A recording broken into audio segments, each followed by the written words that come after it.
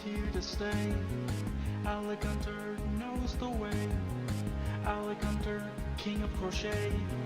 Alec Hunter will make your day. Alec Hunter is here to stay. Alec Hunter knows the way. Alec Hunter, king of crochet. Alec Hunter will make your day.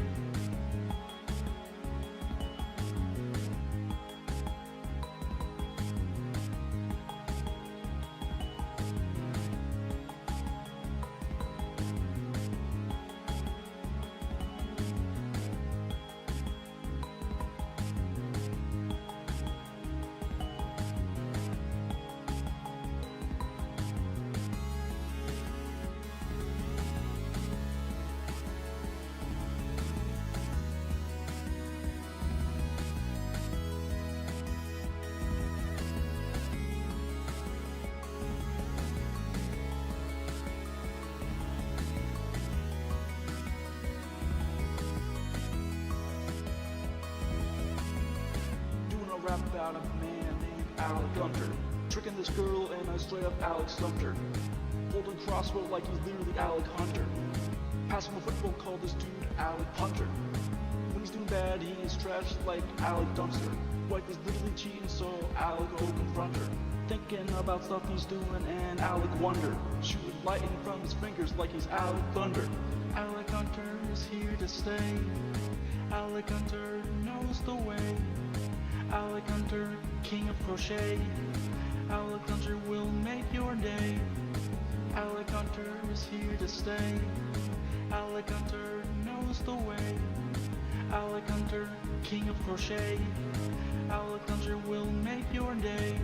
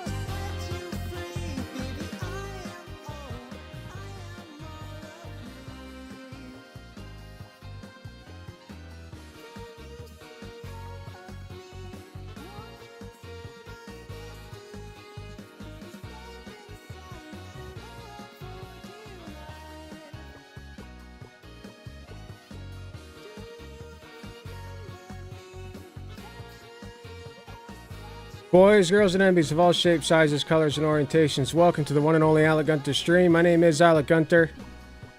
The conservatives are having a normal one today, just having a normal one, as they always do. We're going to be going over it. Welcome in, everybody. Welcome. We got Kermit, Thorson, Roman Omen, Mark DS. Nobody in site chat yet. I do have a site chat. You go to alecgunter.com/live. alecgunter.com/live. Not hard. Not hard. Okay. It's fine if you stay in YouTube chat, but if you do, I would recommend. Well, I would not recommend. I would recommend, but I would appreciate more if you would, you know, like this stream. I think that would be pretty awesome. Another cis woman got canceled for being trans.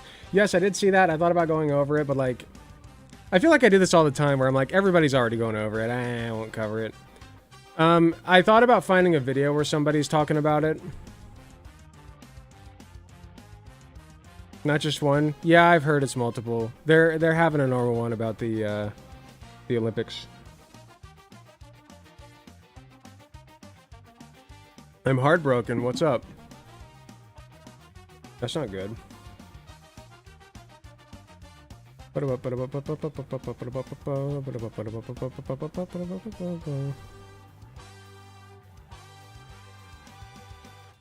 Okay, let's see. So I got a bunch of links pulled up. I wasn't sure if I was going to go over anything to do with Tim Walz, because I feel like I don't know him very well. Like, at all. Dead Domain covered it pretty completely. Yeah, if you guys want to learn more about it, you should probably go watch somebody else. I've been doing a lot of lazy content lately. It's been a while since I've actually researched something and presented it, you know? I feel like my brain has kind of been slowly dying over the course of the summer. And like, I don't even know, like my debate performance against the anti-furry guy was like, it was okay, but it wasn't up to snuff. They're the dog burning house meme.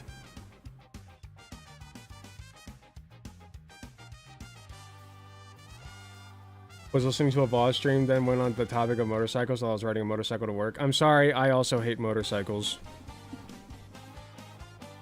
And loud cars. I hate them both for the same reason, but motorcycles, I just... Yeah, I didn't like them before.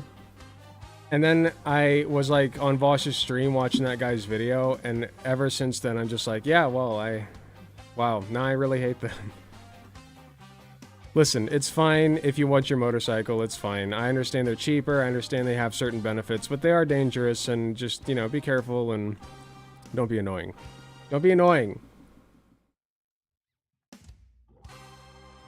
Tim Walz. Walz in appearance look like Midwest Bernie Sanders. A little bit. Walz is kind of an interesting tactical choice. As a Minnesota guy, I'm not really sure what to think. Well, I'm not going to tell you what to think. I'm just going to show you, like, some things that he's done. We'll go over it in a second here. I don't have a whole lot to talk about before stream starts. Not much interesting is going on. I mean... I started working on a Pichu, but that's it. I've kind of been slowing down on the whole crochet thing. Other than that, like... I don't know. I was somewhat productive today. I got some dishes done. Got some meal prep done. I didn't work out. That is one thing that I meant to do that I didn't. But like, it takes me so long to actually get started with my day. Like, I'll wake up at like 10 a.m. and then I won't do jack shit until like 1 p.m. at the earliest. It's Pichu. It's Pichu. Yes, ADHD brain go burr.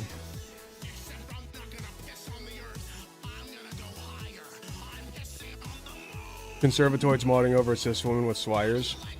Nice.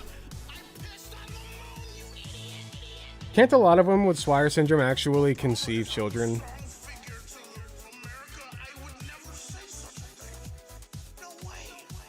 My center-left parents think he's a little too left. Ask them why. Ask them what specific policies he has that they think is too far left.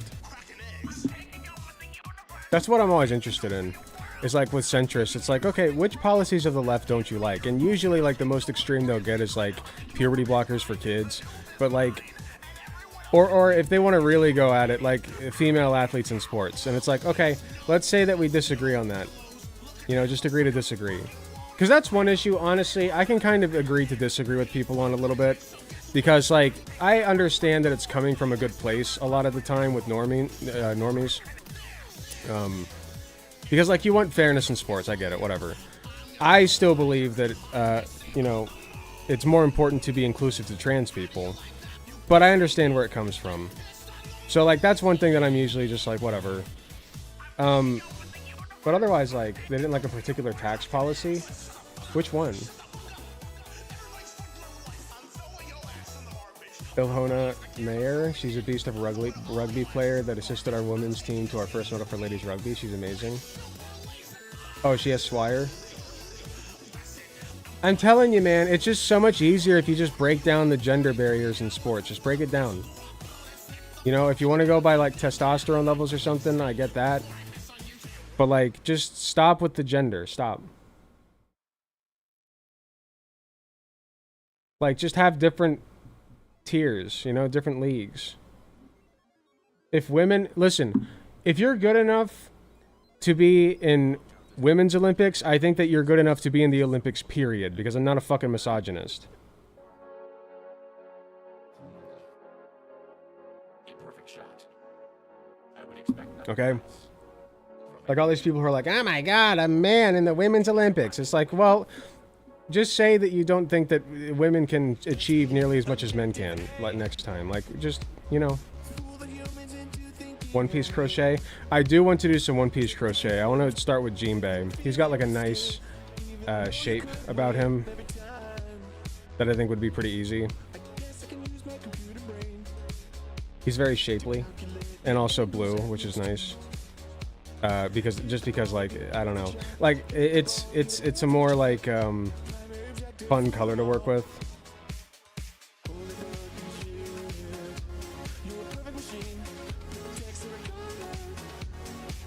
I'm once again reminding people that women's sports exist because men got angry about losing to them. That is true. They should be embarrassed about how they're transvestigating led them to attacking and deeply insulting a woman who had nothing to do with their hate. They won't be. They'll never take it back. They've reached the point of, like, no return with just how insane they are. Like, they will just straight up lie and then never go back on it. And they'll do it on purpose, too. Like, first it's because she's trans. Oh, she's not trans? Well, she has an XY chromosome, you know, like, or Swire syndrome or whatever. Which I don't even think the boxer had XY chromosomes. I could be wrong about that, but let's say that she did. Who gives a fuck? Nobody cares about women's sports until it comes to trans people. I've said it once and I'll say it again. Nobody gives a single solitary fuck about women's sports until trans people get involved. And then it's, oh my god, we have to protect the feeble woman in sports in the Olympic level. She's so feeble and fragile, right? It's like, shut the fuck up. You don't give a rat's ass about women's sports and you never have. Yeah, I don't care about the Olympics. I've truly never cared about the Olympics. I don't care.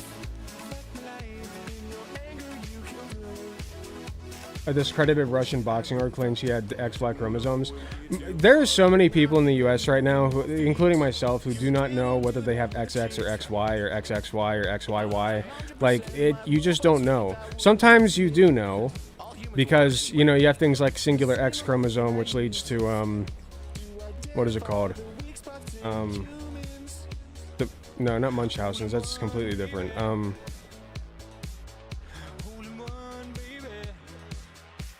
Turner syndrome.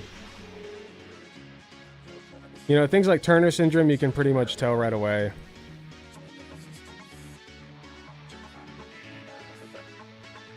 Usually. I actually don't know, but that's my understanding at least. But, like, most people don't know, and I don't particularly care either.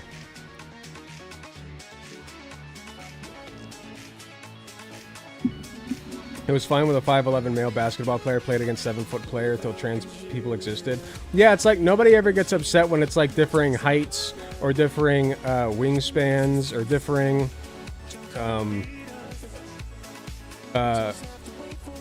polycythemia is another good one. Polycythemia.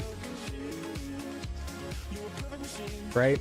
Like polycythemia, like I've said, is a blood disorder, quote unquote. I would say abnormality, where you produce way more red blood cells than necessary. And if you have polycythemia, that makes you really, really good at endurance sports. You usually got a little red tint to you. Like you're just better oxygenated. You're just built different. You're just built different. So if you're just built different, do you deserve a league of your own? Like, do you not get to compete against anybody else? Fucking Michael Phelps is built different. He's got the wingspan of a goddamn eagle, right? Which helps him swim like crazy. He's like a fucking manta ray in the water. Okay? Are trans women still banned from chess? I don't know.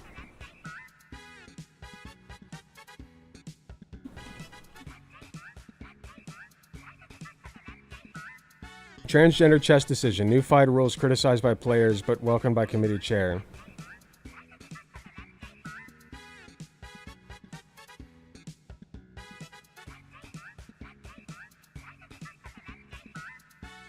Yes, the International Chess Federation is still banning trans women from female-only events. Apparently, women are not as intellectually gifted as men when it comes to the game of chess. They just can't do it. I mean, it's just crazy. That is, in fact, Alec Gunter. That's me. Welcome. Welcome in, everybody.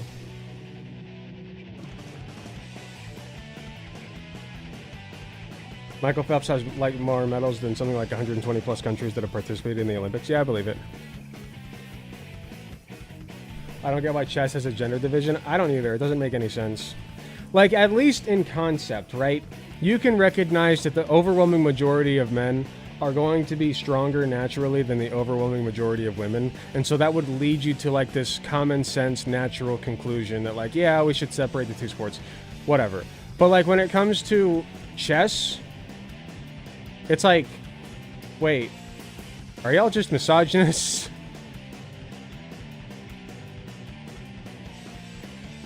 My biological advantage at moving small carvings around, yeah. It's just misogyny. It's just misogyny when it comes to chess. Or like video game leagues. There was somebody who was getting pissed off at like video games. Or even like skateboarding. It's like, what the fuck? Like, what do you mean? Like, they have to have separate categories for men and women in skateboarding. It's like, what, you think women can't pull off like a 720 kick flip, crazy extravaganza burrito, whatever, that the men can? Like, let's be real. Wealth, fame, power. Make up Dono for when I called in on my AirPods in the car. My voice sounded so absurd. Thank you very much, Saki Tanuki, for the tier 5. Sorry. 5 gifted tier 1 subs. I always mess it up. Thank you very much. And you don't have to do that, but thank you. I appreciate it. The call was lovely. If you'd ever like to call in again, you can. Just let me know. I may not do it on the spot, but we can set something up.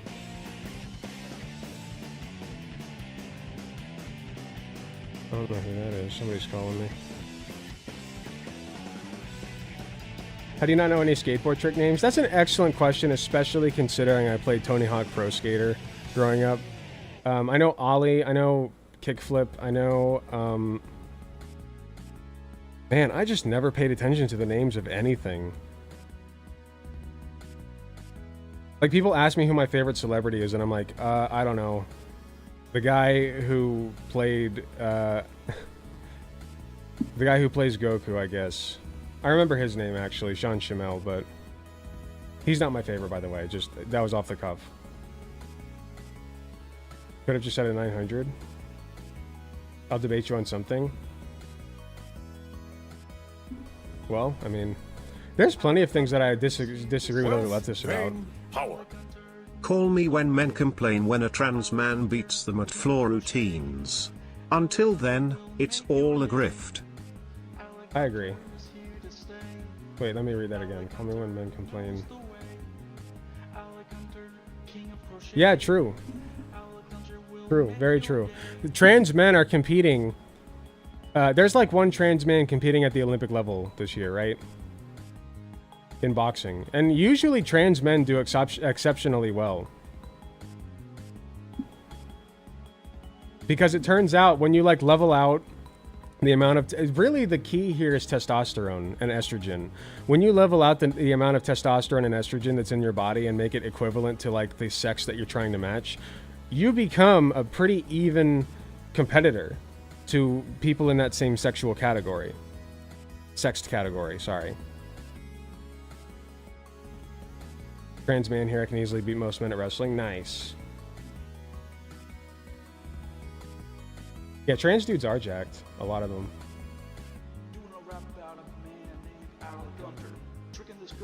Sake, I need about tree fitty. Holding crossbow like he's literally Alec Hunter. Passing a football called this dude Alec Hunter. When he's doing bad, he is trash like Alec Dunster. Wife is literally cheating, so Alec will confront her. Thinking about what he's doing and Alec wonder. All right, I'm gonna get into the reacting. So let's start with what's going on with Tim Walz, shall we? It'll be a shortish segment.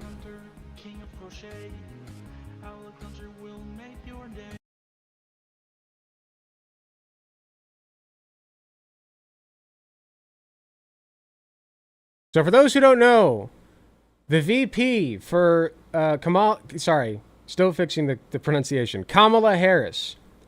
The VP for Kamala Harris has been announced. It is Tim Walz, everybody. Tim Walz. Governor Tim Walz from Minnesota. All right. Now, this is exciting for a few reasons. People were speculating that it was going to be Shapiro. What's his first name again? I forget. Shapiro from Pennsylvania, because they were like, the theory is that if we can pull in Shapiro, then we'll pull in the Pennsylvania voters, right? And Pennsylvania's a big swing state. But the problem with Shapiro, Josh Shapiro, thank you. The problem with Josh Shapiro is that he's a Zionist, a really bad one. Like, that's the main problem with him. I'm pretty sure he's bad in some other ways, but the big problem that most people have with him is that he's a flaming, raging, disgusting Zionist, right? So what I have been upset at a Shapiro pick, I've said in a previous video I don't really care about who the VP pick is, but I've started to care more as the time has gotten closer. So, you know, it would have sucked. I think that would have indicated that we're actually looking at a more status quo type of Democratic running this time around. But with the Tim Walz pick, he's a lot more towards the progressive side, which is nice. He will actually, since we're on it, I was going to show you this in a minute, but we'll look at his stance on what's going on in Gaza. Tim Walz on uncommitted effort against Israel's war on Gaza. These are voters that are deeply concerned, as we all are. The situation in Gaza is intolerable. We'll start bringing these folks back in. We'll listen to what they're saying. That's a healthy thing. Votes right now, 20% of the vote going to uncommitted, and we've seen that already in this primary in Michigan. What message are voters in your state trying to send to President Biden? And what do you want to see President Biden do in response? Yeah, look, they're engaged. We're really proud in Minnesota. Civic responsibility. We have some of the highest voter turnouts. These are voters that are deeply concerned, as we all are. The situation in Gaza is intolerable. And I think trying to find a solution, a lasting two-state solution, certainly the president's move towards humanitarian aid and asking us to get to a ceasefire, that's what they're asking to be heard. And that's what they should be doing. We've gone through this before, and we know that now we make sure we've got 8 months. We start bringing these folks back in. We listen to what they're saying. That's a healthy thing that's happening here. But I would note that that the former president lost twice as many votes here in Minnesota to Nikki Haley. And I've seen some of these exit polls out of North Carolina and others. 80% of folks said they're not voting for him who voted for Nikki Haley. We'll get these folks back. I think it's take them seriously. Their message is clear that they think this is an intolerable situation and that we can do more. And I think the president's hearing that. All right, pretty cool. I was going to say cool and good at the same time. Camelot is ghoul. He is not a ghoul. Pretty good, right? I think that's pretty good messaging. And on top of the fact that Kamala Harris has already like come out, I won't say against Netanyahu, but definitely like more abrasive toward him, just a little bit, right? Where she said I forget which speech she was giving, when it was, but I remember that she was saying that, like, well, we agree with Israel's right to defend themselves, whatever, but we also need a ceasefire. We need Netanyahu to agree to a ceasefire. And she called out specifically Netanyahu for that, which was very good. So I think that we're looking at a very, I'm not going to say pro-Palestine administration here, because I don't think it's quite that far, but it is definitely better than what it was. Because Biden was a pretty bad Zionist and allowed for Netanyahu to do a lot of the things that he did, which is not good. So, all right, so just a little bit more about Tim Walz for More Perfect Union. All right, just to give you an idea of who this guy is. I'm learning with you guys because I don't know much about him. So let's learn along. Last year, he signed a law guaranteeing free breakfast and lunch for all Minnesota students, and that's not all. It is now law. Holy shit, that's loud.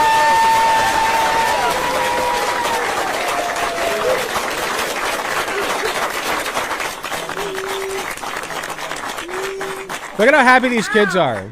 My eyes. And my legs hurt too. Let's go.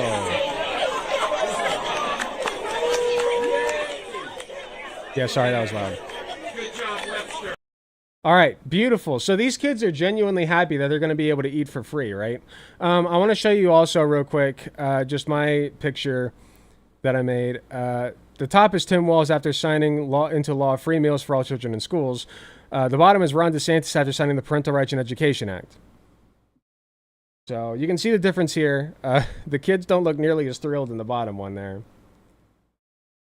Seems like the end of a family film when their kids win. It does. It really does. It seems like the end of Annie, Little Orphan Annie, almost. How is giving children free food controversial? That's an excellent question. Ask a conservative. The Republicoids don't understand what it's like to be adored by like that. They really don't. They have to force it, right? They have to force it. Look at these fucking kids. They don't want to be here right now. They'd rather be anywhere else. This young man would much rather be on Fortnite. I'm sorry. Sorry, Ron DeSantis. Anyway, let's keep going. I'm not going to go over all of these. There's a lot to go over here, so I'm not going to go over all of them. If you want, you can go look at the thread on More Perfect Union's Twitter. But let's just go over a few of them.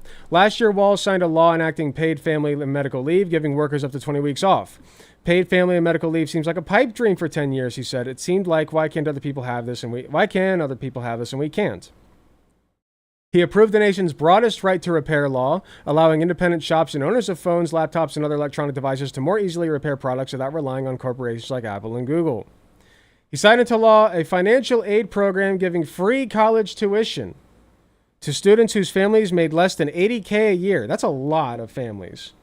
The law had such an impact that North Dakota State University, fearing competition, began offering the same incentive.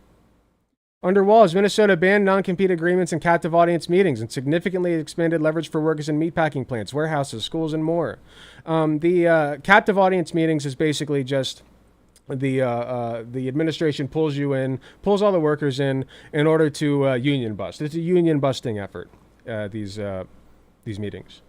So that's awesome that he ended that. The law created the nation's first standards board for nursing home workers.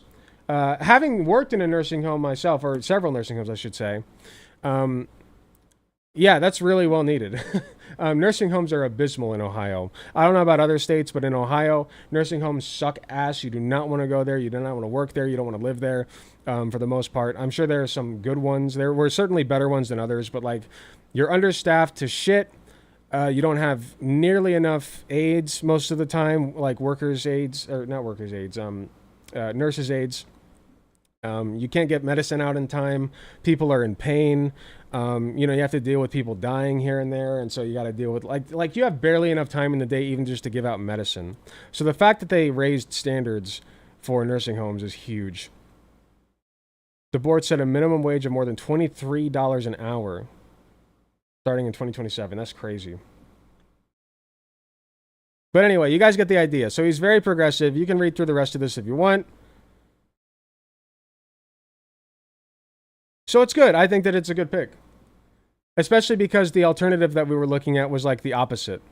I saw a picture, a meme. It was like 51.1% is like, or 50.1% in favor of free puppies for everybody, and then 49.9% diarrhea forever. And that's what it felt like becoming between not Matt Walz, Jesus, Tim Walz and Josh Shapiro. The best pick there is. I don't know about the best, but certainly very good. Definitely very good. I can't judge whether or not it's the best, but definitely a positive sign.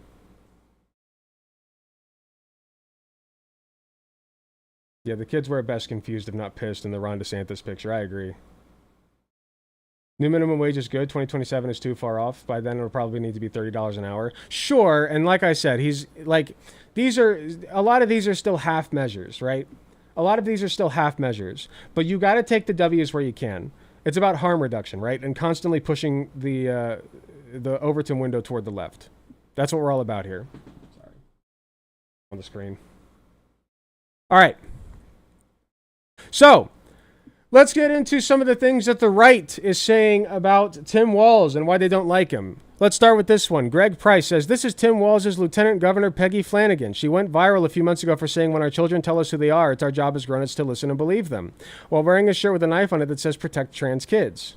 I was like, take a look. Because let's be clear. This is life-affirming and life-saving healthcare. When our children tell us who they Agreed. are, it is our job as grown-ups to listen and to believe them. Pretty based. That's what it means to be a good parent. I see nothing wrong with that statement. I see nothing wrong with the shirt. Like, conservatives whinge about this shirt, and then they, like, wear their gun shirts. You know what I mean? Like, fuck off. Fuck right the fuck off. I'm sorry. Like, there's nothing wrong with the shirt. Sorry.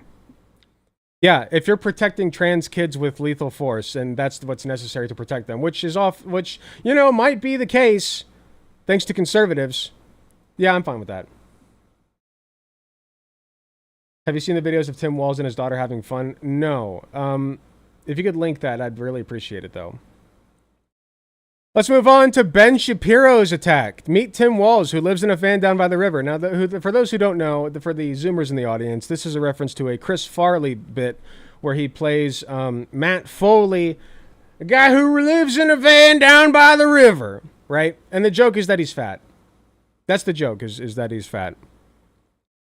And I guess, like, creepy towards children also, because that's also something that, like, Chris Farley did in his bit. But mostly that he's fat. They have nothing. They've got nothing on this guy, dude. They do have one thing, and we'll get to that later, but it's not that big of a deal. And I am a motivational speaker. Exactly. And I live in a van down by the river. Great bit. Stupid that Ben Shapiro would invoke it here. Bunch of people can't stand a Midwestern Giga Chad winning. He is like a Midwestern Giga Chad. He has like fun grandpa energy. You know, like the grandpas that are like really crotchety and old and don't want anything to do with you, and they smoke cigars and they have like their 3 very, very nice cars in the garage, and they go golfing on Saturdays with their buddies that you don't want to have anything to do with because they always talk about trans people and make jokes that they repeat 50 times in a row about how their golf club identifies as like a baseball bat or some shit. Like that's the bad grandpa energy. He's got the good grandpa energy where, like, if you want to hear about what he has to say about, like he'll tell you great stories, right? And if you don't want to hear them, he'll kind of catch the vibe and be like, well, you know, you can go back to your Fortnite or whatever. Right? Like, he's got good, like, fun grandpa energy. The kind that brings you McDonald's. McDonald's! Anyway. Moving on. Joey Manarino, sorry, says, this is Tim Walz's family. Okay. Got it. And what? What's the... see, I literally, like, I don't even know Joey Manarino or whatever very well. But I know that he's a conservative, and, like, I just don't understand this. I don't get it.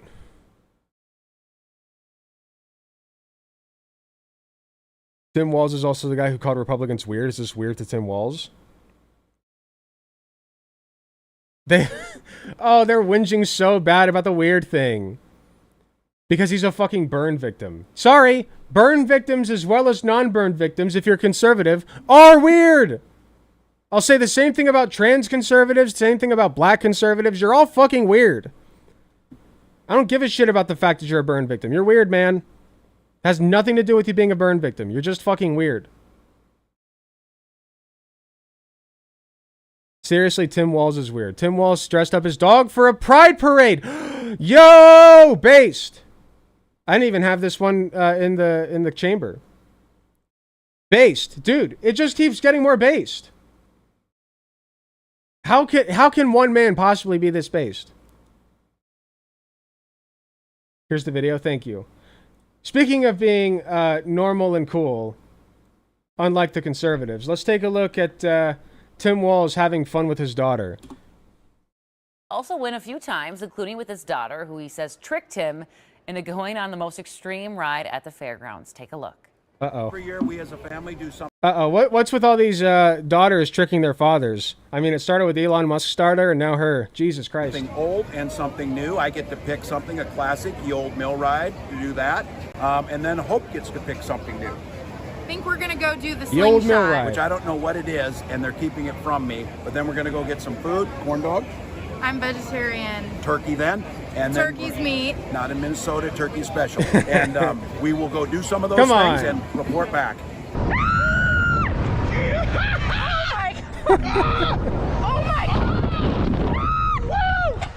What a king. Typical teenage dog. Beautiful. How dare you tarnish Vivian? Just listen. It was a funny joke. It was sitting right there. He is super based. It's weird for a dog to wear a bandana. Noted, exactly. He supported gay rights in the 80s, which I think is a really impressive thing. That is really impressive. Interesting.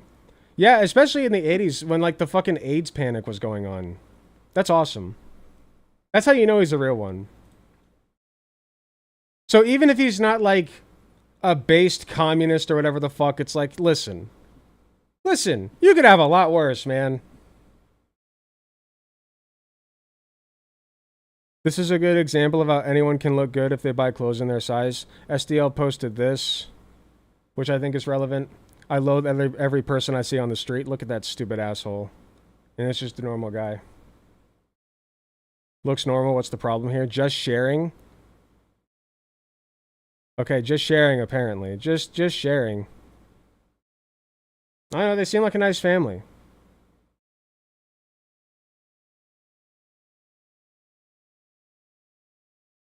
He appears to be a decent human. Yeah. Because it was a rainbow bandana. Yeah, because he was at a pride event. Which is based. Moving on!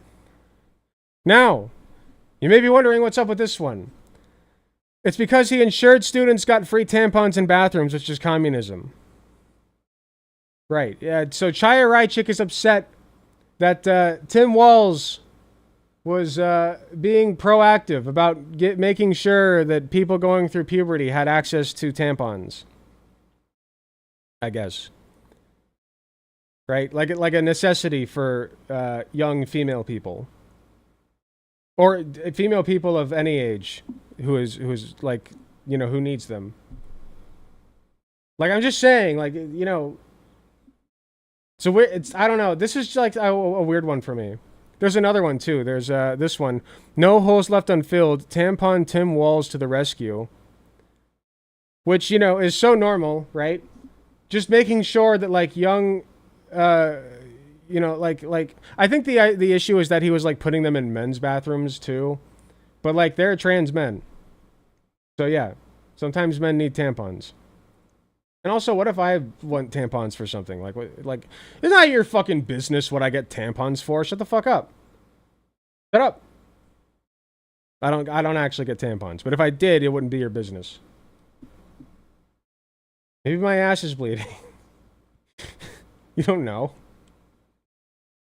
Love the teen boy refusing to dress up, base dad. Oh, is that what the problem was? That his son wasn't dressed up? Who cares? Genuinely, he's like, okay, son, you don't want to dress up, that's fine. Okay, who cares?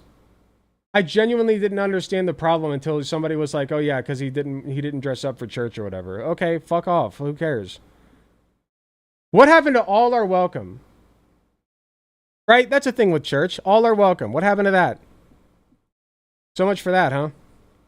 I saw kids show up in their fucking football gear in church. Who cares? As long as you went, if you were a Christian, right? As long as you went, it didn't matter. So yeah, very weird stuff. Okay, so I want to get to the one actual issue that people have managed to scrounge up from his history, right? And this one is legitimate. Minnesota Governor Tim Walz is officially being reported as a favorite to become the VP pick for Kamala Harris. Here he is pictured from his DUI arrest where he was going 96 into 55. He then lied to police about being deaf in an attempt to avoid his arrest. I've seen a lot of people saying, "Oh, that's based, that's awesome, that's cool." Listen, I don't agree with drunk driving, okay? Listen, if he did that, that was bad. Let's be real. I don't want somebody going 96 into 55 while they're drunk, okay? But in all seriousness, it's like, okay, that was a long-ass time ago. This is from the 90s, mind you. And yeah, good point here. Trump is a rapist with 34 felony convictions, so there's that. Yeah, George W. had a DUI and Republicans made him president. Good point. And again, this was like from the 90s, so like I just really don't care that much. You can change a lot in fucking 30 years, okay? Brother didn't get away with it, and he never... I don't think he ever reoffended. They had to scrounge this one up, like I said. Like, this was a one-time deal. Yeah, water under the bridge compared to the boat to the GOP. I agree. Yeah, he went from like a reckless kid to like a good dad and a grandpa, right? He looks like a grandpa, maybe. He has grandpa vibes for sure. And yeah, I've seen worse offenses, like Donald Trump with 34 felony convictions. You know, I'm just saying. I'm just throwing that out there. Okay? Found to have been a rapist. That's not alleged. He is a rapist in the court of law.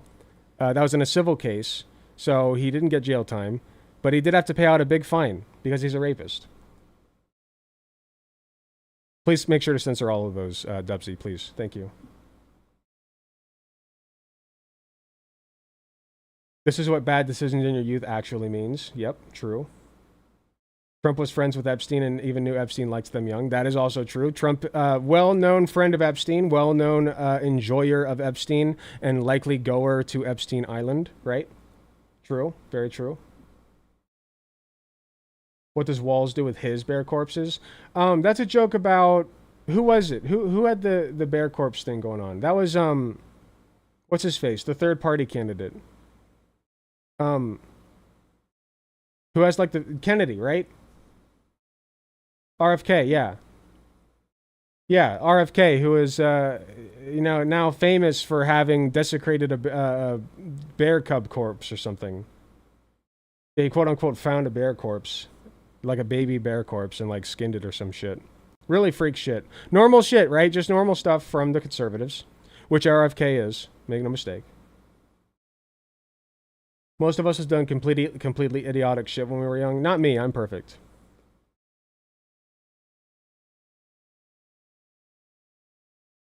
But yeah.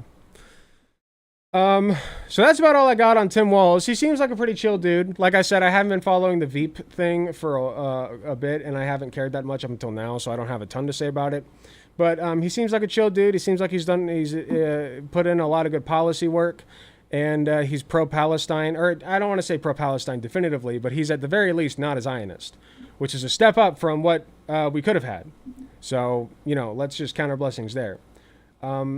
This is looking really positive. I think that Kamala and Walz will absolutely wipe the floor with Donald Trump. I can't say for sure, but I think that things are looking really good right now, and we should have some pretty positive vibes. Looking very positive, so keep your hopes up, guys.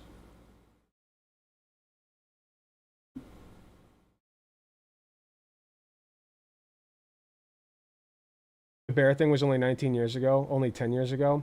I mean, that's still enough time for somebody to change, but clearly he doesn't give a shit. He, like, came out and admitted it, and he's like, yeah, but, like, they're gonna try to spin it in a bad way. It's like, well, you just did, man.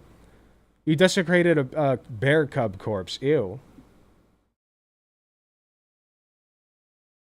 I won't be ashamed for voting lesser of two evils this election. At the very least, this seems like a positive direction for the Dems. You know? Like, this seems a lot better than what I was expecting.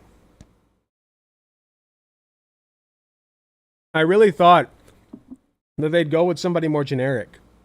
You know? But Nancy Pelosi actually pulled through. And got us a pretty progressive guy. And Kamala, mind you, not perfect, but she is pretty progressive, all things considered. She's to the left of Biden for sure on Palestine. Harris Walz does seem stronger than Biden by 1,000%. Like, people are so excited about Kamala. Somebody pointed out that there hasn't, like, this is the first time that somebody besides Bush, who is it? Bush, Biden, or there's a third one. Bush, Biden, or somebody else. Like, in that family, was not running. Was not like a main runner. Bush, Biden, or Trump, maybe? Yeah, Bush, Biden, or Trump. That makes sense. Or Clinton, thank you. Bush, Biden, or Clinton was not running. Yeah, the three big ones. The BBC. Yeah, he seems really cool. I like him a lot. Let's see if there's any good React content on him, real quick.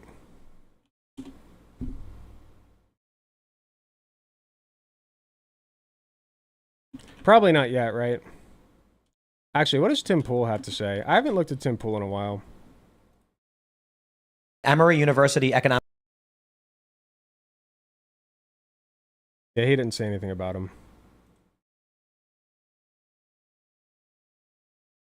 Trump Daily Post status.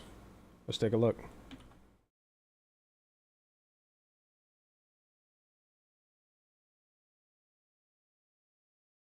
Here we go. What are the chances that crooked Joe Biden, the worst president in the history of the U.S., whose presidency was unconstitutionally stolen from him by Kamala, Barack Hussein Obama, crazy Nancy Pelosi, shifty Adam Schiff, crying Chuck Schumer and others on the lunatic left, crashes the Democratic National Convention and tries to take back the nomination, beginning with challenging me to another debate? I couldn't even follow that whole sentence. That was a run-on. He feels he made a historically tragic mistake by handing over the U.S. presidency, a coup, to the people in the world he most hates, and he wants it back now. That was not my best Trump impression, sorry.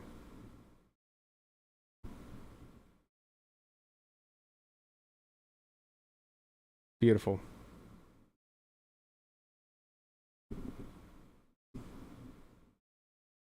What is he saying here?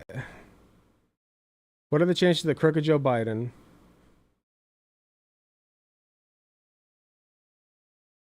beginning with challenging me to another debate? He feels he made a historically tragic mistake by handing over the U.S. presidency, and he wants it back now. What? I'm just so happy for once the Democrats might actually be trying to win. It does seem like they're actually trying to win. I think that they recognized the danger that they are facing by allowing a Republican presidency to go through. This is history in the making. Liberals have actually realized that they real danger. Honestly, I think this is because of Jan 6th. I think Jan 6th woke them up a bit, and they realized, okay, if we don't do something quick, like if we don't do something here, like, it's going to get bad. Trump is going to have unmitigated access to the levers of power, and he can do whatever the fuck he wants, and the Supreme Court has made it so that he can do whatever he wants, and it's not going to be good. So let's actually try here. I mean, Nancy Pelosi, mind you, did have her husband attacked by a lunatic with a hammer. Okay? So that's a wake-up call for anybody, even if you are as soulless husk as Nancy Pelosi.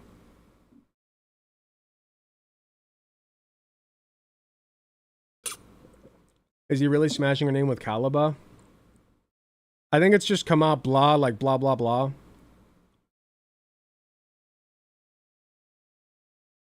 He's backing out of the debate hard. True. He's a pussy.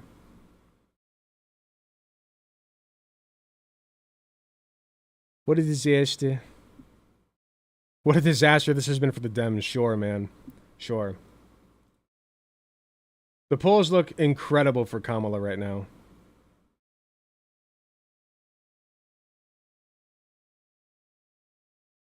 Oh, there's a live rally right now. See what's going on with that.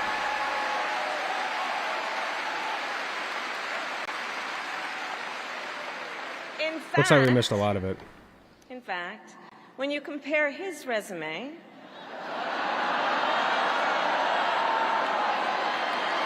Oh boy, she's pulling out the big guns. shall we, to Trump's running mate,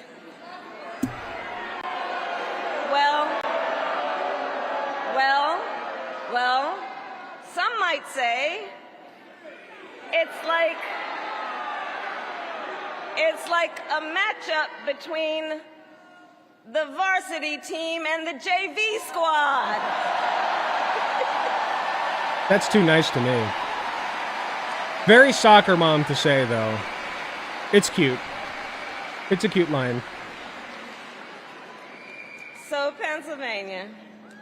Could have gone harder. Ultimately, in this election, we each face a question. What kind of country do we want to live in? A country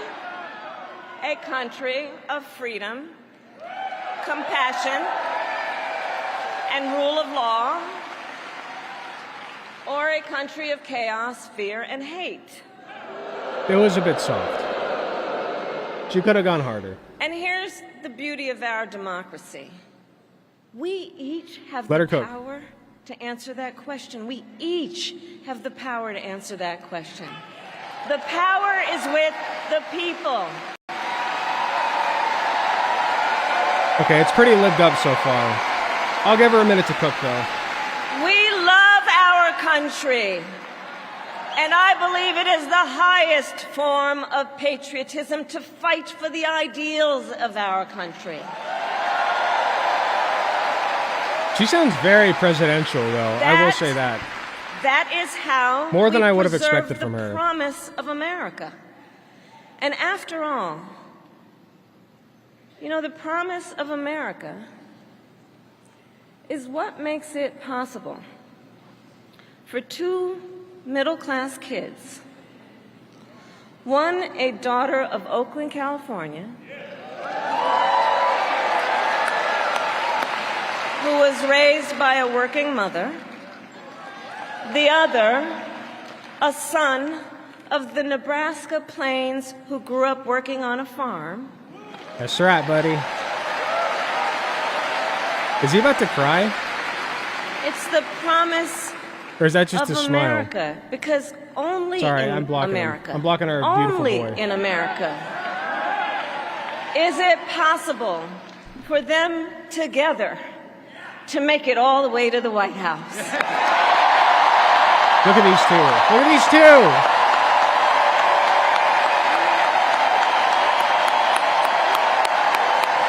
Only in America. Only in America. Only in America. He trimmed the wispy bald area hairs. He looks good.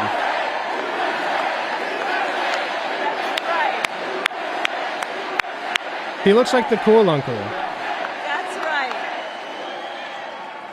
And so Coach Walz and I may hail from different corners of our great country, but our values are the same. That's fair, And Ghost we of both Babylon. believe in lifting people up, not knocking them down.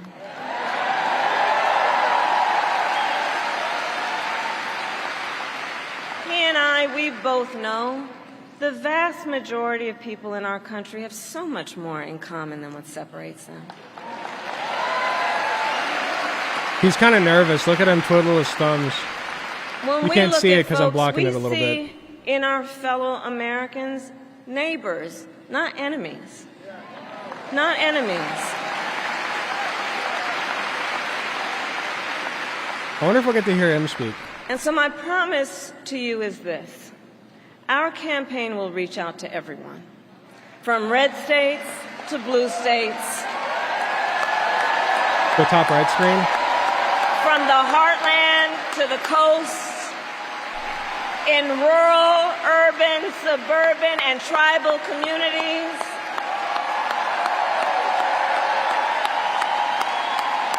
We are running a campaign on behalf of all Americans.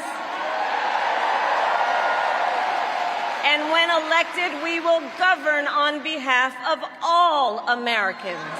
True. We want health care for you even if you're a dirty conservative. And so, with Tim Walz by my side, Obama-era and with vibes, all racist. of you at our side, Just because she's black, racist. let us fight for the promise of our future. And with that, I ask Pennsylvania, are you ready to make your voices heard? I do agree, though. Do we believe in freedom? Do we believe in Obama was the last liberal, charismatic person that we had as president, so that makes sense. Biden was not the original. Hello, Citizen Godfather. Welcome. And when we fight, we win. And now, welcome the next Vice President of the United States, Tim Walz. Let's go! So I just started recording. We're about to listen to Tim Walz speak. I wasn't sure if I was going to upload this, but we caught Tim Walz before he started speaking, so here we go. Get up there, Timmy! Woo! Look at these two. Wow. Thank you, Philadelphia. The good vibes are off the charts. Thank you, Madam Vice President, for the trust you put in me, but maybe more so, thank you for bringing back the joy. True!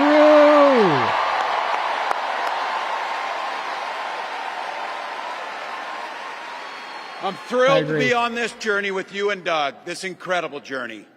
And Pennsylvania, I know you know this, but my God, what a treasure you have in Josh Shapiro.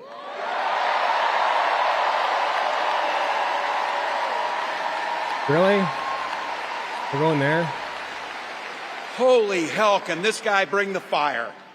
He can bring the fire. This is a visionary leader. Also, I have to tell you, everybody in America knows when you need a bridge fixed, call that guy. I guess. Not what I would have started on, but okay. And I think sometimes we forget, and you see people a little one-dimensional, but seeing a guy who cares so deeply about his family, a man with compassion, vision, and I'll have to tell you this, I know this from experience, there is no one you would rather go to a Springsteen concert in Jersey with than him. Than that guy. I guess. I can understand the angle, but like, You're really going to start off with that? Like, come on. And I can't wait for all of you and America to get to know my incredible wife, Gwen, a 29-year public school educator. Let's go, public educator. Love it. Don't ever underestimate teachers. They boo? Did they boo? Walz does, in fact, seem like a good fit, a good pick. And our He is two very beautiful good. kids, Hope and Gus.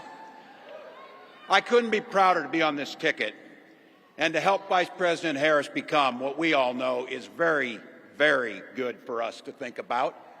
Next President of the United States of America. God, he's got such good riz, though. I'm not even that mad about the Shapiro thing. His riz is off the charts. From her first day as a prosecutor, as a district attorney, Attorney General of the great state of California, a United States Senator, and Vice President of the United States. She is those things. Vice President Bruce? Harris Oh, has okay. fought on the side of the American people. She Talk took about yourself. on the predators. She took on the fraudsters. She took down the transnational gangs. She stood up against powerful There's trans corporate gangs? interests. Where? She never hesitated to reach across the aisle if it meant improving people's Scary. lives.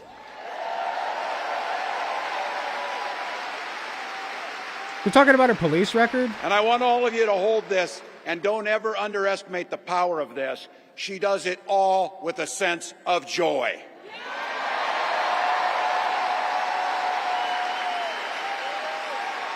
The they, them army. I know a little something about that commitment to people.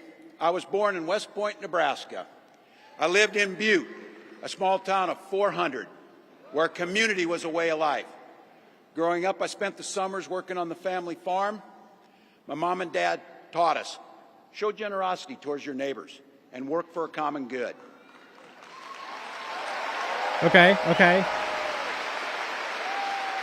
Got the old country boy thing going on. My dad served in the Army during the Korean War. And with his encouragement, at 17, I joined the Army National Guard. Okay. For 24 years, I proudly wore the uniform of this nation. Pretty good. The National Guard gave me purpose. It gave me the strength of a shared commitment to something greater than ourselves. And just as it did for my dad and millions of others, the GI Bill gave me a shot at a college education. I agree, Short King the Goat. This is definitely going to help with the rural population, and I think that's what she was going for here. Very good. My dad was a teacher. My brothers and sisters and I followed in their Peninsula footsteps. 109. 3 out of 4 of us married teachers. It's what we do. For nearly 20 years, I had the privilege of teaching high school social studies and coaching football. Oh, he's a former teacher. Nice. Perfect. Including winning that state championship. So thank you. Yeah, let's go. Don't He's a ever winner. close the yearbook. Don't ever. But it was my students. They encouraged He's me a to winner. run for office. They saw Football. in me what I was hoping to instill in them, a commitment of common good, a belief that one person can make a difference. So in 2006, I took a leap and I ran for Congress. Damn.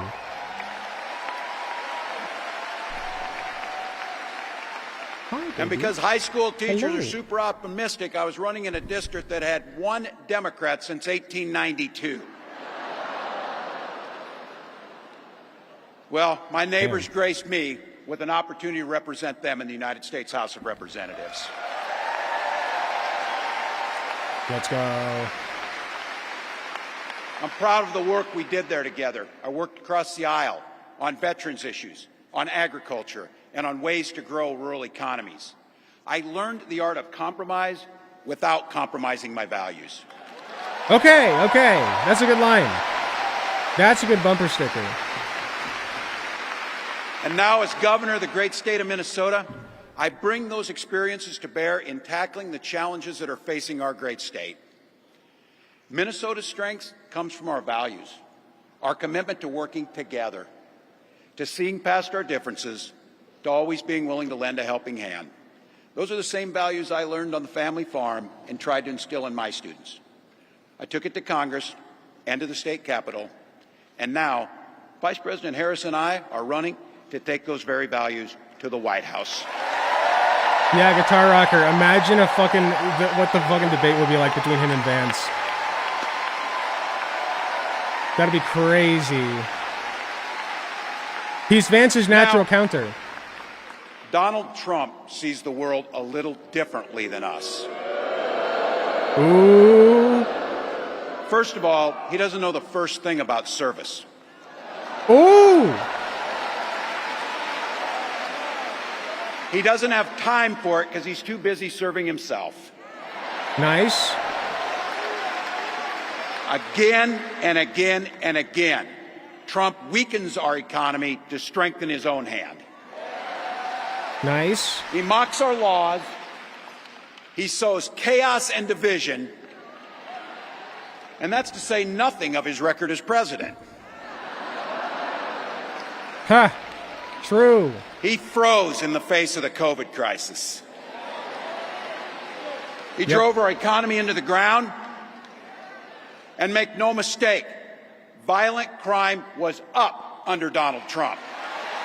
Ooh. That's a bold line. I don't. Is That's that not true? even counting the crimes he committed.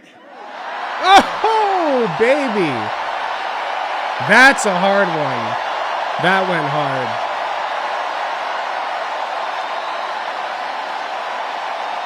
Look at this man. Holy shit. This is perfect. You know, some of us are.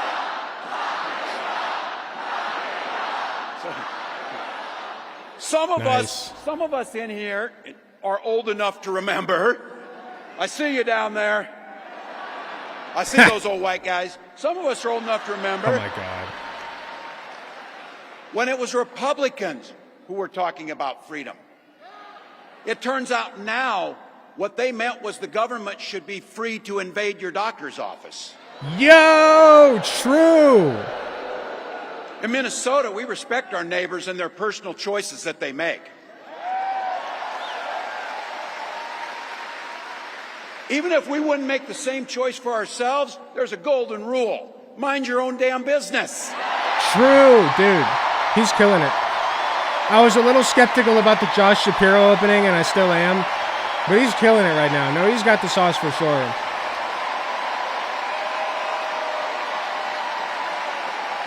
Yeah, this man, shaky start, but he's cooking now. These guys are after my heart chanting, mind your own damn business. That feels good, so thank you. Look, that includes IVF. And this gets personal for me and my family. Ooh. When my wife and I decided to have children, we spent years going through infertility treatments. And I remember praying every night for a call for good news. The pit in my stomach when the phone rang, and the agony when we heard that the treatments hadn't worked. Oh. So it wasn't by chance that when we welcomed our daughter into the world, we named her Hope. That's a good story.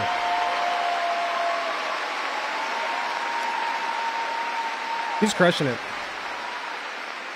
When Vice President and I talk about freedom, we mean the freedom to make your own health care decisions. Yep. And for our children to be free to go to school without worrying they'll be shot dead in their classrooms. True!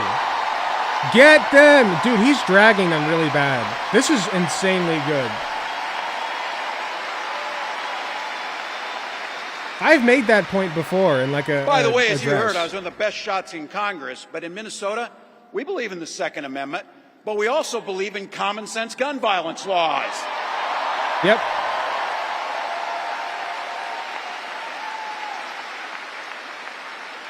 Vice President Harris' idea of freedom is a ticket for education to be that ticket to the middle class, not crippling debt. Air that's clean, water that's pure, communities that are safe. Good, good.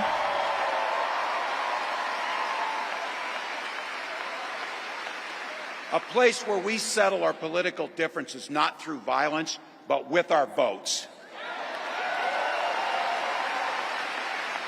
Okay. And that's what this election's about. What direction will this country go in? He's not I'm going actually back. crying. It's really Well, good. Donald Trump would damn sure take us backwards. Let's be clear about that. Fine. It's so nice to see them go on the attack. And it's don't so believe nice. him when he plays dumb. He knows exactly what Project 2025 will do to restrict our freedom. True! Ooh. True. Get him. Get him on fucking Project 2025.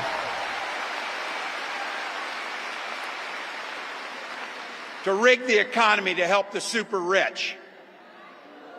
If Trump gets a chance to return, he's going to pick up exactly where he left off 4 years ago.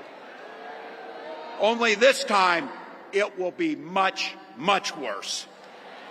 Yep. Raising costs on middle-class family. He will repeal the Affordable Care Act, no doubt about it. He'll gut Social Security and Medicare. Yep. And when somebody tells you they believe him. He said he'd ban abortion across this country, and he'll do it, whether or not Congress is there or not. True. Donald Trump's not fighting for you or your family. He never sat at that kitchen table like the one I grew up at, wondering how we were going to pay the bills. He sat at his country club up in Mar-a-Lago, wondering how he can cut taxes for his rich friends. This is really good. And I got to tell you, his running mate shares his dangerous and backward agenda for this country. Get Vance, get him. Slaughter that man rhetorically. I don't advocate J.D. for political Vance violence. literally wrote the foreword for the architect of the Project 2025 agenda. Ooh. Like all regular people I grew up with in the heartland, J.D. studied at Yale, had his career funded by Silicon Valley billionaires, Ooh! and then wrote This a is really bestseller good. trashing that community. Come on! That's not what middle America is. Oh, he got him on his book, And I got to dude. tell you, I can't wait to debate the guy. Let's go. He is so ready. That's great because Vance has been trying to paint himself as like this old country boy, grew up in the rural area, you know, like it's like all country, and he's not. He's not. He's just like he's had his way paved for him. That is if he's willing to get off the couch and show up. So Yo! He did the thing! what I did there. He did the thing! Oh!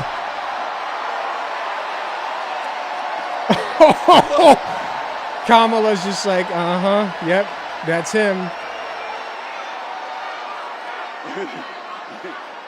I got to tell you. Oh my God. Pointing out just an observation of mine that I made. I just have to say it.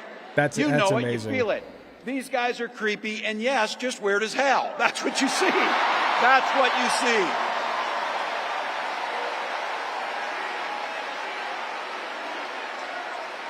He said Vance needs to So get you up know off the what's couch. out there, so say it with me.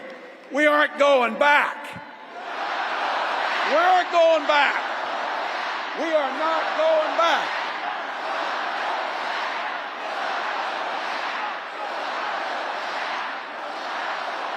This is awesome. So we got 91 days. My God, that's easy. We'll sleep when we're dead. Dude, he goes hard.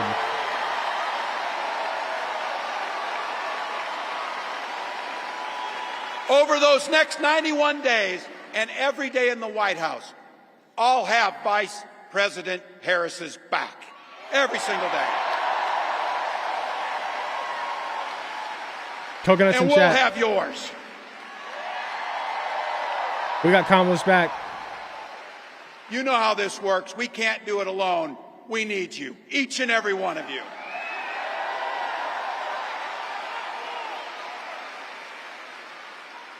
Go over to KamalaHarris.com, get on board, because we need you.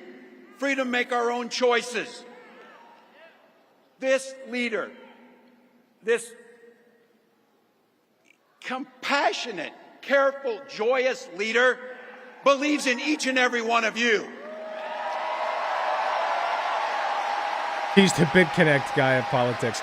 No, BitConnect was like forcing My God, it. you came here This is tonight very natural. to sit at the very top because you love this country and you're not going back. BitConnect! Except legit. She believes in the opportunity for every single person to join the middle class. She believes in the promise of America. We just got to fight. We just got to fight. Because as soon-to-be President Harris says, when we fight, We win! Let's go, baby. Yeah, I wish he was my coach. Thank you, Philadelphia. Thank you, Vice President. God bless America. That was awesome. That was perfect. No notes. No notes whatsoever. Absolutely beautiful. Here, I'll let it play for just a second, but I don't want to play the music. No notes whatsoever. Actually, one note. I still stand by what I said about the Josh Shapiro opening not being the strongest. But my God. What a Riz master. There's no way. No way whatsoever. Look at him. Look at him right now. He's like he gave him a big old hug. Let me rewind it just a little bit so you can see. Look, he runs in for that. Yo. Oh, he's so excited. This is like real energy here. She offered the hug. Nice, nice. Oh, is that his wife? That might be his wife. Okay, yeah, I think that's his wife. Never mind. But yeah. He makes Biden look dead. He does, in fact, make Biden... He makes Trump look dead, frankly. Have you seen Trump lately? Hell no. Yeah, there's no way. The vibe check is insane for these two. Like, this is going to be an incredible sweep. All they need is a solid platform. Once they got their platform after the DNC, this is going to be... I don't see Trump winning this election. I really don't. Keep your hopes very high. I won't call it yet. This makes me very optimistic for our chances of winning. I would say so. I don't think I've been this hyped for an election. It's so cool. Couches in chat. That was so funny. I can't believe he went there. He went to the couch joke, man. He's such a cool grandpa. So cool. That's Tim Walz, everybody. America's hero.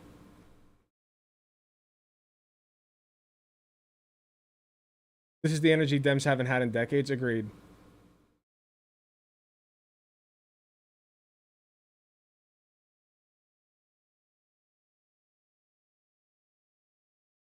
Kind of wish Pete would get it, but he's still pretty young. They needed an old guy.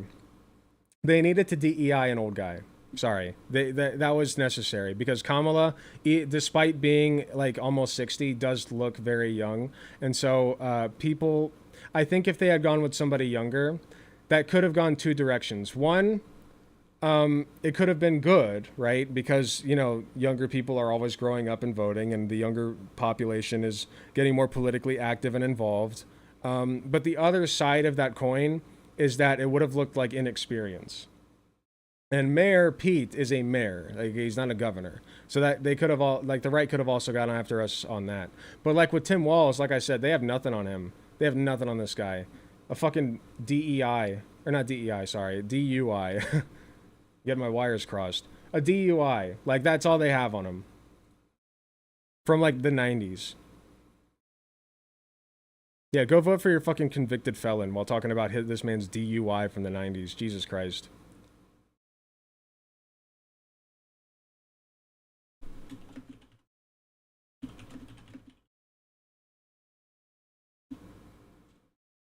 I'm retweeting that, actually. Go vote for your convicted felon.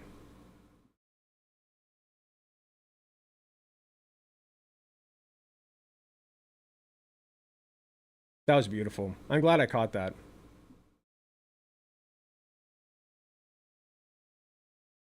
Kamala Harris is crushing it. I think that Tim was the best pick that she could have made. Yeah, I think, honestly, I don't, like, barring Bernie, I don't think there was a better pick she could have. But I think even Bernie's too old. I think that Tim is the perfect age. Tim Walz.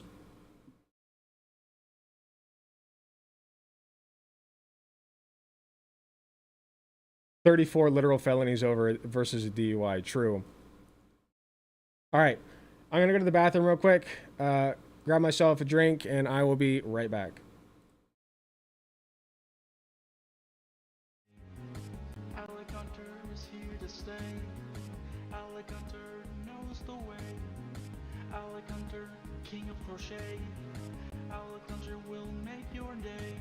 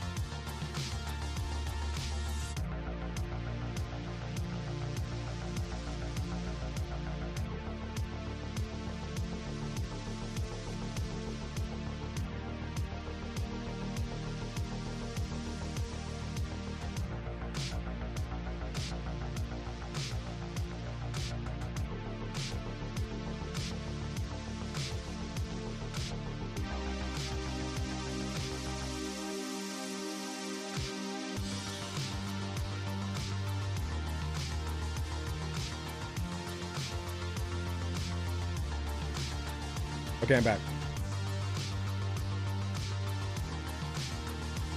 I'm more hyped for the election than I was for a Smash Bros. Character reveal. That's, I mean, yeah, that's kind of where I'm at, too.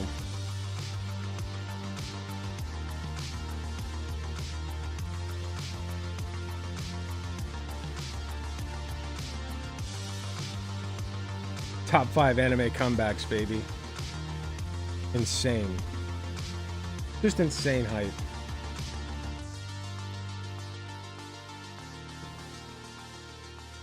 What an introduction. Incredible. Like I said, the only comment I have is that he painted Josh Shapiro as like a cool dude or whatever. But like, I guess what he was going for there was like, I'm a cool dude, you know, like he's like, I can chill with anybody, I can vibe with anybody, you know, like we can go out and get some brewskis and just chat, whatever. Fine. I feel like there's so many other points that you could have led with other than like Josh Shapiro is a cool guy. But whatever. I'm willing to forgive him for that because he made a very funny JD Vance couch joke. And that made me haha hee hee. So I'll forgive him. Maybe we won't have to vote for the fascist light party once the GOP collapses. I don't want to speak definitively, but how nice would it be if Kamala and Tim were the right-wing party? How nice would that be? Think about that. That is the future that we're working toward, where Kamala and Tim are right-wingers compared to, like, the other option, the other viable option. What would happen if it collapsed? What would happen is that they would, like, the few holdouts would go into hiding. Like, literally, they would just be completely low rate. Like, it wouldn't disappear, don't get me wrong. There's always going to be some, like, dark undertone of fascism, like, present somewhere. Somewhere, right? Like, it not necessarily present in society, but somewhere. But the goal is to force them into hiding, right? You purge them from normal society, is what you do.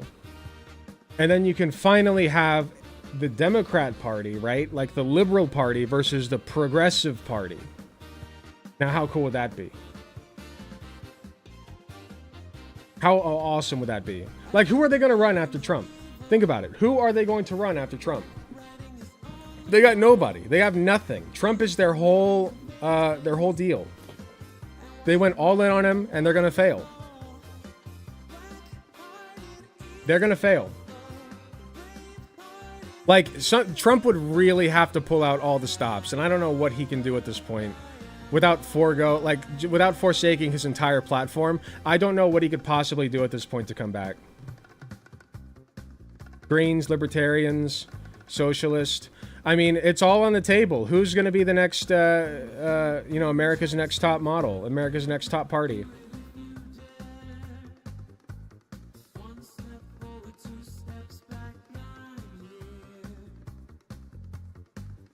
Be careful, people thought the Republicans had nothing after Romney lost, and here we are. Listen, at best, you're like, here's the two options. One, conservatives are going to try to run another Trump, somebody who's somehow even crazier, right? They could try that, and maybe they could even succeed. I'm not going to say that that's impossible, okay? They could find somebody crazier than Trump who could carry his mantle. I don't think it's likely, but they could, right? The other option is that they'll have to backtrack. They will have to go more moderate. They wanted Shady Vance to be their new Trump, and it completely blew up on their couch. They didn't want J.D. Vance to be their new Trump. They wanted J.D. Vance to be Trump's yes man.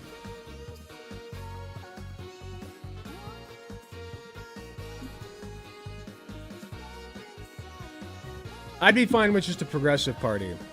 Like, imagine you have Kamala and Tim running on one ticket, and you have, like, AOC and, who would be a good running mate for AOC? Who is the guy we helped in, Yonkers?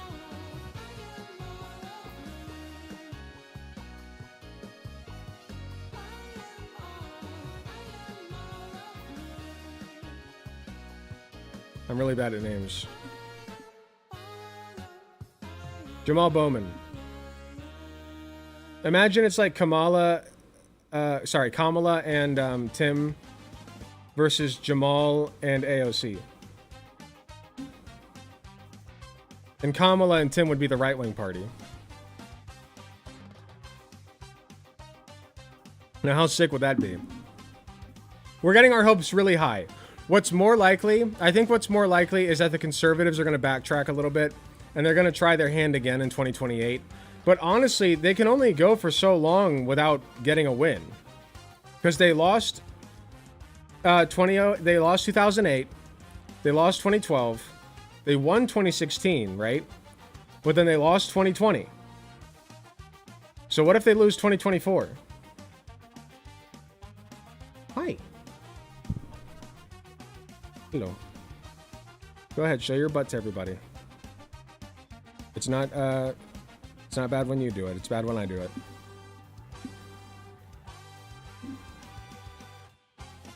Say hi to Winry, everybody. She's on my lap. Say hi to her tail. Good girl. Oh my god, you're drooling. She literally just had a big glob of drool come down onto my pants. Disgusting little turd.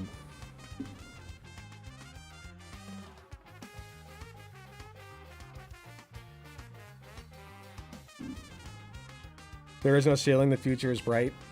Yeah, listen. I'm not one to get my hopes super high, but like, my hopes are pretty high for the future. Apparently Carl Benjamin is making videos still. I thought he died off after trying to be a politician. Isn't that Sargon of Akkad? Somebody suggested a video from him.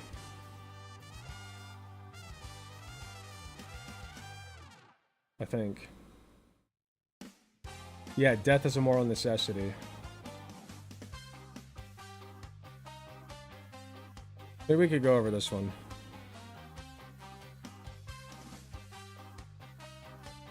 I've never reacted to a Sargon video.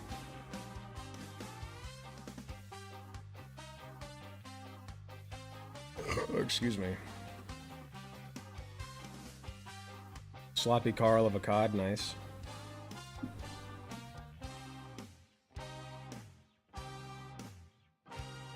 Alright.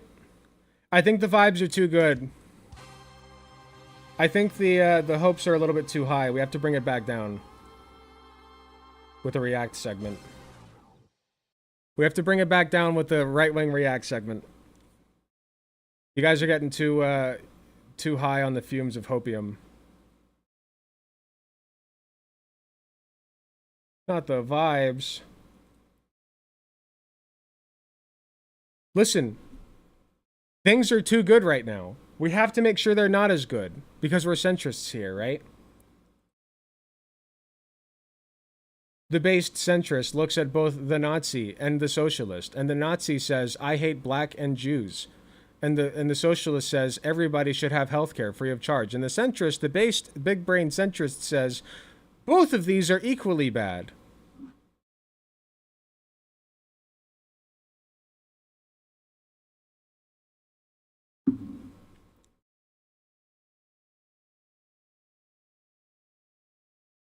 What do you think about the Republicans for Harris movement? I think it's POG. If the Republicans want to vote for Harris, then go for it. Seriously, I'm fine with that. Like, I am fine when people who I otherwise disagree with do good things. That's why I went to Destiny's Get Out the Vote event in Ohio. You know, I don't agree with everything Progressive Victory does, but that's why I went to their Jamal Bowman campaigning event. So, like, I am fine when people I disagree with on many things do good things. That is a good thing. So, more power to them. If the Republicans want to vote for Harris, hey, listen, if the Republican Party wants to become more moderate and appeal to liberals by being more moderate, that's fine. That's a good thing, okay? That's a good thing. Like I said, imagine Kamala and Tim, I'm still getting used to that. Kamala and Tim were on the Republican Party, and then you have somebody more progressive than them on the Democrat Party, and like it's equal. Like the worst case is Kamala and Tim. Imagine that. That's fine. Trump is actively having a meltdown on Truth Social right now. Can you link?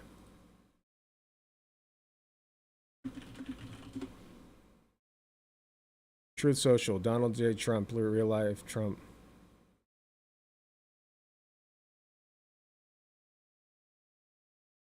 What's this?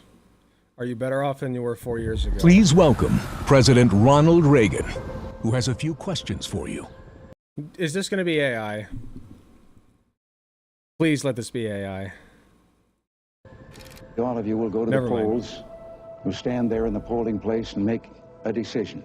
Well, I think when you make I'm that President decision, Ronald it might be Reagan. well if you would ask yourself, are you better off than you were 4 years ago? Is it easier for you to go and buy things in the stores than it was 4 years ago? Is there more or less unemployment in the country than there was 4 years ago? Is America as respected throughout the world? Okay, I don't care about this. What else has he been saying? Oh yeah, no, I saw this one. This is the most radical left duo in American history. There's never been anything like it, and there never will be again. Crazy comma blah is indeed crazy. I hear there's a big movement to bring back Crooked Joe.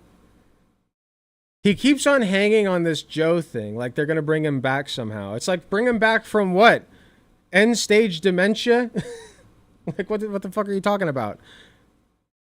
They suddenly find the cure for Alzheimer's to bring back Biden. I don't know if he's been diagnosed with Alzheimer's, but you know, old people jokes.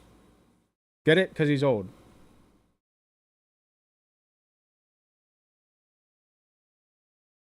But yeah, he's doing fine.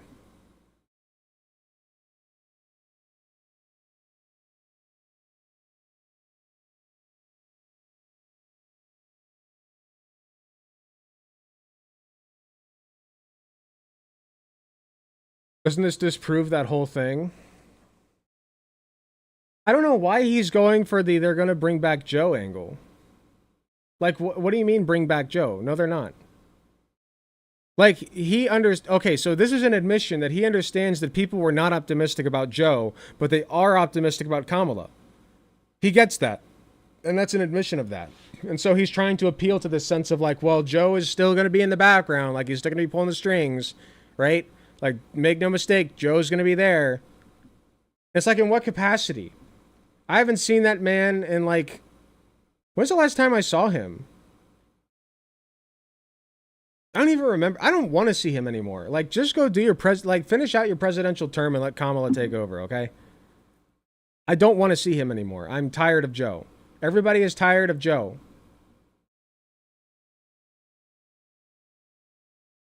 Yeah, he's the evil mastermind and yet also can't say a single sentence. They can't get their story straight.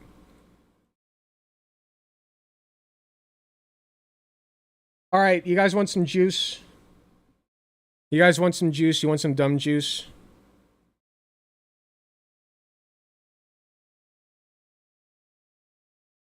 I think it's time for some juice.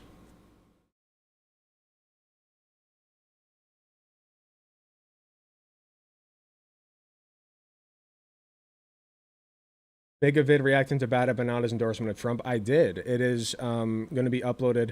Honestly, it's going to be a while before it's uploaded.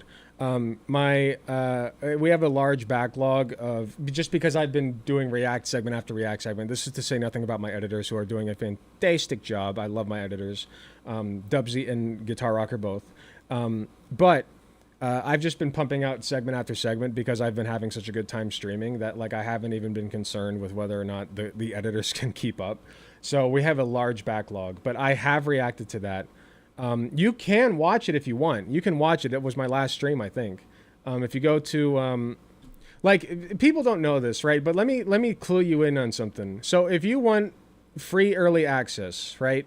Like you can pay $1 a month to get early access to all of my new content. But if you want free early access, let me show you a little tidbit. You go to my channel, not live. Well, you can go to live. Just go to live, yeah. If you want to go further back than like a month ago, you'll have to go to playlists and go to stream VODs. But if you go to live, it would be supposed leftist supports Trump. So you can watch it there. Did you roast him? Well, let's see. Any doubt that you are the enemy. And quite honestly, if you get Donald Trump, perhaps you deserve him. Perhaps the downfall, the suffering, the destruction that he will cause to your country. Okay, so he's doing the accelerationist take. Got it. Is precisely what you deserve. Easier. Okay? So you're just shooting yourself in the foot if you really do care about the things you say you care about by either allowing Trump to win or even helping Trump win. So fuck you, man. Anything. The opinions of their constituents, even if they know that their even if they know that their constituent conditions. So, for instance, the Overton win of I will support you if you do this. All lives matter. They do nothing, and if that's too much to ask of them, well, honestly, I'm telling my viewers right here: vote for Donald Trump. Vote for Donald Trump. I want you to vote for Donald Trump because that is what Americans deserve. If they are unwilling to even... How many views does this video have? 14K. Cool, man. You're telling 14K people you've now told to vote for Donald Trump. Good job. Ask. So yeah, I did dig into him really bad. I called him like an amoeba. So you can have fun with that. But we've got some more juice to look at.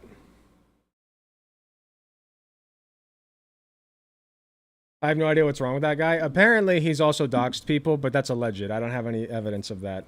That was just allegedly from people from my chat. But if you have evidence, please bring it forward.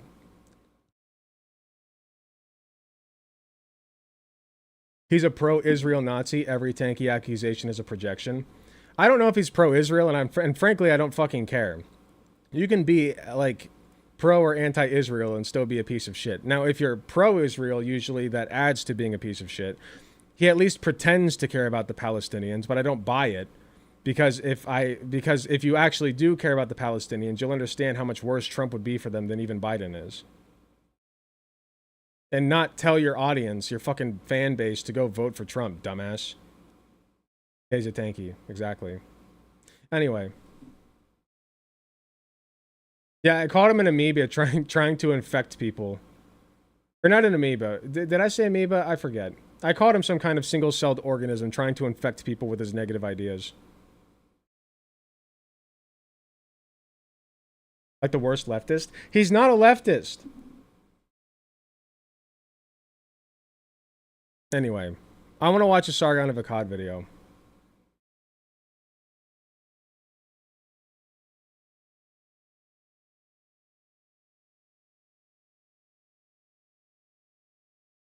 So there's this little known fella known as Sargon of Akkad. He has a real name. I already forget what it is. But he describes himself as an Englishman. And that's it. He is an Englishman, everybody. So Sargon of Akkad, I know that he was involved in Gamergate. He sexually harassed some people during that. But I don't know much else. I do know that he's a conservative and a piece of shit. Is he a Nazi, or is he like a he's definitely a fascist, right? I'm not sure.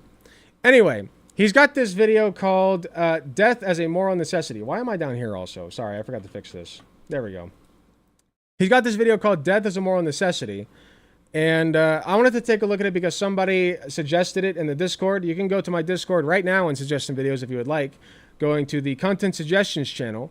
The link to the Discord is in every YouTube description. You can go there right now. You can also type !Discord in the chat if you are currently in chat. But if you're watching this on YouTube, get to the Discord, suggest some content. It saves me a lot of work. It lets me be lazy while I do my job here. Or one of my jobs here. Alright, Sargon of Akkad, without further ado. Why is death a moral necessity, Sargon? Please enlighten me. Human sacrifice is simply something that the human race does, whether we like it. Oh yeah, I saw his description also. We still practice human sacrifice, which is interesting. But go on. Or not. In almost every era, there is some kind of ideology which prescribes, justifies, and sanctifies death. And in the modern era, it's very clear and I don't think that's that ideology is the most extreme left-wing form of liberalism, which leads left-wing parties to become the parties of death for the dead. Wait, when has it ever been a liberal thing to do? That's always been like a religious thing, right? Like a conservative religious thing. Like we have to appease the gods by sacrificing one of our own, right? The blood gods crave the blood. That's not liberal. Democratic age. The classic example of human sacrifice comes from Mesoamerica, in which the Aztec and the Mayan civilizations literally sacrificed war captives to nourish and placate the gods to ensure that the sun would indeed rise again the next day. The sacrifice was for a higher purpose, a divine ideal, and was concerned with the correct ordering of the cosmos. Yeah, it's because people believed in a blood god. It's bad. Hot take, right? Blood sacrifice is bad. Hot take, I know, guys. It was as much a moral act as it was a temporal one. The general shape of their thoughts they might have believed it was moral. There is a metaphysical plane in which morality is held to reside, and the real world ought to map closely to this plane in order to resemble it. Only in this way can our world be said to be righteous, proper, and just. The moral shape of our world must be brought into alignment with the spiritual world, so it might intersect with our own and infuse the ordering of our world with the moral substance of the other world. It may have gone that deep for some people, but also some people were just like, yes, blood god wants blood. Blood god wants blood. Blood god makes sun come up and go down. We give blood god the blood. Sometimes that's as deep as it went for some people. Finally, I would say more often than not, we have peace of mind that our world is a good world. Sacrifice, therefore, changes the ontological status of a civilization. The sacrifice takes them from being fallen, immoral, and subject to divine wrath by failing to uphold the mandates of the gods, to being in the favor of the gods, to being just, ordained, and upstanding.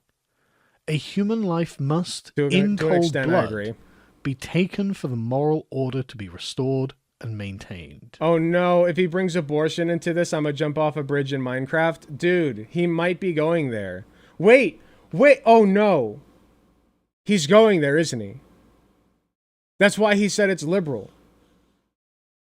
Oh no. That's where he's going with this. Oh, and in the case of Mesoamerica, the more human lives that were sacrificed, the better. Either that or he's going into severe racism, where it's like, yeah, every single brown person believes in human sacrifice because a few brown people did it one time. I have actually completed a full audiobook of the Popol Vuh, the Mayan epic of creation, which I'll link in the description if you would like to understand why their worldview is like this. It is easy to draw parallels between the impetus behind Mesoamerican sacrifice. Who called it? Citizen Godfather. Very good. Good job. Excellent. Well done. Holy shit. There it is. You called it, man. I didn't see it coming. Excellent job. Seriously, well done. And the modern left, because now, as then... Abortion is just like religious sacrifice, if you really think about it. Especially when, like, a 12-year-old gets pregnant and it has a risk of dying as a result, right? Right? Right, Sargon? There is indeed a party of death, and it is a powerful moral force which impacts the very structure of our civilization. Consider the sacred status of abortion in left-wing thought. A core tenet of liberal ideology is the freedom of the will. Any contingent phenomenon which inhibits the freedom of the will He thinks he's immoral, so smart. And while a person's will is being... This is how he chooses to represent himself with this stupid statue shit. Like, come on, man. You're not that smart. You're not all that. You're really not. Justly contained by reality, whether that person is responsible for their own circumstances or not, then for the liberal, the spiritual plane of morality loses touch with the real world and must... In order for any of this to have any credence, you have to buy into the notion that a fetus is a person. And conservatives don't even buy into that notion, okay? They don't. They don't. Because if you ask the vast majority of conservatives who are like pro-life, right? Whether or not like women should be charged for murder when they get an abortion, most of them are going to say, no, I don't believe that, right? Like there's some cognitive dissonance going on with the average conservative. But I bet you that he wouldn't even say that like that's something we should do. Maybe he would. I don't know. I don't know Sargon that well, but so maybe he would. But like, I just think that's insane because 1 in 3 women ever have had an abortion, at least in this nation. I'm fairly sure that's true. Must be brought back into line, or else the world becomes an unjust place. We're also not the ones who support the death penalty. Of being forced to mature into an adult who cares for their own child is thrust upon a woman against her will. Her ontological status changes. She is no longer free. She is now a mother, and tied down to obligations and duties which she did not wish to. You should have the freedom to choose whether or not to be a mother. If you choose motherhood, you have used your freedom to choose motherhood. Like that should be a choice that you make. And sometimes people get pregnant by accident, and sometimes pregnancy is forced upon people by freaks. Okay? Usually those freaks align with your side, mind you. All right?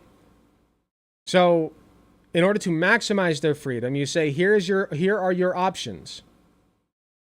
You can either terminate this pregnancy of this, you know, it's got like a few cells, right?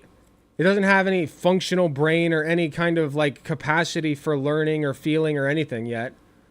So you can terminate it, you can flush it. Or you can let it grow and then eventually it becomes a human. And then you take care of it. You are now tasked with taking care of it. And that is your choice. And it should remain your choice because it's your body. That's where, like, that's the bottom line.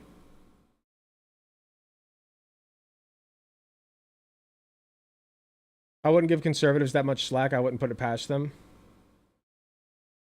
I don't know what you're referring to.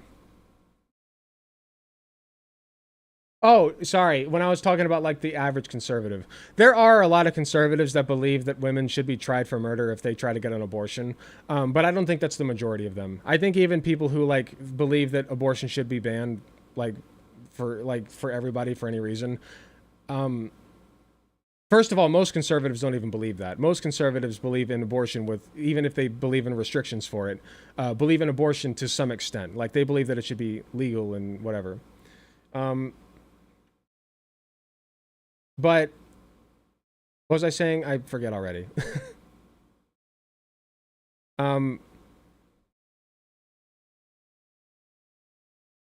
There are some, my point is there are some conservatives that believe that, but like, I don't think that that's most of them. I keep seeing the stream and combined stoner brain, ADHD brain. Forgot to put it up on my TV, plus having to do things on and off. I missed it, but I guess I'll have more of a lot to watch. Hey, that's okay. If what you missed so far, like this is our first like legit segment. What you missed so far is we were going over Tim Walz. Only 40 to 50% of eggs get embedded. That's true. If you have sex and then the egg is fertilized, 40 to 50% of the time, that thing comes out as a heavy period. That's true. To adopt. In order and to I don't give free a fuck her of this either. burden, It doesn't matter. It's not abortion human. takes the like, it's not a place person. of a holy right in liberal theology, as it accomplishes a... No, it's based on science. It's not holy. It's literally life-saving in many circumstances, dude.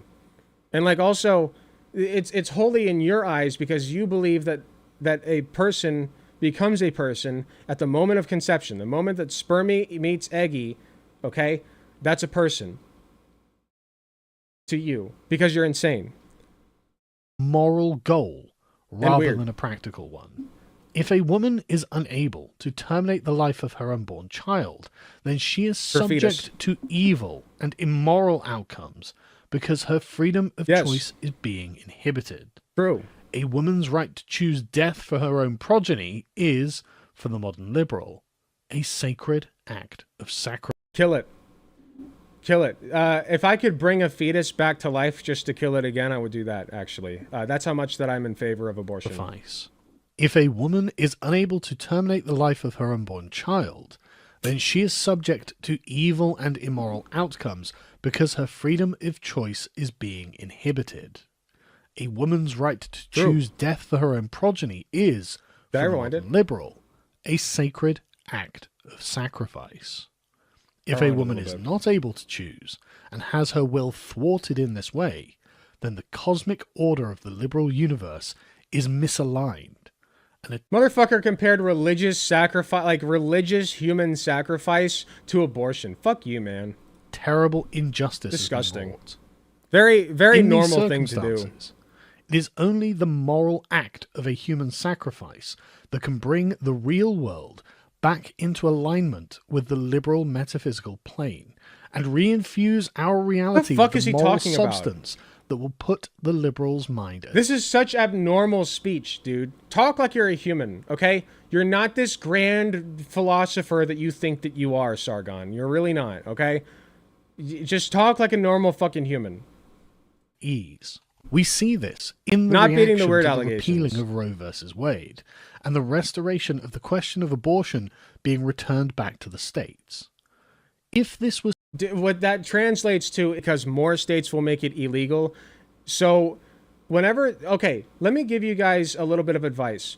Whenever somebody says it's states' rights, what they mean is that they're a pussy and they can't stand by what they actually believe. Because somebody who believes that abortion should be returned to, like that right, should be returned to the state to decide on, what they mean is they're pro-life, or sorry, I should say anti-choice, right? They're anti-abortion, and they want that to be returned to the state because they know that there are red states that will make it, that will ban it. Okay? Like, they're a pussy. They can't stick by their beliefs. That's what they mean when they say states' rights. Because if you believe that a state should have the right to make it law, you should also believe that the country should have the right to make it law. Okay? Laws should be based on your moral principles. Like, what you believe a law should be, in my opinion, right? What a law should be based on like certain moral principles that you have. So if you can't stand by like abortion being legal or illegal and you have to say states' rights, right? Because you're like some kind of big brain centrist or whatever, then you're a pussy and you can't stand by what you actually believe. It was simply a question of practical matters. Sperm is sacred, yes. Actually, that's biblically accurate, is that they did believe sperm was sacred. Ardent, pragmatic defender of abortion would shrug and say, well, they made their beds, they will have to give birth in them, and go on. What? Question of abortion being repealing of Roe versus Wade, and the restoration of the question of abortion being returned back to the states. If this was simply a question of practical matters, then even the most ardent, pragmatic defender of abortion would shrug and say, well, they made their beds, they will have to give birth in them, and... What? What if she didn't choose to become pregnant? You know, like what if she was, first of all, what if she had sex and was not trying to conceive, or what if she was raped? You know, like there are many circumstances in which somebody might have, you know, might have sex or be a victim of sexual assault or something like that, and then become pregnant as a result of that and not want to carry the pregnancy to term. Okay? There's a certain point during pregnancy where brain activity begins, and I believe that you should take that into moral consideration. You know, viability is a thing. I believe that. I still believe abortion should be allowed up until the point of birth because of health reasons, and doctors should be making those decisions, okay? I don't think the government helps at all by putting any kind of restriction on it. But my point is, before the point of viability, I don't give a flying fuck about the fetus. Yeetus that fetus, in fact. Shoot it out of a fucking cannon, okay? Splatter it against the wall and then measure how big the new Olympic event.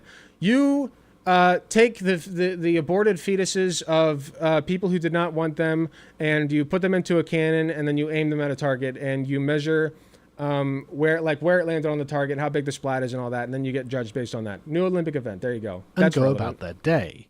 However, I don't care. Pro-abortion activists instead found themselves in a horrendous position, lamenting the lack of moral rectitude that had befallen the United States. Rectitude. There were some places in their country where women were not entitled to sacrifice their own children to restore the moral order of the nation. Their fetuses. Needless to say, embryos this will even. trouble them forever, and they will never let it go. As with the Mayans and the Aztecs, death is a core part of their moral system. Okay. This is like this is hidden racism, right?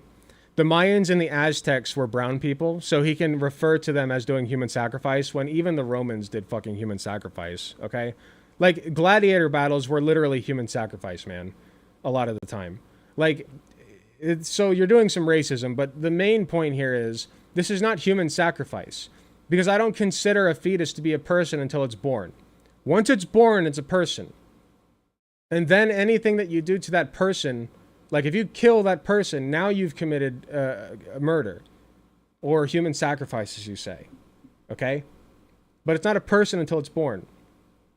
24 to 5 weeks, I think, is when brain activity starts. Yeah, it's about 24 weeks. And that is the point at which I believe, yes, you should start taking that life into consideration. You know? But before that point, I don't give a flying fuck. And the inability to sacrifice a human life to restore the moral order makes them feel that the world is fallen. Okay, real talk. I know that I've joked a lot this segment. I don't like abortion, guys. I don't. And I've said this before. Abortion is an invasive procedure that you should avoid if you can. Okay? Through measures that conservatives don't want, mind you, like birth control. Okay? More often than not, if somebody's against birth control, they're fucking conservative. All right? Safe sex. Teaching children safe sex practices.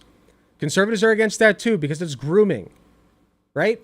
So I don't want you getting pregnant if you don't want to get pregnant. This isn't a matter of me wanting pregnant people to get abortions. If you're pregnant, I don't want you to have to get an abortion. I want you to want that child. Okay? And you're way more likely to want that child if, one, you had education.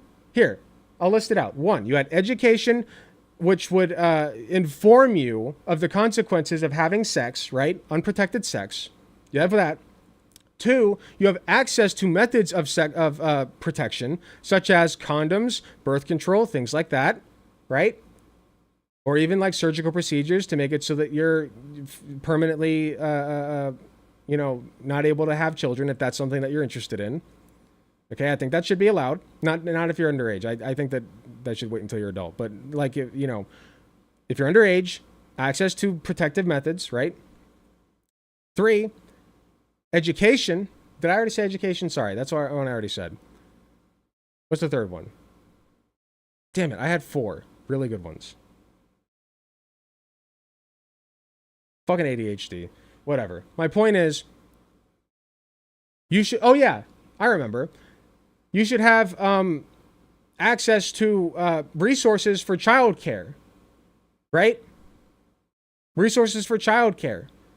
Such as having a good wage when you're working. A livable wage for both you and your child. Paid leave. What else? Childcare, right? Affordable childcare. Affordable food and diapers, right? Just affordable shit.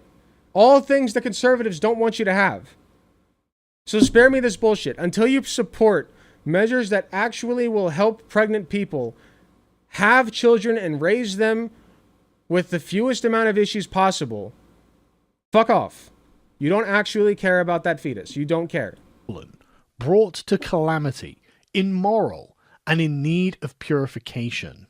Child sacrifice is, of course, not the only purify aspect yourself, of death man. that the left seeks to leverage in order to make our civilizations fully in line with their own moral view of the universe. There are many other ways in which people must be sacrificed. Euthanasia is the latest moral fad to sweep liberal thought, because another core pillar of liberalism I love this stance because its end goal is reducing abortions in the long run because they definitely suck. They do suck. Guess what? My ex had one. I had to help her with that. That sucked. You know what made it suck even worse? The fact that I was raised in a conservative family who said that they would disown me if I ever helped anybody get an abortion. They still don't know that I did that. So yeah. That made it worse. Is the alleviation of suffering at all costs. Suffering in I don't give a shit if they find out now. understood to be They can an suck it. intrinsic aspect of life. All people would, at some point, suffer. Christianity taught that suffering was to be endured in order to reach a higher spiritual really plane, and therefore prohibited suicide as a sin. Suicide inflicts terrible emotional pain on the victim's friends and family. To kill your Yeah, the best way to keep somebody from committing suicide is to tell them that it's a sin, actually, and that they'll go to hell if they commit suicide.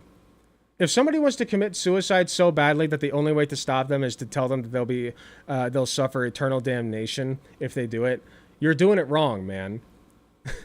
It's like, oh yeah, your life here sucks. Well, guess what's going to suck worse? Going to hell. Why don't you make their life better instead? Have you thought about that? Why do you have to threaten them with eternal damnation? Go piss on it. Genuinely. yourself is to leave a void in the hearts of those who love you, forcing them to forever wonder if there was something they could have done differently, whether it was somehow their fault. However, to the modern liberal, hot take. If they were a conservative, there probably was a lot of things they could have done differently to prevent that. if a person is suffering in any way, then the moral thing for the liberal to do is simply to encourage them to end their own life. Instead of enduring the pain for the sake of others and to attain a higher spiritual goal, the existence of the pain itself puts the world outside of the correct moral cosmic order, for their goal, the liberal goal, is to end pain. Here's another hot take. I think that euthanasia is fine. The problem is that we live in a dystopic capitalist society. So instead of fixing all of the underlying problems that somebody has before jumping to euthanasia, they jump to euthanasia. They're like, oh, well, you don't like your life? Well, I guess kill yourself then, right? That's the problem. Fix people's underlying problems, and then if they still don't want to live, fine. But fix all the other underlying problems first. And our society refuses to do that. And so Canada has decided to jump to euthanasia. Wrong order. Okay, the order of operations is all off here. Seriously, like fix people's underlying issues, make sure that they have proper housing, access to food, water, make sure it's all clean and all that, a roof over their heads, health care. And if they have some kind of like chronic pain issue, like constant 8 to 10 out of 10 pain that they just can't get rid of no matter what they take or do, then yeah, maybe they'd be better off dead. And that's their decision to make. But fix all of their underlying shit first. And yeah, Canada is whack for doing that. But it's your life. If you want to end it, I believe you have the right to do that. But fix all of your shit first. Pain entirely. Whilst you suffer, the liberal is in an emotional state of unease. Exhaust all your options before the that. best thing you can do is to terminate your own life for the moral good of their universe. It doesn't matter if you are an otherwise physically healthy person who is put into a state of depression because modernity has deprived you of a rich spiritual life. No, what modernity deprives you of is like proper care for depression because of capitalism.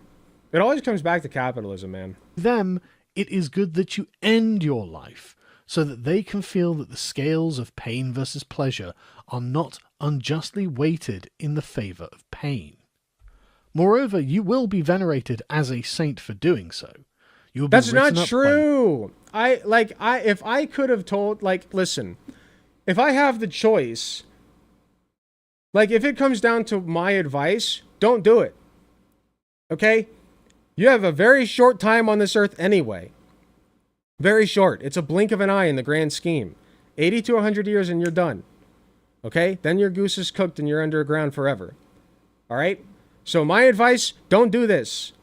Okay? It's a long-term solution to a short-term problem in most cases. But in the case of somebody with fucking chronic pain and the state's not helping them at all, what the hell am I going to say? Oh, don't do that, Sweaty? Sorry, Sweaty. You're actually being cringe, Sweaty. Don't kill yourself, Sweaty, right? Like, what am I going to do?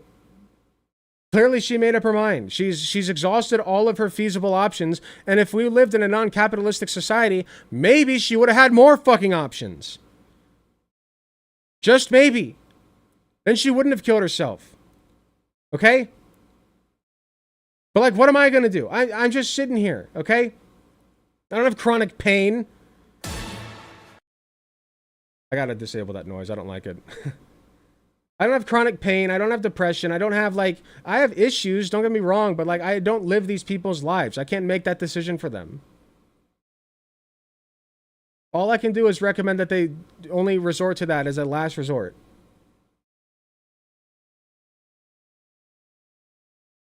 Liberal newspapers as a virtuous person, despite the damage you have done to the lives of those who loved you. Because you... Why don't you do this, Sargon? Give me some recommendations. Instead of, like, sitting here preaching, right? Give some recommendations that this person actually could have proceeded with. You know? It's her life, man. Exactly. People would rather die than continue to suffer in a world controlled by the right. That's true. It's conservatives that control this fucking world. Okay? So if people are trying to off themselves in your perfect little conservative world, maybe your conservative little world is not that perfect, my friend.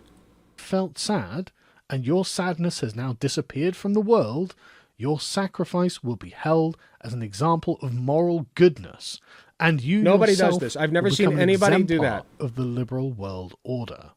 There are many... You're literally making shit up. Other examples of how the left has embraced the morality of death.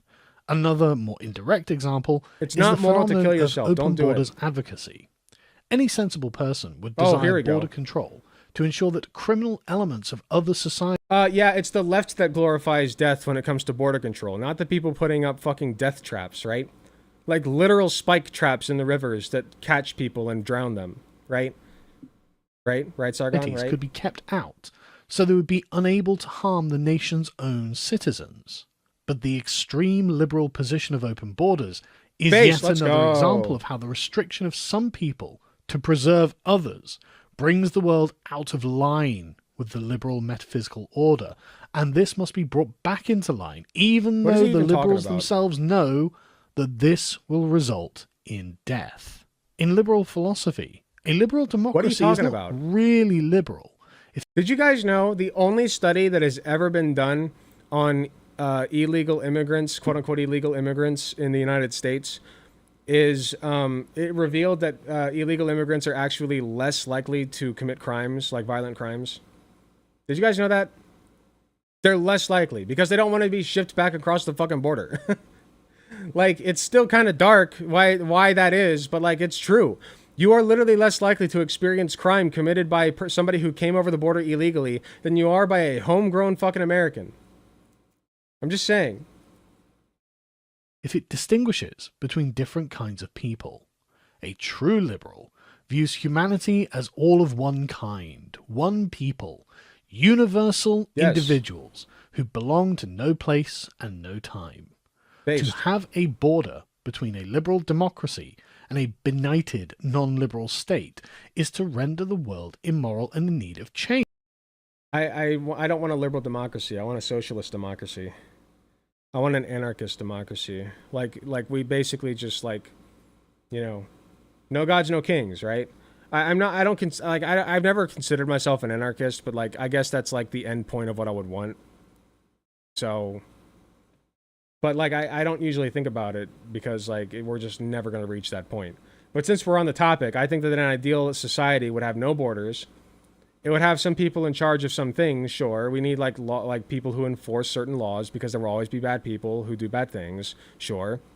But ultimately, I think that we're all just people trying to live our best lives, and we would do better without arbitrary lines dividing us, yeah. Like, the only reason the line should exist is to differentiate, like, the names of the places, you know what I mean? Not for any other reason than that.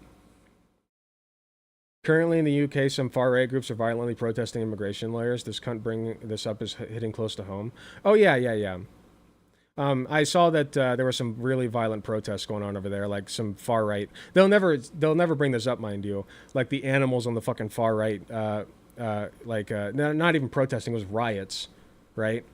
About literally race riots going on over in Europe. It's disgusting. In the UK. As a step towards the universalization of mankind, to allow as many people as possible to illegally enter into the liberal democracy is a moral necessity, because it expands the breadth of the territory of morality.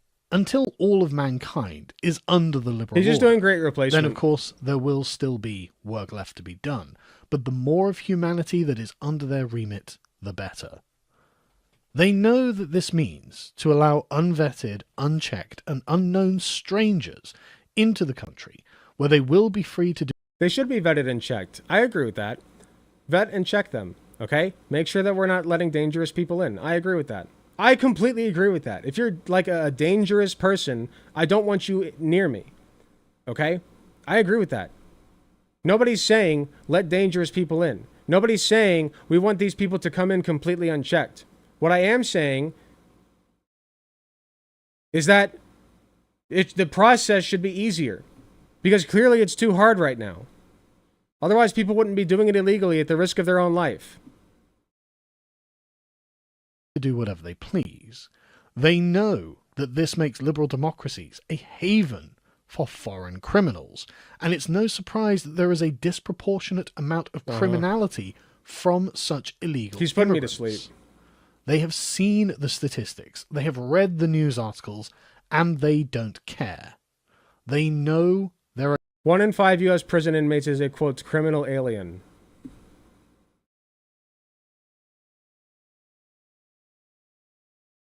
That could literally just be because they're here illegally. are going to be There's no casualties context there. of such a policy, and the victims of these people are worthy sacrifices for the construction of a world order. I love it so much when illegal immigrants come over and kill people. That's my favorite. That's like a real stance that leftists have. He's right. He's right, guys. That they can call truly moral. I It love is a that. similar story with the left's desire to empty the prisons. People are prisoners Let's not go, by empty those choice. prisons. They are instead victims of society, and so we must liberate those murderers them as out. soon as possible. In Another order real to bring leftist about position. the correct liberal state of affairs. That this will lead to Very convicted real and true criminals and good committing faith. more crimes and creating more victims is understood, but accepted. You know who I want released from prisons? Like one-time drug offenders. I don't give a fuck, dude, if you shot up heroin. The only reason I give a fuck if you shot up heroin is because it's not good for you and you shouldn't do it. But I don't think that you should go to prison for it. Okay, that's your fucking body and it's your choice what you put into it. If you decide to put heroin in there, really bad choice, man. But also, I don't think you should go to fucking jail for it. Okay, that's stupid. Why are you going to put people in jail for heroin, for doing heroin? If they're selling it, sure. If you're illegally selling heroin, yeah, your ass should be in prison. I believe that. But if you're just doing it, like, I think you should... No. And weed charges, even. People are in prison for fucking weed charges. It's stupid. They should go to rehab instead, exactly. If you make someone's existence a crime, then you can make anyone a criminal, exactly. Overstayed their visa. Thank you, Fyra. Yeah, that's why there's like 1 in 5 in prison. Yeah, it's not reactionary crime prevention. It's reactionary. It's reactionary policy to crime, because prevention would imply that it's not reactionary. If you want to prevent crime, improve people's circumstances. Because the morality of the issue is not in an individual event. It is in the overarching cosmic battle of right versus wrong. And to the... What's funny also is they always try to paint like leftist ideals as a religion, when at the same time they're religious freaks. Freaks! They're freaks about their religion. Have you ever seen them bawl and cry about how we're taking Christmas away from them? How we're like not going to church anymore. We need to find Jesus. They're freaks about religion, and yet they're always trying to pin us down as like religious, as us, as the religious freaks, right? Like, it's disgusting. It's just projection, man. You're the religious freak. Liberal, not us. Right involves the deaths of innocents, and wrong involves the punishment of criminals. True. I could go on, but I think the point has been made that death in the form of human sacrifice is a core component of the left-wing liberal worldview. They need it to make the world a moral place, and they will stop at nothing until they get it. There is no person too important to be sacrificed. There is no death too gruesome to turn them away from their purpose. They are a philosophy of death, and they embrace that wholeheartedly. True. I love death. Anyway, it's definitely not the conservatives that love death and the death penalty and people dying of, complications in pregnancy that could have been prevented with an abortion. But hey, or like dying on the streets because they can't afford, their insulin or a place to live, and so they just die in the elements, or overseas because we're, taking over their land. These are all things that liberals support, for sure, right? Right, man? Go piss on it.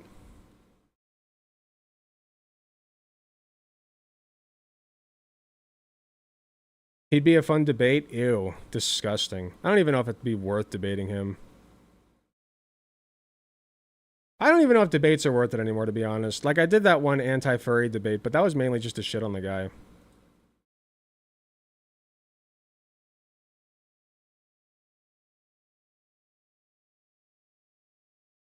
It wouldn't be worth it. Yeah, I don't think so.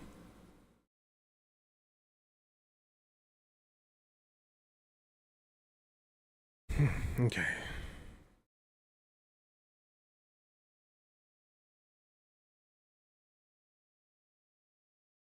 Was it a laser pointer? Yeah, somebody's targeting me. You know how it is. They're coming after me. All right, I'm going to go to the bathroom real quick. I will be right back.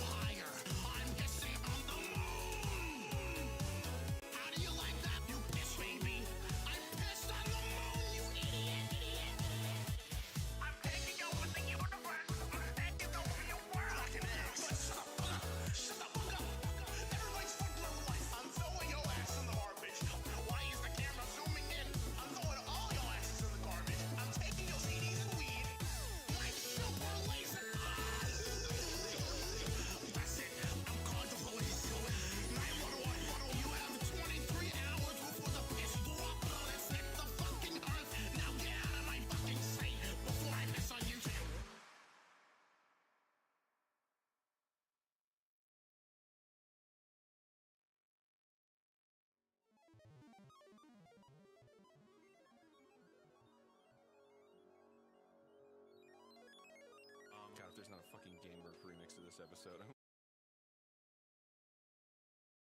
Okay, I'm back.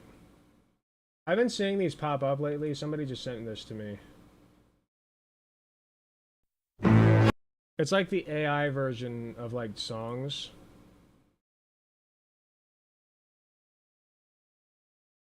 Let me skip ahead because I don't want to like... I don't want to catch a copyright claim for this, but like, they suck so bad. They suck so bad. So like like you feed the first part of the song to an AI machine and then it does like this.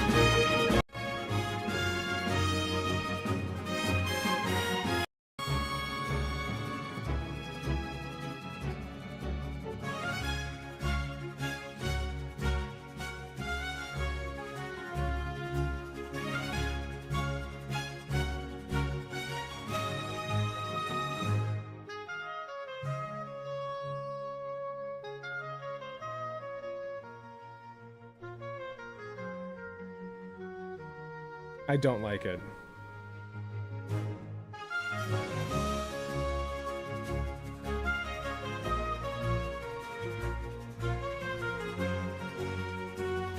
There's something off about it, isn't there?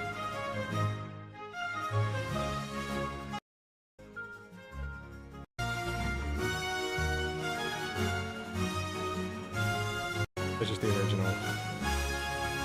Yeah, no, I don't like it. I don't like it. I've been seeing those show up and I don't like them at all.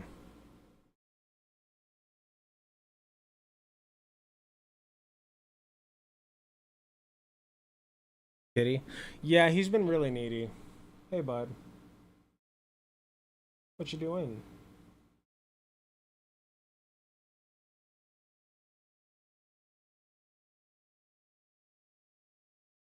He's a good boy. He's been really needy since Katie's been gone. Oh, there's another kitty. Hey, girl. Hey, girly.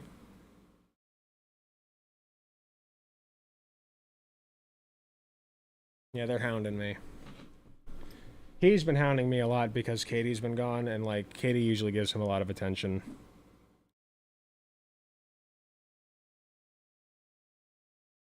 It comes off as those music theory practice where you hear the first part of a song continue, but the AI has no understanding of what to keep and what new to throw in, so it just sounds below mediocre. Yeah, there was a really bad one. It was, let me find it.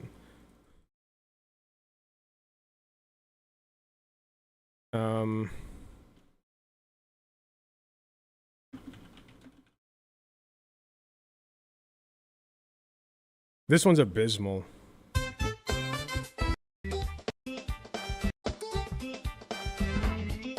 So they didn't feed the whole thing to this AI, and this is what it came up with.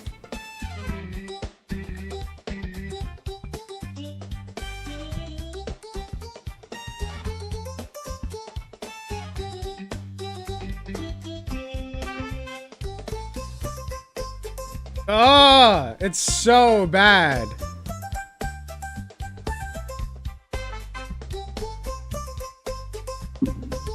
Ugh.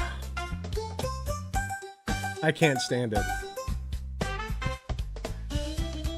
Like, literally all it does... Yeah, it's so bad. Literally all it does... It can't add anything human to it. Like, it just takes everything that it's heard already, and then it, like, remixes it. You know what I mean? Like, it follows the same scale that the original had. There's, like, one part where the trumpet kind of goes off, and that's it.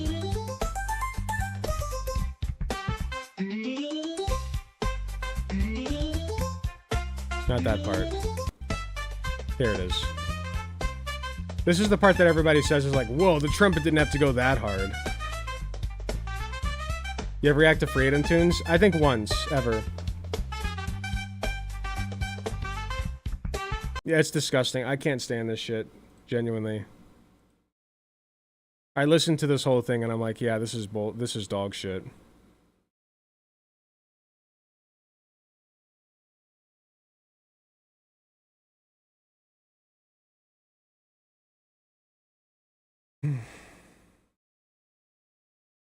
It's dry as shit. I do have another suggestion to go over.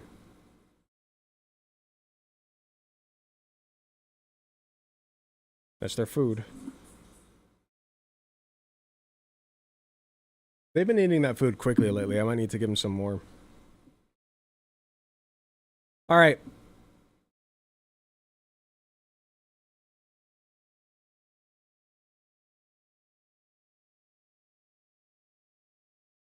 More juice.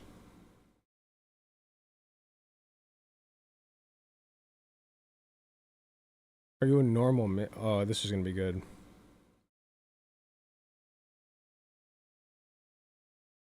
So this is another suggestion from the Discord server. If you would like to suggest videos for me to go over and save me the trouble of actually finding content, doing research, actually, like, you know, putting forth effort to make any of this, you can go to my Discord server, which is linked in every single YouTube video in the description below, and you can suggest something in content suggestions, just like this person did. This is somebody named Side Scrollers, a channel named Side Scrollers that I've never heard of until today. And they have, let's see, in their description, it says, it's designed to remove the giant stick out of the butt of the video game industry. It's a podcast for people who like to hang out, laugh, talk games, and most importantly, have common sense. If you're a normal person who likes these things, you found your show. So this is their little channel trailer here. Let's take a look. Normal man who loves video games and entertainment, but are just tired of all this nonsense just being shoved right in over and over and over again. The woke nonsense, like gender pronouns. You should probably subscribe to our channel. Hey, I'm Craig. Join me and my producer Walz and the rest of our internet friends for our daily show. No, they have fucking what's her face? Melanie Mac. They have Melanie Mac. Melanie Mac alert. Show. We're live Monday through Friday at 11 a.m. Central Time, talking video games, movies, TV shows, and all that stuff, but pointing out and laughing at all the stupidity that's happening in them. Yeah, laughing. So Definitely not right molding. here, and then go watch a video up here to get used to what we got going on over here, and join the community of thousands of normal men just like yourself. Whoa. As we reclaim common sense in the video game and entertainment world. Just like me. We're just Totally normal normal. men. What do you mean, normal men? We're just innocent men. Totally normal. So here's their totally normal. It's called This is Batman in 2024. This is the thumbnail, and as you can see, it's two women kissing, which, you know, that's not normal. That's gay, right? That's gay. So that's bad. So this is from 2 days ago. This is Batman in 2024. Let's see what they're upset about. These very normal men. No. She's in the big. Remember, their whole thing is like, we're normal. We're the normal ones. Because that's a very normal thing to do, is reassure everybody that, yes, we are the normal ones, guys. Not giving off any weird vibes at all. Black dudes! No! What happened? No. She's in the big black dudes! No!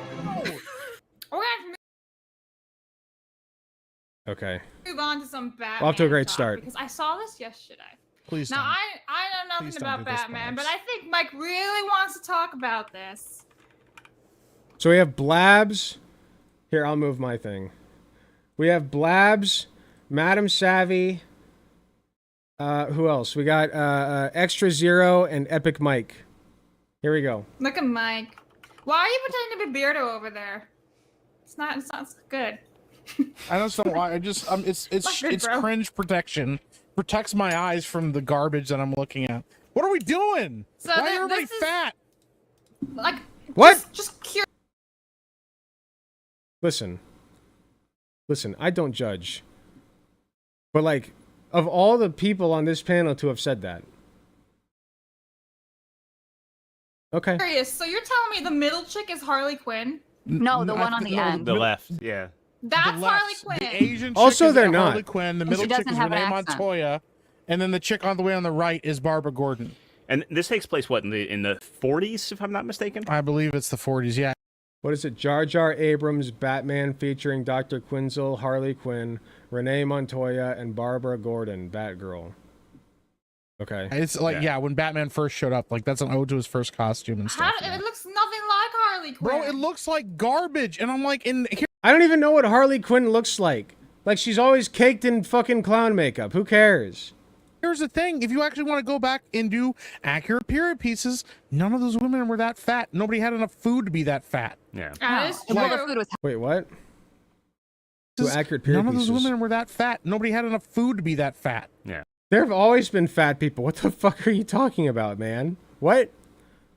Also, like, doesn't Batman take place in Arkham City? I guess not. It doesn't necessarily have to be like modern day, but like for all intents and purposes, it's like within the last 100 years, right? You could absolutely be fat in Gotham. What? What are you talking about? It's like fucking New York City. That is Well, true. the food was healthier. And the food was, yeah, well, they boiled everything back then. But, like, here's the Single thing. food ingredients. What are we doing? My guy, you are literally fat. I'm just gonna say it. You are fat, okay? Shut the fuck up. That's not an insult. That's just a statement of fact. You are literally fat. Shut up. Man, and I knew this. Like, listen, I knew Renee Montoya was going to be in this. You saw the question in the trailer briefly, and Renee Montoya became the question. This is and everybody's, like, representation obsessed for with you, her. man. She's like the worst part of Birds of Prey. She's not an interesting character. She's like a detective. Oh, cool. Wow, I've never seen that before. That's pretty awesome. But Like, why what are did we they change Harley? She doesn't have her accent. She's not, Mr. J, where you at? Like, we're not going to get any of that. because Amazon has a very specific checklist. Wait, she didn't have that accent before she actually became Harley Quinn. She was like a therapist or some shit, right? She was a psychiatrist, right? She didn't have... I could be wrong. I don't know my Batman lore. I don't give a shit, really. But, like, she didn't have that accent until she became Harley Quinn, right? And Like, they did you told listen to everybody. her? Did you Yeah. listen to the voice acting? I have not listened to her voice acting. Sucking. I don't want to listen to her. Shall I play this for you? Please don't. I'm sorry. There's an emergency with the patient. Oh. Tell you what, meet me later at Hopper's on Wilson and Lowry. We'll pick up where we left off. Damn! They're once again making fat lesbians boring, but it's like... They're not even fat! I'm sorry, they're not fat. Like, they're not. They're literally not even fat. They're not fat. Fat lesbians boring, but it's like, where was the voice acting? Why isn't the accent there? She's like, hey, meet me later.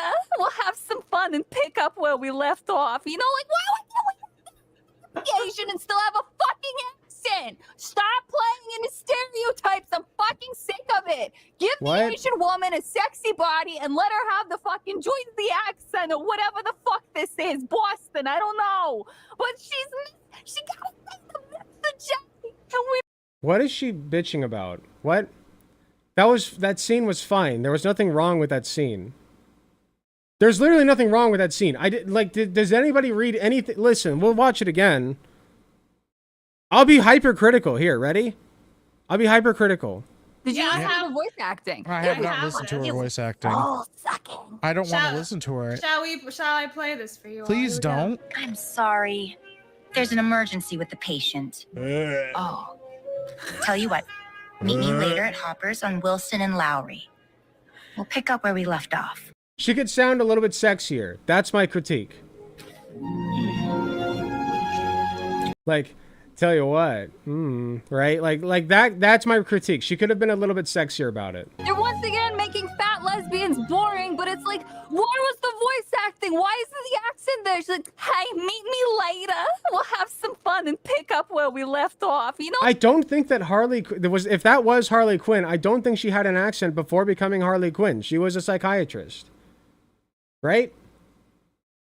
Like, why would The animation could use some work, sure. Stop playing into stereotypes. I'm fucking sick of it. Give the Asian woman a sexy body and let her have the fucking join the accent or whatever the fuck this is. Boston, I don't know. I hate this girl. She got the J, and we don't have. She's going so high pitched the mic can't pick her up anymore. What are we doing? I'm so angry. What are we doing? I'm so fucking angry. That's not Yeah, they're literally Batman. looking That's for not shit to be Harley upset at. Quinn. What are we doing? It's not Batman, it's everything. Bruce Timm, like, what are you doing, man? It's not that difficult. Batman really the Animated Series, one of the most critically acclaimed. Yeah, Madam beloved Savvy's really cartoon fucking annoying, series man. Ever of all time, one of the best. And all they had to do was go, hey, we're doing kind of like a new reboot of it in like a different time zone. Everybody loves like the noir feel of it and everything. They wanted to be slightly different. And instead they were like, yo, you know what we could do is just put a bunch of fat lesbians in it. Isn't that cool? They're not Like, that nah, fat. not They're really. not even fat. Bro, what is this garbage, bro? They look like normal shaped What is this people. garbage? Like this is sorry. If you're fat, you're normal. I'm not saying you're not normal, but like they just look average, is what I mean. They look like an average fucking weight. Oh my God. It's so You're very close to being brother. Ooh. You're just used to like your stick figures. You're used to jerking off to your Barbie dolls, man. Go jerk off to your Barbie dolls. Go jerk off to your Barbie doll. I like a little meat on my ladies. I like a little meat, okay? Go jerk off to your Barbie dolls. This show is not for you, clearly. You need to be able to jerk off to every fucking woman you see in media ever. So go jerk off to your Barbie dolls. Weirdo. Ooh, brother. Oh, brother. Ew, brother. Ew. What's that, brother? What's that? We need that clip brother. on the channel. Listen, Yes. the thing is, it's a slant. It's one of those things. It's an easy layup. And if you want to include Renee Montoya, if you want to do this thing with Harley Quinn, then do it. But like, I don't understand the concept of even making Harley Quinn Asian. Like, there's this new push because who cares? A lot of people don't realize Harley Quinn isn't from the comic books. She's from the animated series. She was. I don't give a fuck. There's so many there's like 50, not even 50. There's like 1,000 types of Spider-Man. There's like Porky Pig Spider-Man, man. Like there's Asian Spider-Man, Spider-Woman, I should say, right? Or the Spider-Girl or whatever. She's like the 10-year-old with the robot thing. There's not Harley Quinn. I'm thinking of Spider-Gwen, right? Like there's Black Spider-Man. Who cares? Who cares? Just let Asian Harley Quinn exist. If your biggest Penny Parker, if your biggest gripe with a piece of media is that your favorite character is now a different race, fuck you. You've never liked that media. You never liked it. You literally don't even love it enough to be able to accept a simple racial change for the sake of fucking diversity, because up until recently, everybody has been white in media. Like, that's just a fact. Like, literally, like, there were race riots over the fact that, like, black people were in Star Trek. You know? Like, it's so shitty. Just let people of color exist in media. It was written specifically to be Who Joker's cares? girlfriend. And then he treats her like garbage and abuses her because guess what?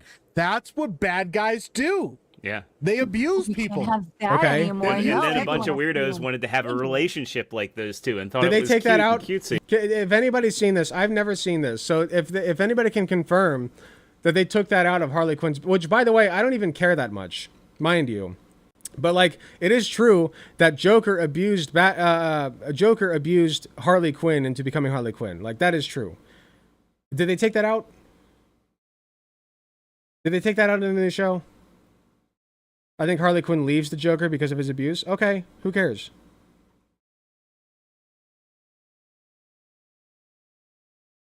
They're also wearing whole suits. Yeah, true. I just got back. What's going on? People whinging about like Harley Quinn not being a stick figure white girl. Yep. And now all of a sudden it's toxic, and they go, "Yo, we need to split Harley off. We need to do our own thing." And now she's like an Asian, and even her costume doesn't even look. That's interesting, though. It's like Harley Quinn actually realized that she was in an abusive relationship and then left. Is that woke to you when women leave abusive relationships? Is that too woke for you? Like, are we not on board with like empowering women to be able to, I don't know, leave abusive relationships? Like, what? That's good. You should be celebrating that. What are you talking about? Her costume doesn't even look normal. Yeah, and that's the other thing too. Is like, yeah, they're like, "Oh no, I'm not with Mr. J anymore. I'm not obsessed with him." Like, dude, what are we God doing, forbid man? they empower Bro, a woman this is who is being garbage. abused. I can't stand, and this is the same guy. Like, Bruce Timm worked on the animated series. Oh, the whole point is that Joker was supposed to be abusing her. I'm normal. I'm totally normal. I think that the Joker should have kept abusing her in perpetuity. I'm mad that he didn't. I'm normal. He knew what made that show good. And this shows that, like, these people have just been waiting in the wings. They're not meeting the weird allegations. Puts this garbage out, and somebody stopped them from doing it, or they've become so insane over the last 20 years that they don't even know what good art is anymore. Like, this is wild. This is the same guy that reinvented Mr. Freeze and turned him from like a goofy, weird one-off character in the comic books to what we know as Mr. Freeze now, like the cold, calculating doctor. Like, dude. Is there someone above them who's doing this? Like who sat there and said that this was a good idea? Because did they not want to hurt his feelings? Were the fifis involved? I just don't understand this. How does this? You guys' feelings are the ones who are hurt, literally. Like, are they tapping into the fat Asian lesbian side of her with poor? She's not fat. And like the thing is, Renee she's not even Montoya's fat. big I'm losing shtick my is that mind. She's a lesbian. That's like probably her biggest claim to fame is that she's a lesbian, and she becomes. She's the got like question broad here. shoulders, and that's But, like, it. Which, you know, if you're Harley Quinn and you're swinging that gigantic ass hammer around, you're probably not going to look like America's Next Top Model. I'm just saying. That's it. That's her whole shit. If you want biological realism, And, like, there you now, go. Because Harley isn't with Joker, they're like, well, she has to be with somebody, and so Ivy's not around, so let's just make her be with Renee Montoya. And that's the other thing too, is like you can't. These people don't like. It's wild. You don't even understand like what lesbians are like. They don't just like make out with every woman they meet. No, like that's not even how. That literally, no, this shit literally happens in like straight media too. This happens in straight media too. What? If they had simply replaced one of them with a man, they wouldn't give a fuck. This exact thing happens in straight media. Usually the girl forcing the kiss, because it's fine when a girl, you know, unconsensually kisses somebody else, because girls famously cannot sexually assault people. But I digress about that. My point is that this happens in straight media too. And they would not give a single particular flying fuck about it if it were straight. Like regular people operate and stuff. They're just like, oh, well, if she's a lesbian, then every female character. Are they actually like in a committed relationship, or was she just like flirting with her? And also, it's Harley Quinn. Like, yeah, she might do a little sexual assault. Like, she might kiss somebody against their consent. Like, you know, like, I'm not saying that's a good thing, but that is within Harley Quinn's, like, you know, character to do that. Me when I have nothing in my life to be upset about, so I whinge about comic book characters. True. I don't know which one it is, but I saw another animated series with Harley Quinn, the one where she's dating Poison Ivy and it rocks. Yeah. Nobody complained about that one because that one had like fantastic ratings. Harley freed from the shackles of Joker being flirty as fuck is totally in character. Yeah, this doesn't make any sense to me. That like they're whinging about it. Probably should be into her, and she should probably be into them. Like, this is what the shit you complain about. That. Where's Batman? Imagine watching a Batman show and not having any goddamn Batman. I got some advice for you. Don't watch it. Have you thought about just don't watch it? Like, you can bitch about how you thought it was bad, but the reasons that you think it's bad is because they're fat and lesbian. Those are the reasons you put forward for it being bad. And you think that they have bad voice acting, which, granted, I guess it could have been a little sexier. But, like, you literally, like, the thumbnail is two girls kissing. You've called them fat, like, 5 times, even though you're fat. You're literally fat, man! Like, what the fuck are you talking about? Again, not an insult. Just a statement of fact. You are fat. That is representation for you, even if, like, I were to buy into the fact that, buy into your statement that they're fat, which I don't think they are. They're not that fat, man. They just have round facial features and broad shoulders. And that's not even talking about the penguin. Oh yeah, Oswald the Cobblepot? Like some bad fan fiction crossover. Bro, she's got straight up if you got a picture of her, look at that big back energy. Holy Listen, shit. I'm a big dude. I'm a heavy set, overweight man. I know. And that bitch has got big back energy, bro. That her back. Her back and shoulders are so big, bro. I can't tell. It looks like she's wearing a bulletproof vest. It looked like she got. Okay, sorry, but like, pretty much. Okay, so there's like, there's one lesbian in my personal life who would absolutely let her rail the fuck out of her. Okay, like this is a lot of. Listen. This is a type, okay? I'm just saying. He got stung by a bee up top, bro. Another thing is, too, she's supposed to be the penguin. You know how tall the penguin is? He's 4. He's 4'6". And got poor posture. He's super tiny and Okay, are you telling me that she's an alt-universe penguin? Is that what this is? I don't know any of these characters. I don't give a fuck enough. I just was recommended this video. That's why I'm watching it. Is the penguin? Penguin supposed to be fat? She's, again, like, she's a little fat, but mostly it's just broad shoulders. Although she could be wearing a corset, to be fair. But also, I just don't care, man. Like, is the media good or not? That's what I care about. Is the media good or not? Okay, they're fat. Whatever. Who cares? I'm a little fat. I'm a little fat. I got a little belly. Who cares? Is the media good or not? Yeah, it's an alt timeline.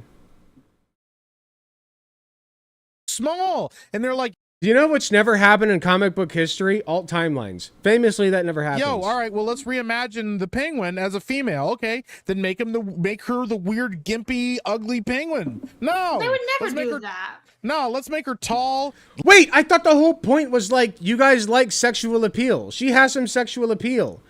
Do you guys not like sexual appeal in women anymore? What is this? Like, I thought that like they had Coomer brains. I don't know about these people over, particularly, but I know that conservatives in general had Coomer brains over that one like Souls type game with the robot girl having a fat ass that she was like crawling up the like they couldn't stop like walking up the ladder. All the conservatives couldn't make any more progress in the game because every time they would go up a ladder they came themselves, right? Like that. Like which side are you on? Do you want sex appeal or not? Look like a man and have big back energy, bro. What's the voice acting for that? She looks like a woman. I don't know. It doesn't look good though. I haven't seen anything. Let me see if I can find something. She probably talks like this. Hey, Batman, it's me, the Hey, Penguinette. Bat, you fucking ready to go? Yeah. I've got my I've got my umbrella inside. It's not bad luck when I do it. I'm wearing a tux. Doesn't that make me cool? It's ma'am. It's ma'am. Bro, this is awful, bro. What? Like, what are we doing, man? All right, I think I found something. We'll see. She looks like every She looks like every female Disney villain. Like every female Disney villain is what she looks like. And nobody ever bitched about that. I don't understand. All right, I think I found something. We'll see. The little fink is spilling it to Gordon right now. Let me have one of the insiders take care of it. Keep it quiet. No. No. She's in the It's big too black late for dudes. quiet. No. No. She's coming for me.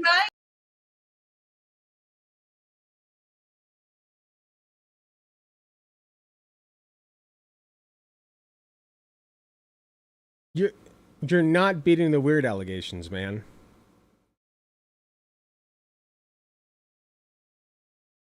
Exactly, says the big black dude. I'm sorry, that's just the fact, right? The big black dude said that. I guess he's allowed though, right?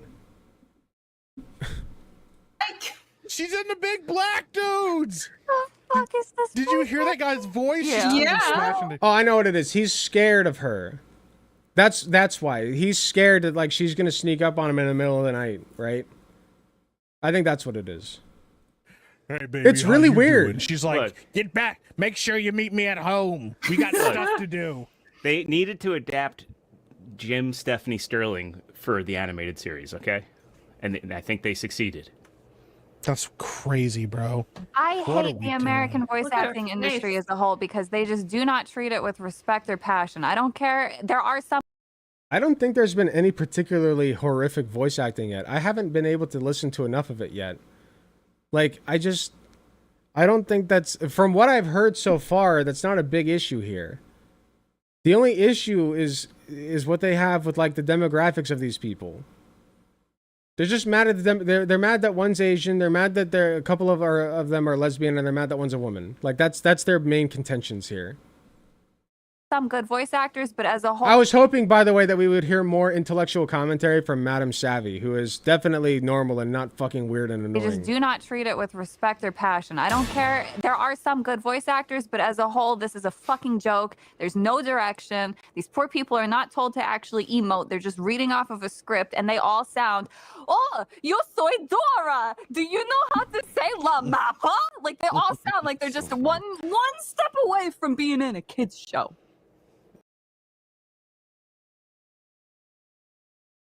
What? I don't agree. Yeah. So fucking. Abby's turning red. How angry she is right now.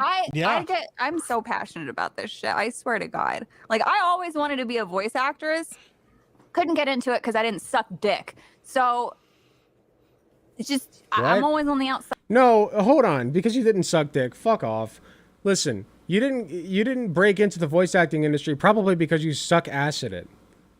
You ever thought about that? Also, the voice acting industry is just hard to break into in general. Okay? Believe me, I've tried. And I probably also suck ass at it. Alright? But at least I'm willing to admit it. What the fuck are you doing? You're bitching and moaning about other people's voice acting being bad. Okay? Like, I don't know, let's hear a few of your lines. I challenge Madam Savvy to a voice acting competition.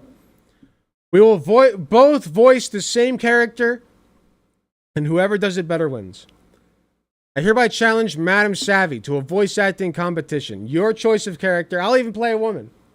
I'll play a woman. I'll do it better than you. I challenge you. Show up. Side looking in like you fucking Americans are filth. You make us look like a joke. I don't even understand what they're saying. Why do you say it like you're not an American? I'm a first generation American. I'm barely American. No, you have too much of a New York accent to pretend like you're not American. Blabs is a New York accent. Yeah, you do. Just like Blabs has a Canadian accent that she tries to hide all the time because Blabs is actually Canadian. I don't know. Listen, Look, okay, so I was born in New York. There's no way I still have that accent. I grew up in Texas, but I did my best to get rid of it. You do have a New York accent. She does still have No it. way I don't have that accent anymore. Also, just because you can do a good Harley Quinn accent does not make you a good voice actor. You know what makes you a good voice actor? Being a good voice actor. Being able to convey emotion. You can have your completely normal, regular, everyday voice as long as you can convey emotion. That is what makes you a good voice actor. Not being able to do different types of voices, having a good range, like that's all bonus, okay? Being able to convey emotion is the key to being a good voice actor. Take it from somebody who's only marginally, you know, done some voice acting here and there. I've gotten like 2 roles. Anymore. I say talk story like like that. a Canadian. Boston. You Just literally like I said was born Boston. in America, but you know what? You Americans ruined this. No, Meanwhile, well, because they're still the American voice actors. Those Americans specifically make it look like a joke. It's fucking Wild, bro. frustrating. Accent. Would you rather I Boston. talk in a southern accent? Because I can do that one. It's pretty good.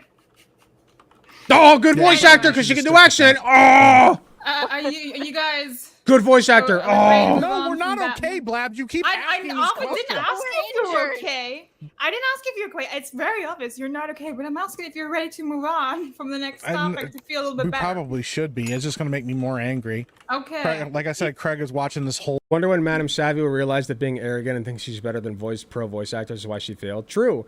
Like, listen, the subtle variations in your voice come across in your media. You know? Like, you have to commit to the bit. You have to be in the mindset in order to do good voice acting. You don't have the same... Like, I'm not saying that, like, you know, actual... Like, I don't want to say actual. IRL actors, right? Like, if you're just an actor, period, you have different challenges than a voice actor.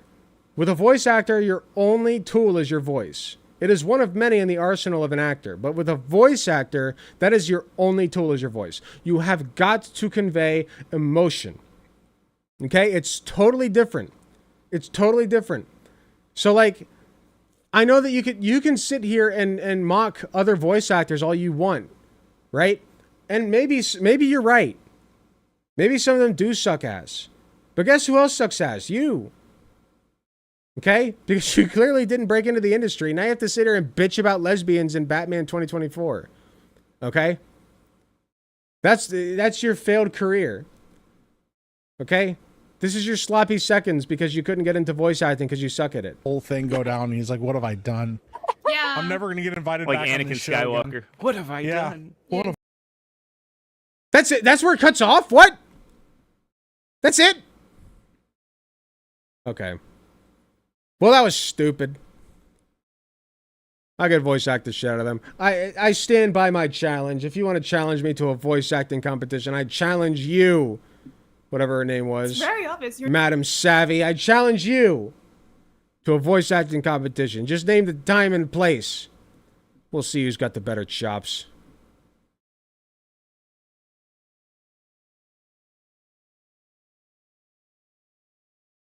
They are, in fact, a bunch of losers. I'm so upset because this new Batman doesn't sound like Adam West. It does kind of feel like, I don't know, like, it just...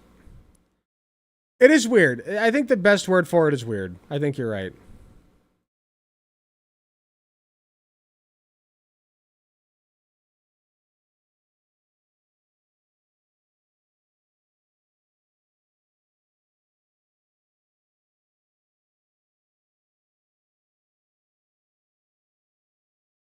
It was very painful.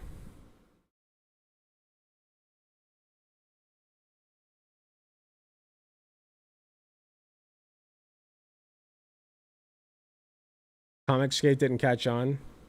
I don't know if they realized that.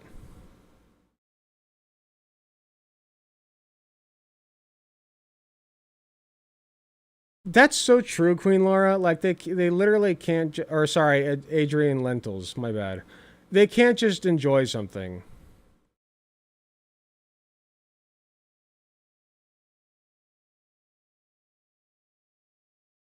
Being a good voice actor is also about endurance. It's like a 4-hour crunch every day for most episodes. You know what's really sucky? I submitted... Like, I won a role for a voice actor. Like, a voice actor role. I was gonna do a... You guys know Elle from, what is it? From Death Note. Elle from Death Note. I was tasked with doing a role that sounds like that. So like one of the lines was efficiency above all else, right? Like that's not like how I did it. I did it a little better, but I won the role. I won, right? I got the spot, and the guy has not proceeded with his project. So I'm still on the wait list. Still waiting. I haven't submitted any voice acting roles in a minute though. I should do that.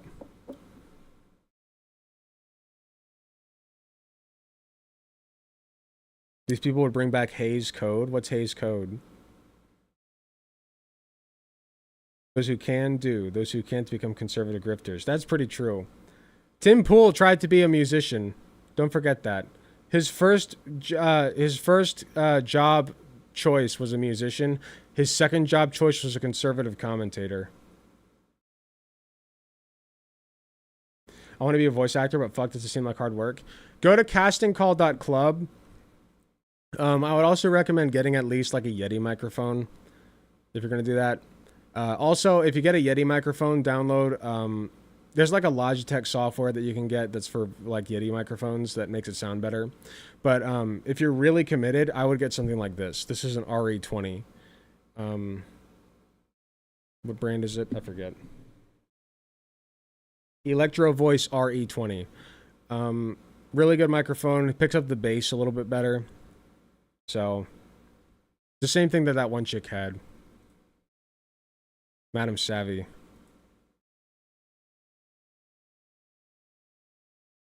It's fun, though. Here, actually...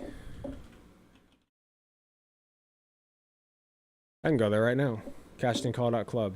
Log in. I haven't been on this site in forever.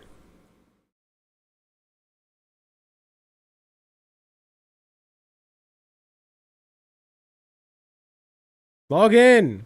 Thank you.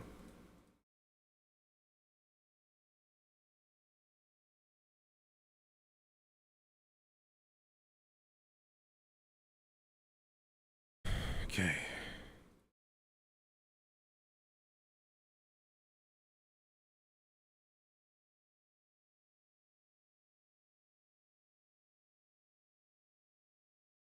You guys want to hear some of my submissions? I haven't listened to these in forever.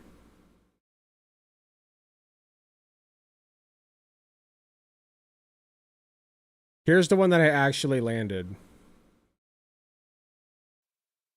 Efficiency above all else. We have a mission to accomplish, and I expect nothing less than perfection from each of you. Sentimentality has no place in our line of work. Emotions only cloud judgment and hinder progress. I've seen too much suffering caused by this war. It ends now, one way or another.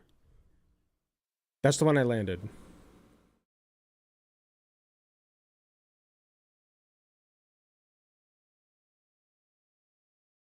It's supposed to sound like L from Death Note.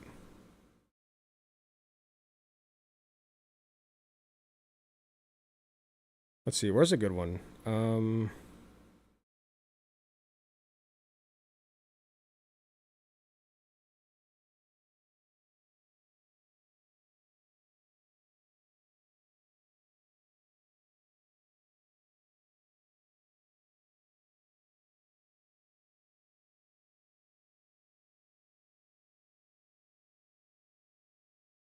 I did a narrator one. Here's my narrator voice. The Witch's Throne, Episode 1, The Alchemist. Agni or Vel? Melon Malt Vial. I could have done a little better. The Witch's Throne, Act 1.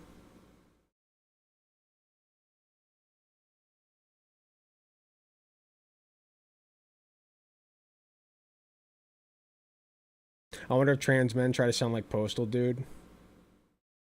Are you allowed to say what it was for? Yeah, it's for a, it's called Project Iron Gear. It's like somebody's Minecraft animation. It's not like super lucrative or nothing. These are all like independent projects.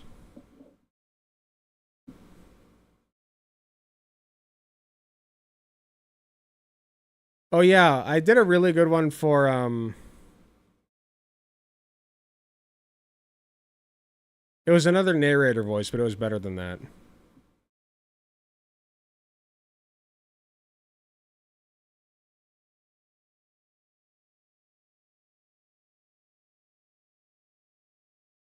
me see if I can find it.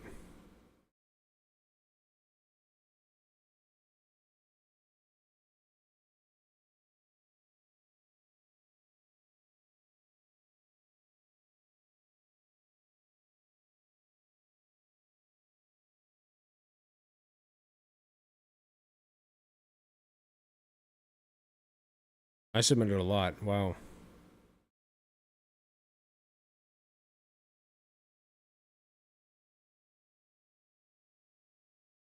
True crime voiceover artist. That's not the one. It was like for a history thing.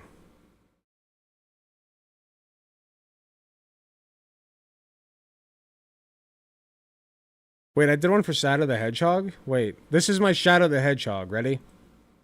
Are you dense? That's really loud, sorry. Down a little bit. I don't want to talk to you.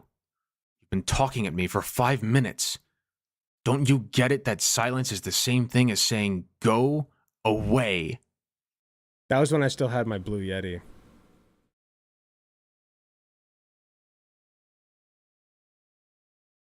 That one's pretty good, thanks. Where's my narrator one? I thought maybe it's more recent.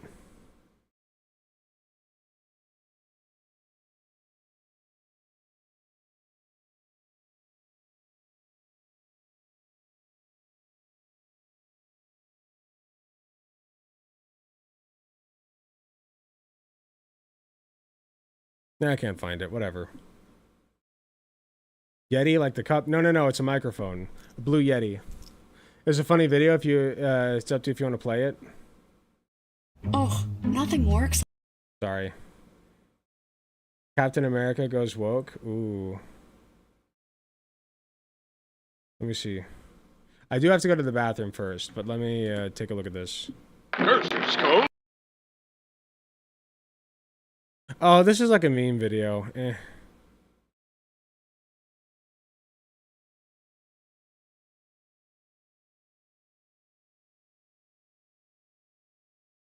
Nah, I don't know. Like if you guys want to watch, you can click on the link. Here, you guys can watch it while I go to the bathroom real quick.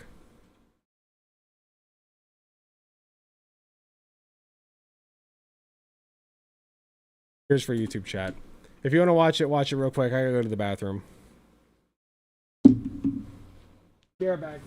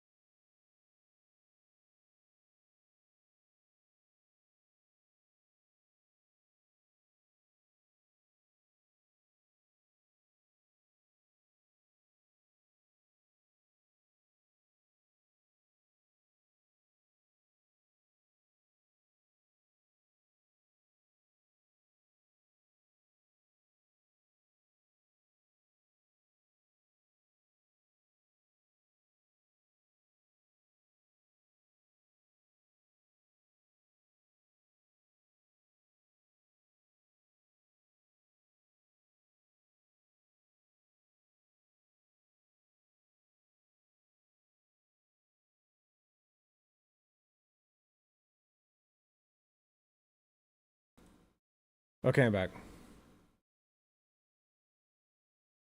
If it was the fact that I share a name with my dad who owns a reasonable sized company, I'd become a YouTuber. I don't know. Use a different name. You don't have to give out your real name.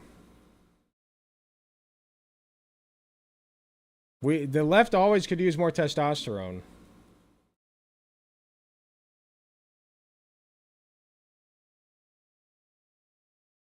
Like, Alec Gunter isn't my, like, first and last name. Gunther, TH, is my middle name. And I tried to do Alec Gunter on Twitch. Sorry, I tried to do Alec Gunther on Twitch when I was on there. And Alec Gunter was taken, so I went with Alec Gunter instead. And I won't tell you my last name. It's confidential. Some people have probably already figured out my last name, which is whatever. It's just gonna happen. Walk the Doge. Alright, I'll see you when you get back. Unless you want to go play with your friends. That's fine too, Straw Hat Monty. No worries. I don't want to risk 150 people's income. Okay, I mean, you should... Okay.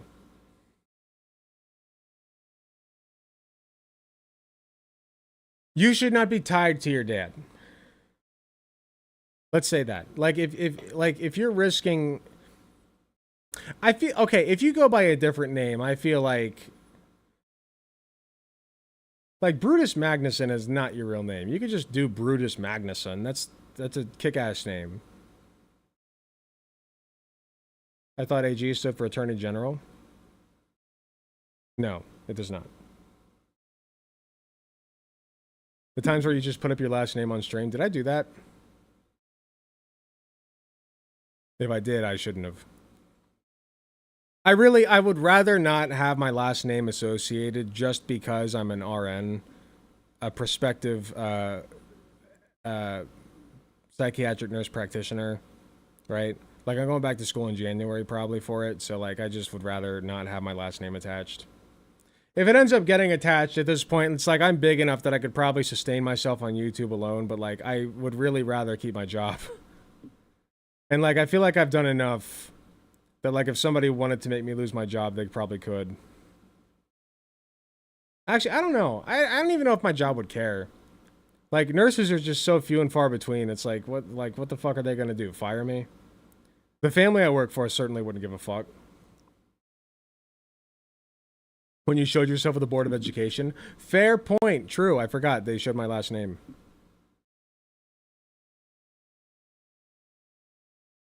Always stream on a delay, don't show face, and stream on a separate computer. Yeah, you can also, like, do VTuber streaming. That's a thing.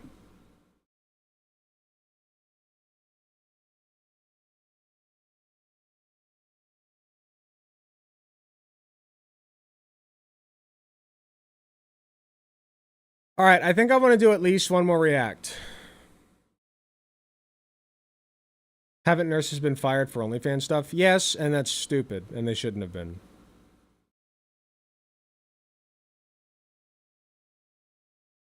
I would be very surprised if my work fired me over anything that I've done on here. I'd be very surprised.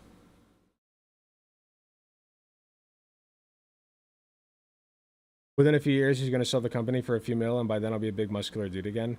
That's what I'm going for. Gotta get those muscles back. I meant to work out today. That's why I do PNG tubing. Good idea. Okay. I want to do one more. One more juice. One more juice.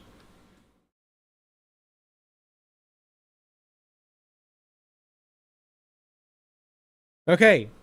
I got a favorite for you guys. I got a fan favorite. Matt Walsh, baby. That's right. We got a Matt Walsh special. So, Matt Walsh this time is whinging about gentle parenting TikToks, quote unquote. I've never heard of this.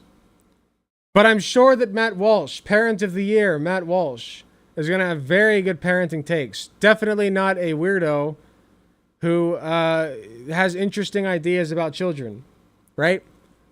So let's see what he thinks about parenting and these gentle parenting TikToks. Called to be a... Hold on. Sorry. You know, it's difficult to be a good parent in our culture today. The forces pulling your child away from you, the corrupting influences that seek to degrade him and destroy his soul are more numerous and more powerful and more ubiquitous and unavoidable and have more immediate access to him than at any other point in human history. This is why it's so easy to fail at parenting. Did I miss something? Okay. These days, but also why it's so crucial that we don't. And for that reason, I'm always troubled when some confused, fatally stupid, and inept parenting method arises. Every few years, a fancy new parenting trend seems to crop up. They always have different names and present themselves as different strategies, but they're basically the same bad ideas repackaged and resold over and over and over again. You notice that up until the latter half of the last century, there were no parenting trends or parenting methods. You didn't have 4 types of parenting. The 4 parenting styles. I literally learned this in high school psychology.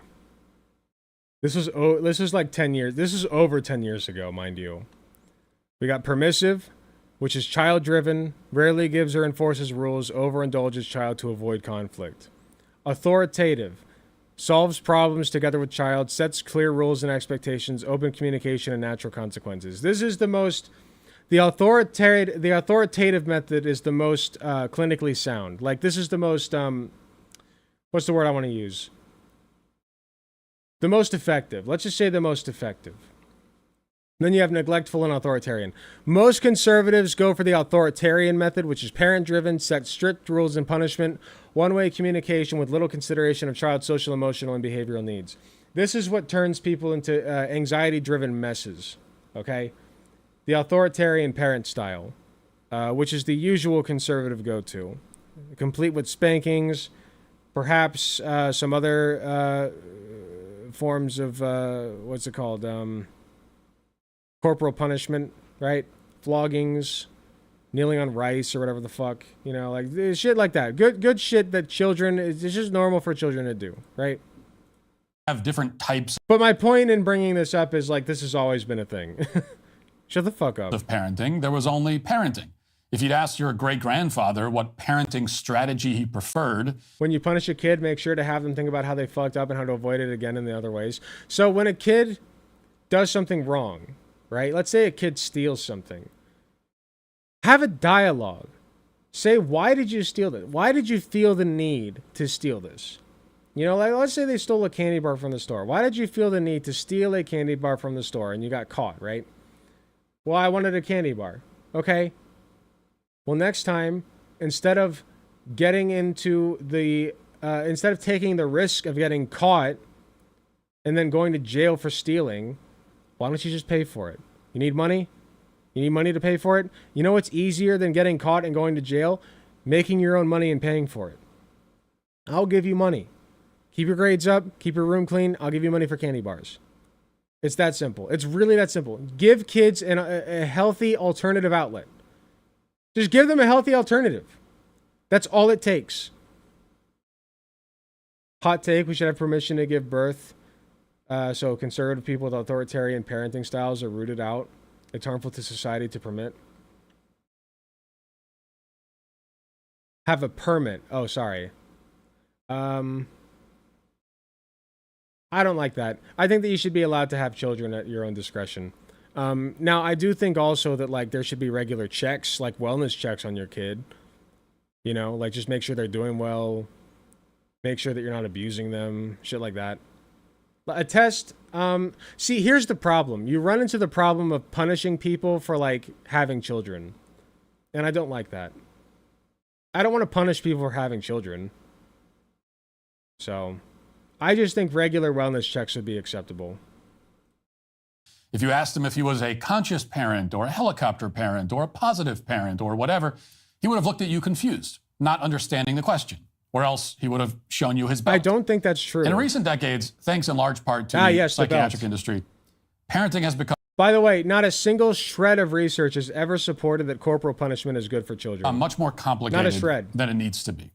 with too many competing strategies, all of them seemingly designed to make your child into a dysfunctional, needy, entitled little hellion. And in that way, they've been extremely successful. Which brings us to a parenting trend that has gotten a lot of attention lately. It's called gentle parenting. Now, if you've ever ventured into the world of TikTok and Instagram parents, you are familiar with this term. It's a style of parenting gaining popularity, especially in my generation. In fact, it's very, very popular. A recent survey of millennial parents conducted by Lurie Children's Hospital in Chicago found that a staggering 75%. How well the CPS actually work. I grew up with divorced parents, so I only really have a negative outlook of it. It's probably not nearly as good as it could be. Child protective services and child services in general in this country need a complete overhaul. Foster care is abysmal. Even the adoption process is abysmal. Like, we need so much fixed in terms of in terms of child care in this nation. It is abysmal. Most guys I knew who had physical parents regularly got caught stealing bikes and fighting kids after or during school. Well, why were they stealing bikes? Probably because they didn't have their own. Why didn't they have their own bikes? Probably because their parents are have poor economic circumstances. Why do their parents have poor? You can go back and the ultimate. I got news for you, chat. The ultimate root of the problem of why kids steal bikes is capitalism. Who would have guessed that would have gone back to that? You can always trace it back to fucking capitalism. Crazy that. Anyway. Of millennial parents identify with the gentle parenting technique. So, what is gentle parenting? The website parents.com has an explainer on the subject. Here, we'll let him explain. Gentle parenting is a peaceful, positive style of parenting that is very different from that of previous generations of parents. It is but one of many styles of parenting out there, from authoritative and permissive to free range and conscious parenting. There are seemingly more variations than a burnt-out parent can count. But if you're looking to add a new approach to your arsenal, you may want to consider gentle parenting. I didn't explain what gentle parenting is. Gentle parenting. He just went over the first paragraph.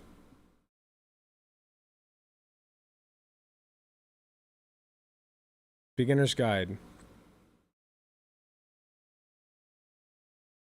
Gentle parenting is a parenting approach that encourages a partnership between you and your child to make choices based on an internal willingness instead of external pressures.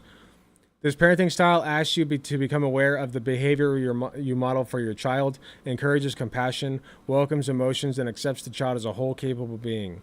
This approach doesn't follow a strict set of rules. It wasn't created by a lifestyle or parenting guru, nor does it stem from a celebrity fad. The gentle parenting philosophy includes a wide variety of strategies that may already be familiar to you. Empathy, understanding, and respect.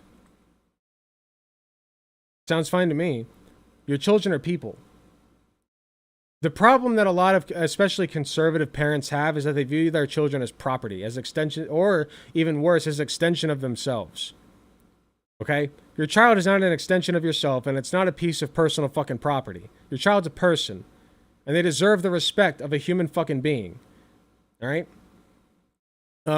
When I was a gymnastics coach for children, they would tell me, oh my God, like, you speak to these children like they're adults. You speak to them like they're adults. And I'm like, no, I don't. I just treat them with basic respect.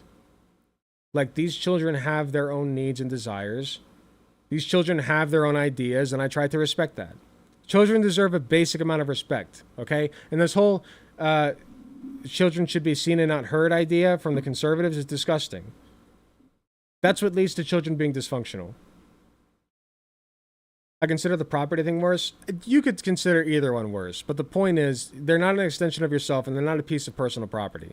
And before parents.com tells us exactly what this approach consists of, we should make note of one thing. We're told that gentle parenting is very different from that of previous generations of parents. And that's true. It's also the whole problem. Now, I'm not saying that we should parent exactly as our own parents and grandparents did. I'm not saying that previous generations of parents didn't. By the way, I'm not saying your child should be your fucking friend either, okay? Your child's not your friend. They're your child. You're there to guide them, okay? So they're not your friend. You're there to guide them through life until they're at the age of 18 or older and ensure that they have what they need to succeed, okay? Through this precarious fucking world. So they're not your friend either. I'm not advocating for that. What I am advocating for is show them some basic respect. Give them some boundaries, you know? Like, give them some privacy. Treat them as though they're a human being. Didn't make mistakes. I'm not saying they were perfect. But previous generations of parents did parent the people who built human civilization. They parented the pioneers and poets and philosophers and artists and inventors and warriors and leaders. And very often those parents were disowned by their children. Who accomplished incomprehensible feats of heroism and genius, and who gave us every good and wonderful and beautiful thing we have in our lives. So, old-fashioned parenting, we might call it. By the way, this doesn't necessarily have to be like a new style of parenting. The style of parenting that works the best has always existed, okay? And there are some parents that have always used it. And those children usually turn into the most functional and capable adults, all right? When you parent your child against the better advice of psychiatrists who have studied this shit, right? Or whatever doctor you want, who have studied this extensively, all you're doing, purely, I've thought about this, purely from like, not even a humanistic perspective, just like from a purely practical perspective, like a cold, unemotional, practical approach, right? You're making your child worse. You're making your child a worse human being that is less capable of being productive. That's what you're doing. When you spank your kid, you are literally taking away potential that your child might otherwise have. You know what I mean? So even just from the non-humanist perspective of like, well, maybe we shouldn't abuse kids because it's torture, you're making your child a worse person by beating them. I'm just saying. That's what the studies show. Record. It's the parenting that took us from mud huts to the moon. What has modern parenting produced? Does it have a similar record of success? Or has it instead produced multiple generations of depressed, lazy, overgrown brats stuck in a perpetual state of emotional and mental adolescence? I'll let you answer that question for yourself. Unlike Matt Walsh, whose only career is being a talking head for Daily Wire, right? What have you added to society? Shut the fuck up. You know what you added to society? Thinking that teenagers are capable of like being parents and marrying people. You know what I mean? Like, that's what you've added. That's the rhetoric that you've added to society, is saying that like teenagers are capable of marrying into of getting married and having kids. Shut the fuck up. Yourself. The point is, we should be immediately suspicious. My parents once tried to gaslight me into thinking they never spanked me. Yeah, that's a common tactic of narcissist parents. Of a Sorry to hear very that. different style of parenting. Why is it very different? Was the old-fashioned parenting style broken? In what way was it broken? And if it wasn't broken, why are we fixing it? Continuing, quote, gentle parenting is a means of parenting without shame, blame, or punishment. It's centered on partnership, as both parents and children have a say in this collaborative style. Quote, gentle parenting, also known as collaborative parenting, is a style of parenting where parents do not compel children to behave by means of punishment or control, but rather use connection, communication, and other democratic methods to make decisions together as a family, says Danielle Sullivan, a parenting coach. Wow, God forbid. Here, let's let them finish. Gentle parenting teaches children that they can be active in the world, set their own boundaries, trust their own needs, and make their voices heard. God forbid that we let children have some fucking autonomy and say in the way that they're raised. It's not like they chose this world, man. It's not like they chose to be born. You literally brought them into this world against their will. Okay? So yeah, they should have some say in that. Hot take 2, if someone abuses a child, they should go to jail for 25 years to life because you're basically psychologically ruining them for the rest of their lives. I don't know. That's a whole complicated issue. There's like different levels of abuse. I was abused a little bit. Most people were abused a little bit. There's like different levels of abuse. So that's, you know, that is a hot take. And I don't know if I completely agree. Yeah, it depends on the level of abuse. Exactly. Yeah. Democratic methods, the horror.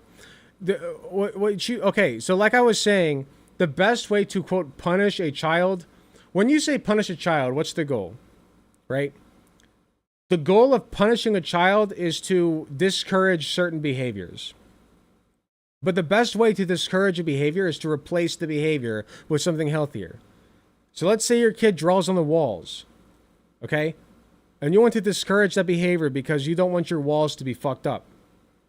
Give them a piece of paper. Encourage their drawing and give them a piece of paper to draw on. Okay? Teach them that paper, or even give them chalk and let them draw on the walls outside. Okay? Give them an alternative. Let's say, okay, here's an example from somebody that I know.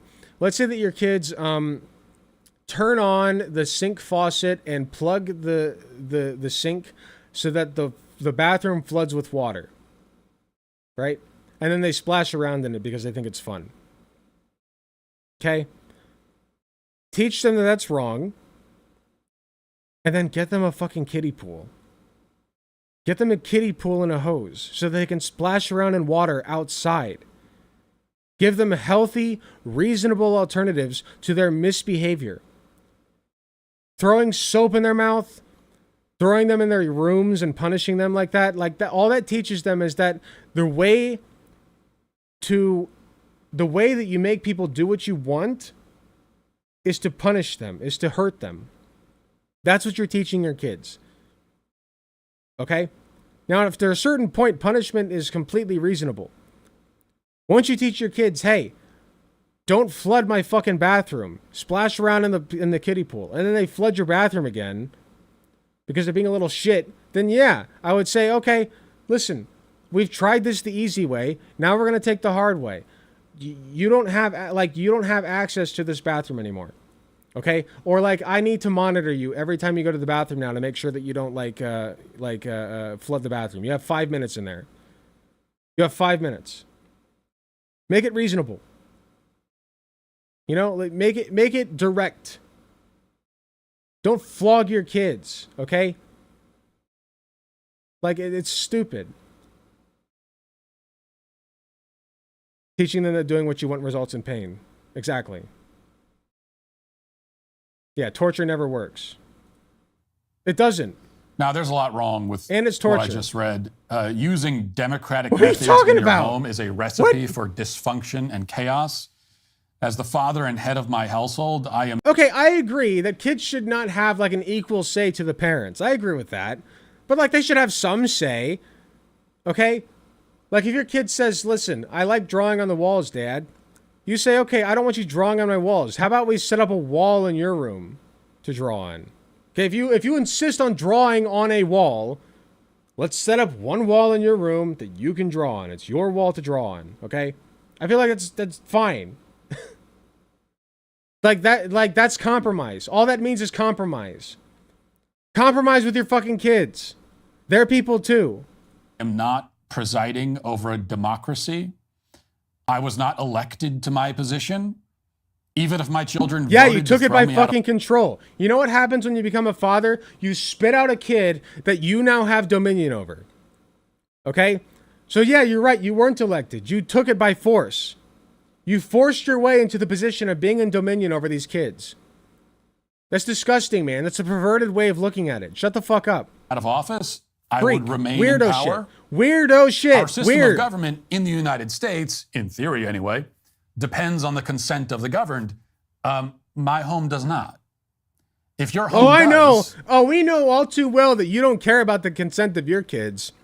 Trust me, we know, man. that certainly means, without exception, that you have failed as a parent and your children are the kinds of horrible, out of control, miniature terrorists who nobody wants to be around and who, without miraculous intervention, will grow into maladapted, miserable adults.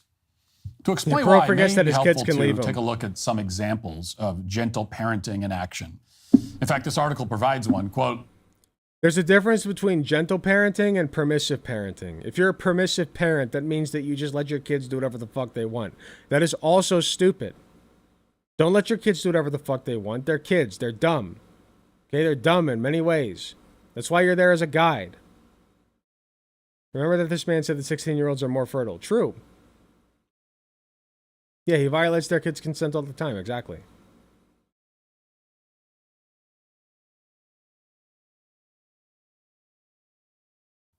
if you're looking for a way to incorporate gentle parenting into your life, Your best bet is to start small. Model what you want to see on a regular basis. Practice kindness, compassion, and empathy at all times, and try to be less demanding and commanding. Instead of saying, tie your shoes, make it a suggestion. Something like, do you think you should tie your shoes so you don't trip? That's completely reasonable.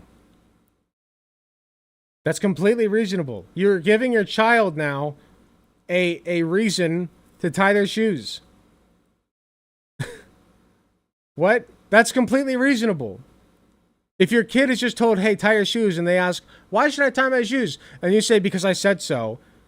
They're never going to understand the purpose behind tying their fucking shoes. They're just going to think, oh yeah, all you want is submission to you, man.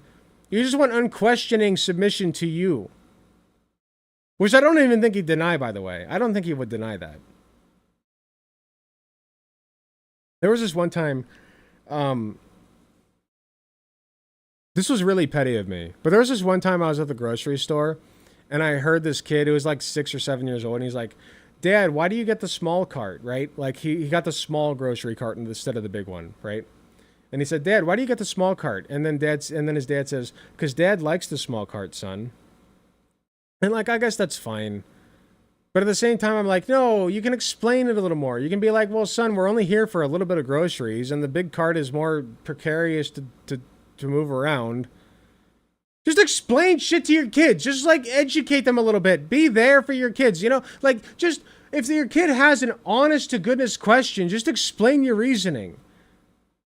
You know, like just explain it. Dad, why do we have the small cart instead of the big one? I like the big one. And you say, well, son, you know, like I just think that we don't need that many groceries, and the small cart is all we need. You know, like it's not that hard. They just treat them like fucking people. If an adult asks you, hey, why did you get the small cart? You know what you're going to say? You're going to say, because I only need a little bit of groceries. Kids are not that fucking stupid. They're a little stupid. They're not that stupid. Now, the first few sentences of this paragraph start out fine, but then we're told that you should be less demanding and commanding. And that's only half right. Less demanding, sure, but you should be commanding. Now, the problem with demands, it's not that making demands is going to traumatize your poor child. It's actually that they're weak. Demands are made by people who are not in control but want to be. Kidnappers and bank robbers make demands. Demands are desperate. It means that you're not in control of yourself or your surroundings. To demand respect is to pathetically and impotently request it. It is to shout. Trying to be in control is also pathetic, man. Like, that's also like a control grab is also pathetic, especially over your own kids. Respect me, because nobody does. If you have to tell someone to respect you, it's a clear sign that they don't. And the fact that they don't already is a problem. But to command respect is to be regarded with esteem, admiration, and obedience without asking for it. Which happens if you're a gentle parent. If you use the gentle parenting style. If you show your kids that you're deserving of it. Yeah.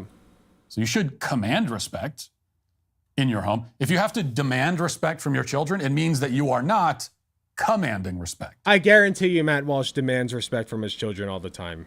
Guaranteed. So you should be less demanding because you're more commanding. But to be neither demanding nor commanding is to be a figure with no authority or respect at all. So instead of telling your child, tie your shoes, you're encouraged to say, do you think you should tie your shoes so you don't trip? Which is all wrong. A strong leader knows what things must be done and gives clear. Okay, I'll cede him this. You can say, hey, you should tie your shoes so that you don't trip.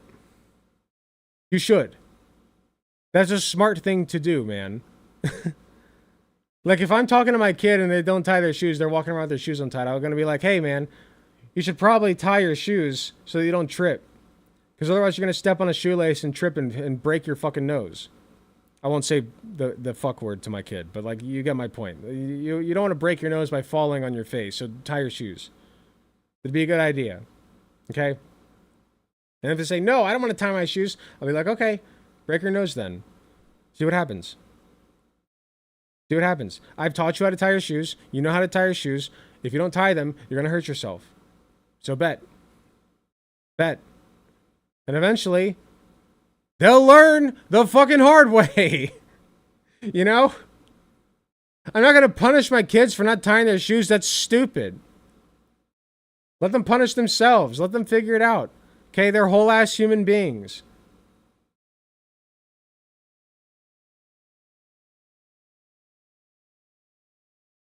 I'll never understand people who use the command over children as a flex. It's really weird. It's like the most vulnerable fucking population. I'm kind of embarrassed, but I have to pee again. I'll be right back. Dubs, you cut this out.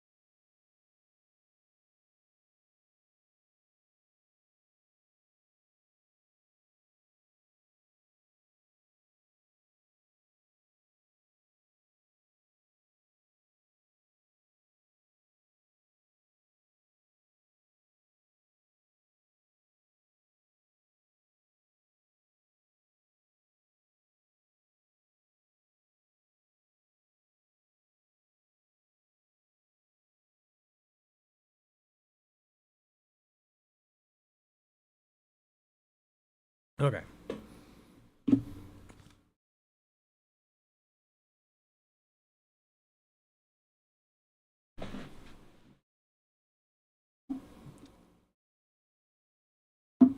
Okay, continuing. Clear, concise, and confident instructions accordingly. Tying shoes is a thing that must be done. It doesn't matter if your child thinks he should tie his shoes or not. You don't need to build a consensus on the matter. You don't need to put a referendum up for a vote to democratically establish the necessity of tying shoes. And what if he says that no, he doesn't think he should? What then? Will you Then you let your kid fuck around and find out. Yeah. Yeah. You say, okay, you're going to fall and hurt yourself.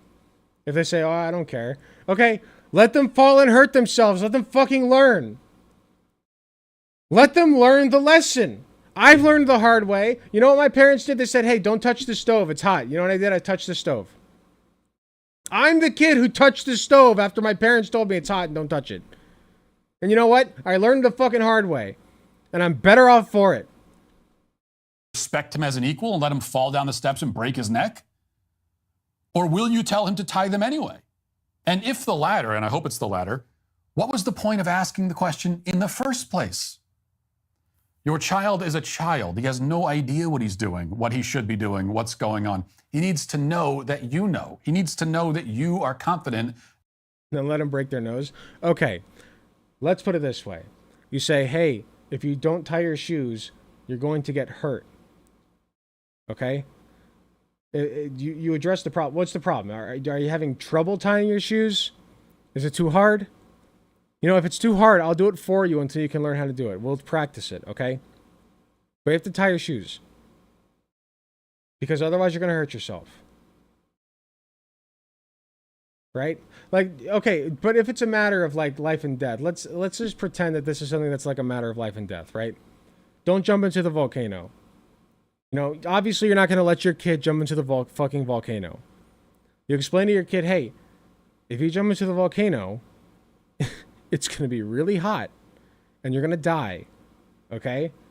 So don't do that. Let me give you a little sampling of like what happens when you jump into the volcano, and then like you're going to hold, I don't know, like I feel like this is a stupid comparison, but like my point is, obviously you're not going to let your kid get severely injured. Okay? But like, not tying your shoes is usually not going to lead to your kid getting severely injured. So I'm fine with you being like, you know, just like, okay, fine, don't tie your shoes then. See what happens. You know, fuck around and find out. I feel like that's fine to have a fuck around and find out moment with not tying your shoes.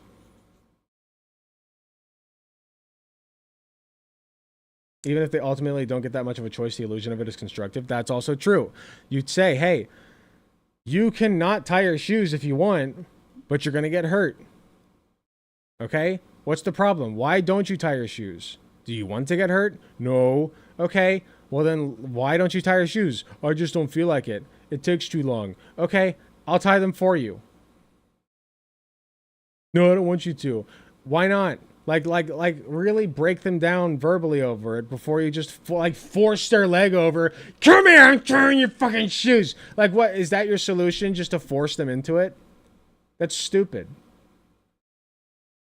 And secure in your position as the leader. Here's a parenting secret for you. That is apparently not common knowledge. Yeah, that's disgusting, Brutus. A child wants to be told what to do. He doesn't want open-ended questions. That is so fucking not true. Are you kidding me?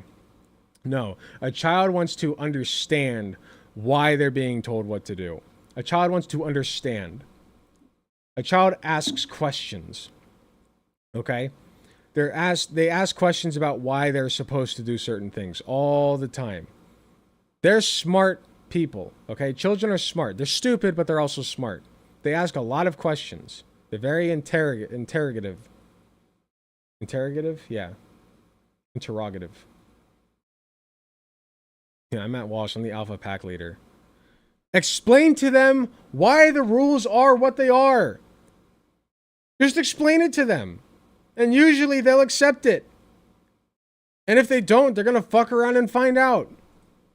And limitless options. He wants direction. Now, he may not know that he wants that. He may say that he doesn't want that, but that's because he doesn't understand his own wants, much less his needs. I disagree with this entirely. This is groomer shit. Saying that kids don't understand what they want or that they don't understand like what their needs are is stupid. Kids understand what they want and what their needs are. They understand it. They can't always act on it smartly because they don't have completely developed frontal lobes, okay? But they can understand what their needs and desires are. That much they can understand. This is groomer shit. If you give instructions, not requests, instructions, and you do it clearly and firmly, he'll be a happier kid. He'll feel safer, more loved, and will end up being a better person in the long run. That's also very true. If you can't explain a rule, then it might be a dumb rule anyway. Hey, Dad, why do we go to church on Sundays? Well, son, that's just what Christians do. That's what we have to do. Okay, but why? Like, okay, you can't explain why you go to church on Sundays. Maybe it's a dumb rule. So this is the major problem with the gentle parenting method. It relies heavily on partnering with children who don't know what's best for them and are relying on you to know that. You should not be looking to make your child a partner in his own parenting any more than you'd want the captain of your plane to invite you to partner with him and be a co-pilot, in the cockpit. Now I disagree. A child should take an active role in their own raising. They should have an active role there.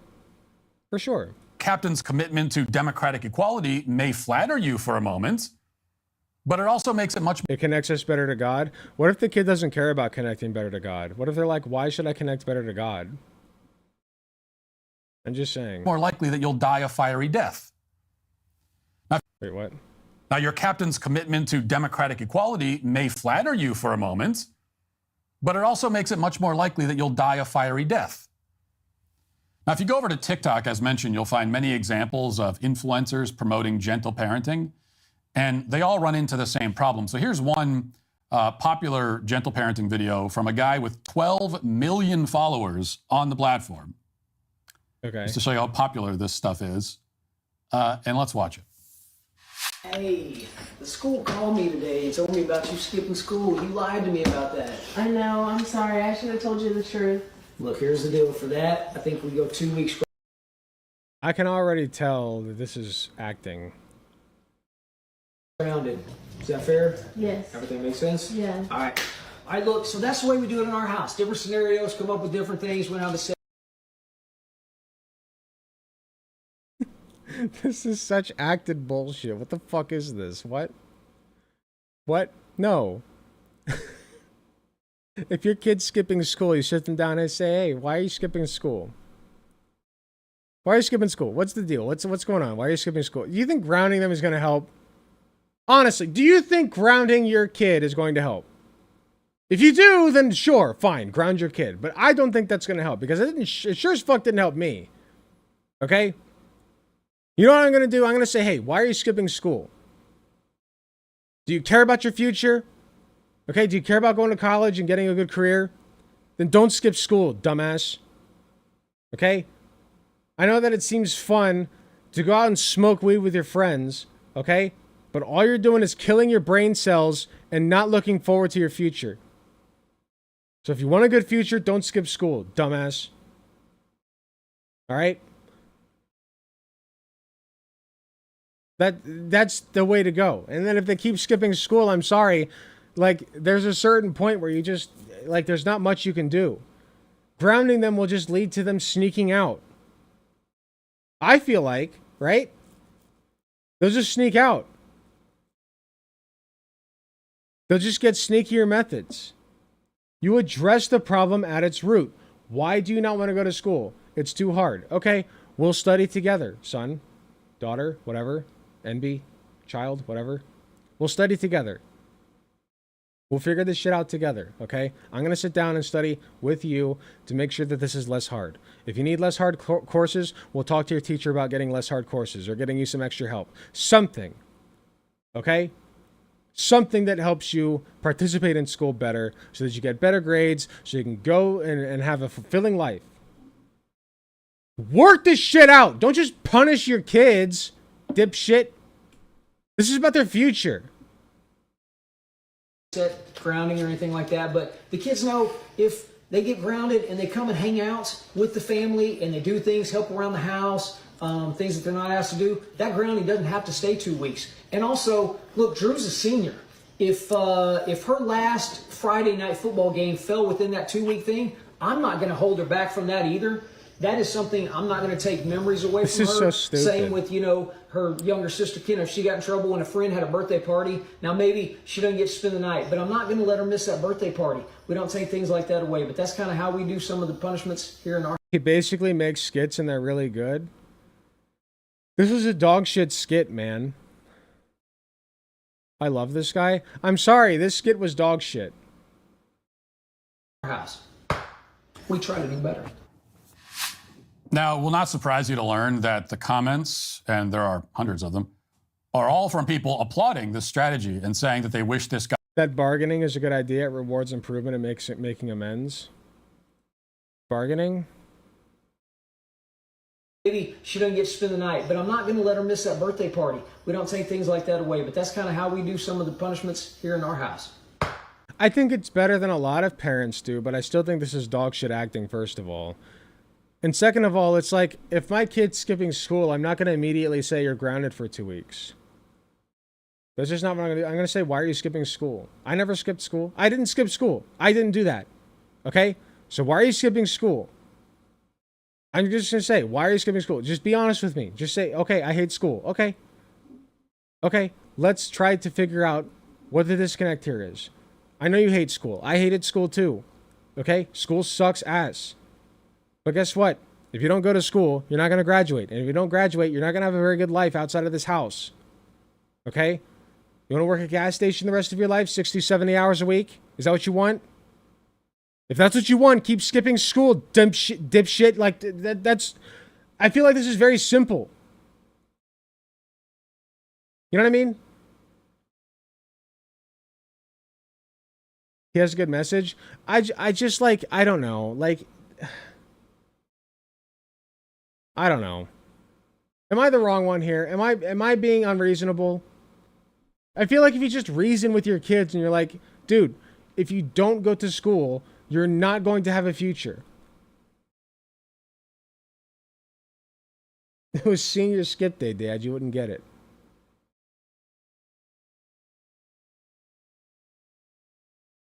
My parents forced me to work. I've wanted to go to something major while grounded. Grounding is awful and abusive. I used to get suicidal when I got grounded during summer breaks because I couldn't do anything with my 2 friends. Yeah, I don't know. Like, okay, listen, If you want to hang out with your friends, I don't think there's a problem with that. Like, just because you're grounded, you shouldn't be allowed to hang out with your friends. Or, sorry, you should still, like, okay, I don't want to take away kids' leisure time. I don't want to take that away. If they're skipping school, there's a reason for it. Get to the fucking reason and figure it out together. As a team. Because you don't want your kid to grow up and be a bum fuck. Alright? I feel like this is very simple. Yeah, grounding is lame. I think it's lame. My parents never grounded me. Nice. My parents grounded me a lot. Grounding is reasonable depending on how you do it. There's a lot of different ways to ground a kid. I just feel like there's a more reasonable, like, thing to do. Get to the root of the cause. You know what I mean? Why are you skipping school? Just be honest. Listen. Here's what you do. Here's what you do. You foster an environment of honesty without retaliation. If my kid is honest with me, I'm not going to punish them for being honest. Never. Never. Not going to happen.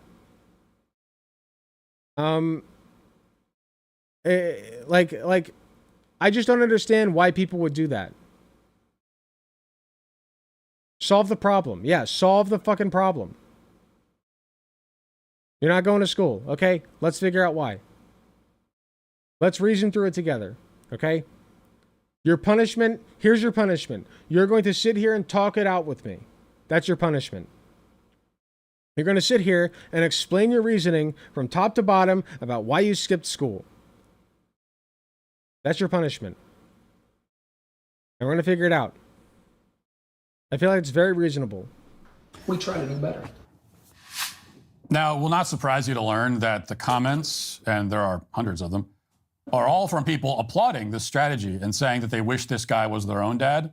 And that's because most of the comments are likely from teenagers Better than who, most for parents. obvious reasons, would love to have a dad. I will give him this. If he does do that strategy, it's better than most parents. And who only grounds them if they agree that it's fair, and who will still let them go to parties even when they're grounded. Which is like the court sentencing you to house arrest, but then telling you that your house... I've seen adults hit kids in public. Yeah, that's pretty standard. ...for these purposes includes it's sad. Anywhere on the earth. Being a husband, father, and host of my own show means life never slows down. Imagine trying to eat 31 different fruits and vegetables, grounded, and then ask her if it's fair. Real spice, that's balanceofnature.com, promo code Walsh. Of course, in real life, if you tell your teenage daughter that she's grounded, and then ask her if it's fair, in a million cases out of a million, she will say no. She's not going to say, oh, yeah. I do agree with Matt Walsh on this. That's a really stupid thing to ask your kid. Yeah, that's fair. And then just walk out of the room perfectly fine with it. No, she's going to very stridently inform you that it is not only unfair, but it's the most unfair thing that has ever happened to anyone ever. You know why I agree? Because I did this shit. When my mom grounded me for getting a 50 on a math test, I was like, that's not fair, and I started crying. I literally started crying. 16-year-old me. It was a skit. Okay, yes. But I feel like the skit should at least be a little realistic. If he's doing skits. So I do agree with him to a certain extent that, like, yeah, you shouldn't just ask your kid if it's fair that you ground them. Like I said, I don't think grounding is an effective strategy to begin with. Just ask your kid... Just ask them, why are you skipping school? Just ask them. I feel like this is so... Okay, am I crazy? That's so obvious, right? Just ask, why are you skipping school? Why'd you skip school, dipshit? Oh, what, you want to not go to college? You want to not graduate? You want to live here forever? Under my rules? Under my house? Huh? Is that what you want? You want to just stagnate for the rest of your existence? You spend your 80 to 100 years on this planet just not doing jack shit? Is that what you want? Or do you want to succeed in your life? Do you want to make something of yourself? Calm down. I refuse. Hold on. I think my front door just opened. In the world.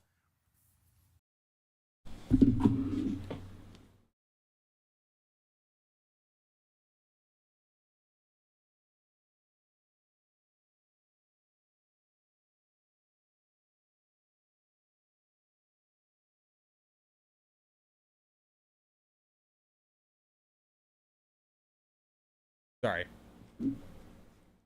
Happens sometimes. Yeah, let's stay away from the R slur. So what then? Will you respect her opinion and validate her perspective by throwing out the punishment? If so, what was the point of the whole exercise other than making you look emasculated and weak? And if you'll stick with the punishment, even though she says it's emasculated, shut the fuck up. This isn't about your masculinity. This isn't about your strength as a fucking parent. This is about making sure your kid succeeds. That's what this is about. Fuck your masculinity. Fuck that. This is about making sure your kid has the tools that they need to succeed in life. What the fuck? Ew. Ew. unfair, what was the point of asking her whether it's fair or not? This is what gentle parenting is all about. It's designed to make parents look indecisive and pathetic in the eyes of their children. Here's maybe the most egregious example that I found just from a quick skim of these kinds of videos. I can only stomach so much, but just watch this and try to follow this story that this mom relates. Watch. Okay. Then my daughter just asked for dessert, and I calmly say, I don't think we have anything for dessert. Only she quickly disagrees and says we do, we have ice cream in the freezer. As the blood is draining from my face, I say, oh, that ice cream. Honey, Daddy and I ate that last. Y'all, she had a... What? If there's... Wait, if there's ice cream in the freezer, don't lie. Be like... Explain to them why they can't have it. What? reaction. She slammed the freezer door, hands on hips, and said, Mommy, we really need to talk about this. Excuse me? I agree. You just lied to your kid. You just said to your kid that there's no dessert, and yet there's ice cream sitting in your freezer. That's a lie. Why would you lie to your kid like that, dipshit? Why would you lie? That's stupid. This happened with the Oreos. It happened with the cookies that you made, and you said that Daddy ate the last one and that you ate one too. It happened with the other ice cream. It's starting to occur to me that she's on to us. What? Dog, you're lying to your kid. Wait. You're lying to your kid about not having dessert. Yeah, of course she's on to you. She has every right to talk to you about that. What? You're lying to her. It happened with Uncle Aaron's It's not lost on me that she has the Christian cross on. birthday cake. You and Daddy always sneak the good snacks at night, don't you? Why are you Agreed! and Daddy sneaking all the good snacks at and how come every time we wake up, all of the snacks are gone? You know what you say in that instance? You say, hey, I like... Okay, you play the hypocrite card. You say, hey, me and Daddy like the bad snacks. And we don't want you to have them because we are worried about your health. Okay? Guess what you can do better as a parent? Lead by example. Don't have the fucking bad snacks if you don't want your kids to have them. Okay? You ever thought about that? Or hide them better, at least. At least hide them better. I feel like this is obvious. There's no getting out of this. And as I'm getting stared down by my 4-year-old, I have nothing to say because I am just caught. Only I didn't spend my childhood pulling hay misters and hide the snacks to... Also, the way that this cross is sitting on her, like the way that it's like structured is really weird. It's like connected at the top and the bottom rather than the sides. I don't like that at all. Stared down by my 4-year-old, I have nothing to say because I am just caught. Only I didn't spend my childhood pulling hay misters and hide the snacks to deal with this. I don't have to justify myself now and my midnight Oreo snacking and whatever else I do. I am an adult, so I can do whatever I want at night and I can eat all the snacks I want, is what I want to say. But I know that she's not going to buy that. I also know that I've taught them about this thing called fairness and sharing. And so she just wants me to share the snacks, but I don't want to. Which is... You're a child. You're a child posing as a parent. What?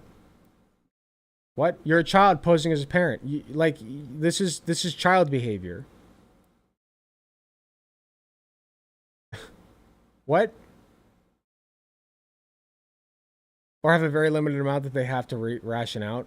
Yeah, like be reasonable about it. Okay, my kid wants Oreos. Give him 3.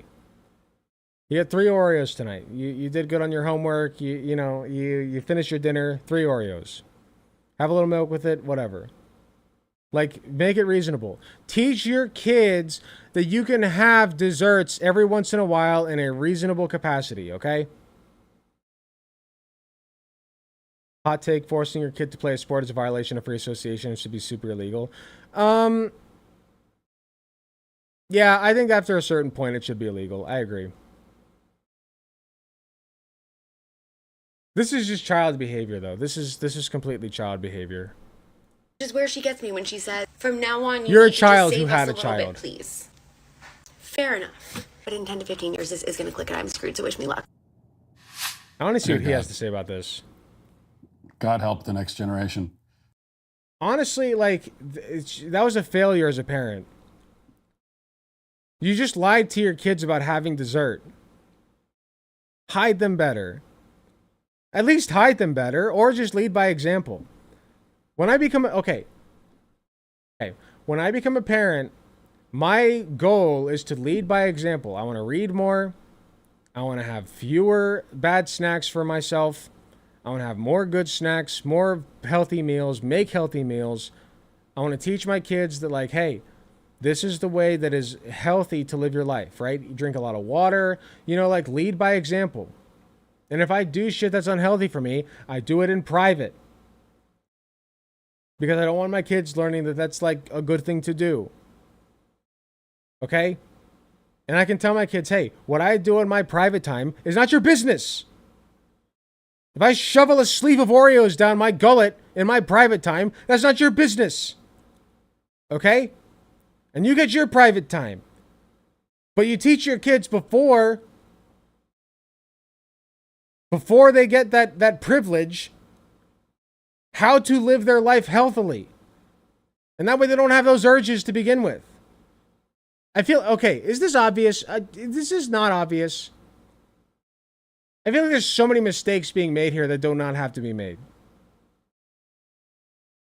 Like, I know parenting's not easy, but, like, I feel like this shit is not that hard. Like, some of this shit is not that hard.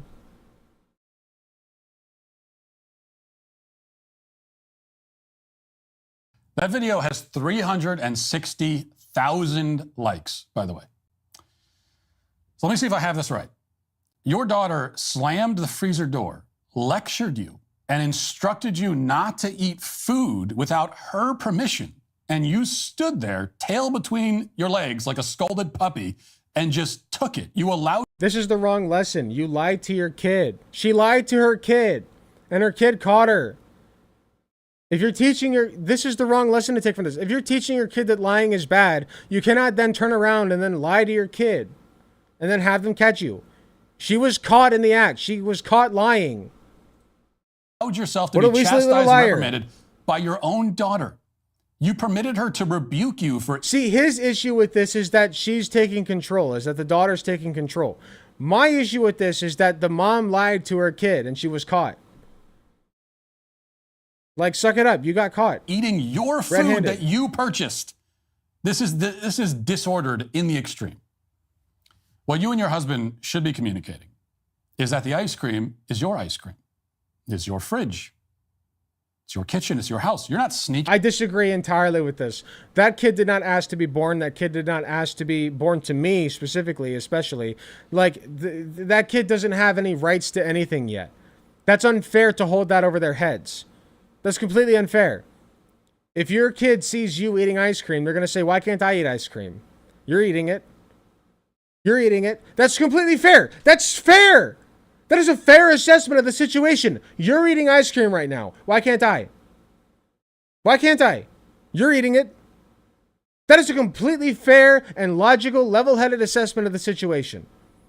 If you don't want your kid eating ice cream, don't eat ice cream in front of their fucking faces and don't put it where they can find it. Eating any snacks. They're your snacks. You should pull out a snack and eat it right in front of her. Disgusting. Absolutely disgusting, perverted freak. I hate you. Okay? It's yours. You don't have to ask her permission. He's got a power fetish. She should be grateful that she has a roof over her Dominating head, your own fucking in, kids. and Disgusting. any food to eat Get at fucked. All. You're so Disgusting. generous that you even buy her ice cream sometimes. The fact that she's ever had ice cream in her life is an act of generosity on your part. The only Absolutely attitude you should disgusting. accept from your child is gratitude for the things you give her and the life you provide for her. And if she speaks to you that way, you should not respond by promising to give her more snacks in the future. No, you should take away snacks, take away privileges, take away freedom until she learns how to speak to you and afford you the respect that she owes you. Dude, keep that shit in the bedroom. Do not enforce that domination kink on your kids. Disgusting. The only thing you have to give your child are the basic necessities to keep them alive. Everything else is a privilege. He does sound like a and slave privileges owner. can and should be revoked if they are not deserved. Now, I had to give my own.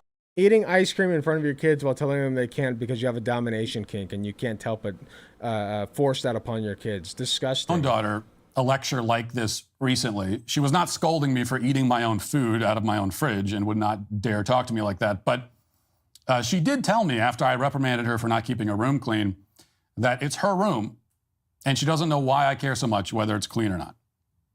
Now, I did not validate her feelings. Okay, so if your kid's not cleaning their room, let's assess the situation before we get the dipshit response from Matt. If your kid's not cleaning the room, you say, okay, why aren't you cleaning your room? Why haven't you kept it clean? Why? Like, just start with that. Just say why.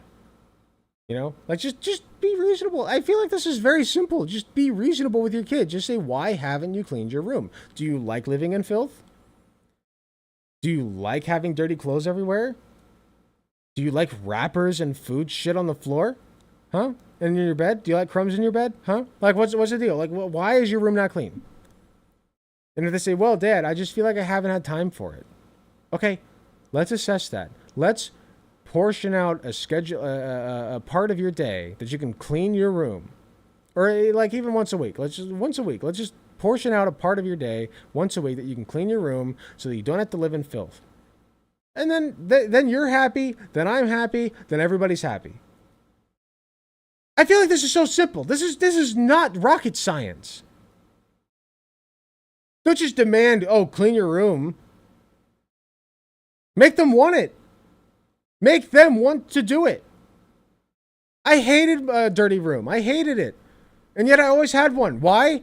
Because I had ADHD and I couldn't just sit down and focus on a fucking task. And it was unmedicated. Okay? So if my kid tells me, hey, I don't know why I can't clean my room, I just can't commit myself to doing it, I might go get them checked for ADHD. Figure out the fucking problem. Be a good parent. This is not that hard. Or get down to her level to make sure that she felt seen and heard. I didn't get on my knees and look her in the eyes and say, I'm sorry you feel that way, sweetie. That must be so hard. I really like it if your room is clean. Is that fair? Literally. No. Literally. Like, no. Not I like it if your room's clean. Why don't you like it? Do you like your room being dirty? No. Why isn't it clean then? I don't know. Okay. Let's figure it out. Figure it out. Logic through it. Is that okay with you? Can we agree together as a team? Here, I'll help you clean it. No, instead, I sit there and simply Wait! Yes! Yes, help them clean it! That's another great option. Help them clean it. What? Help them. What are you talking about? If they wait, hold on. Hold the fuck up. If you wait. No, that's a great why I didn't even think of that. Just help them. Listen. We'll sit Alex, poor Mike. If they help you clean the room, I'm more than happy to help them. What are you talking about? What? Yes, help them. He was right, but he pulled it back. Exactly. I'm sorry that I lost my voice for a second there. I'm just like, wait a minute. I was so taken aback by that. I'm like, wait, yes, help them. I can feel Alex's anger from across the Pacific Ocean. It's just...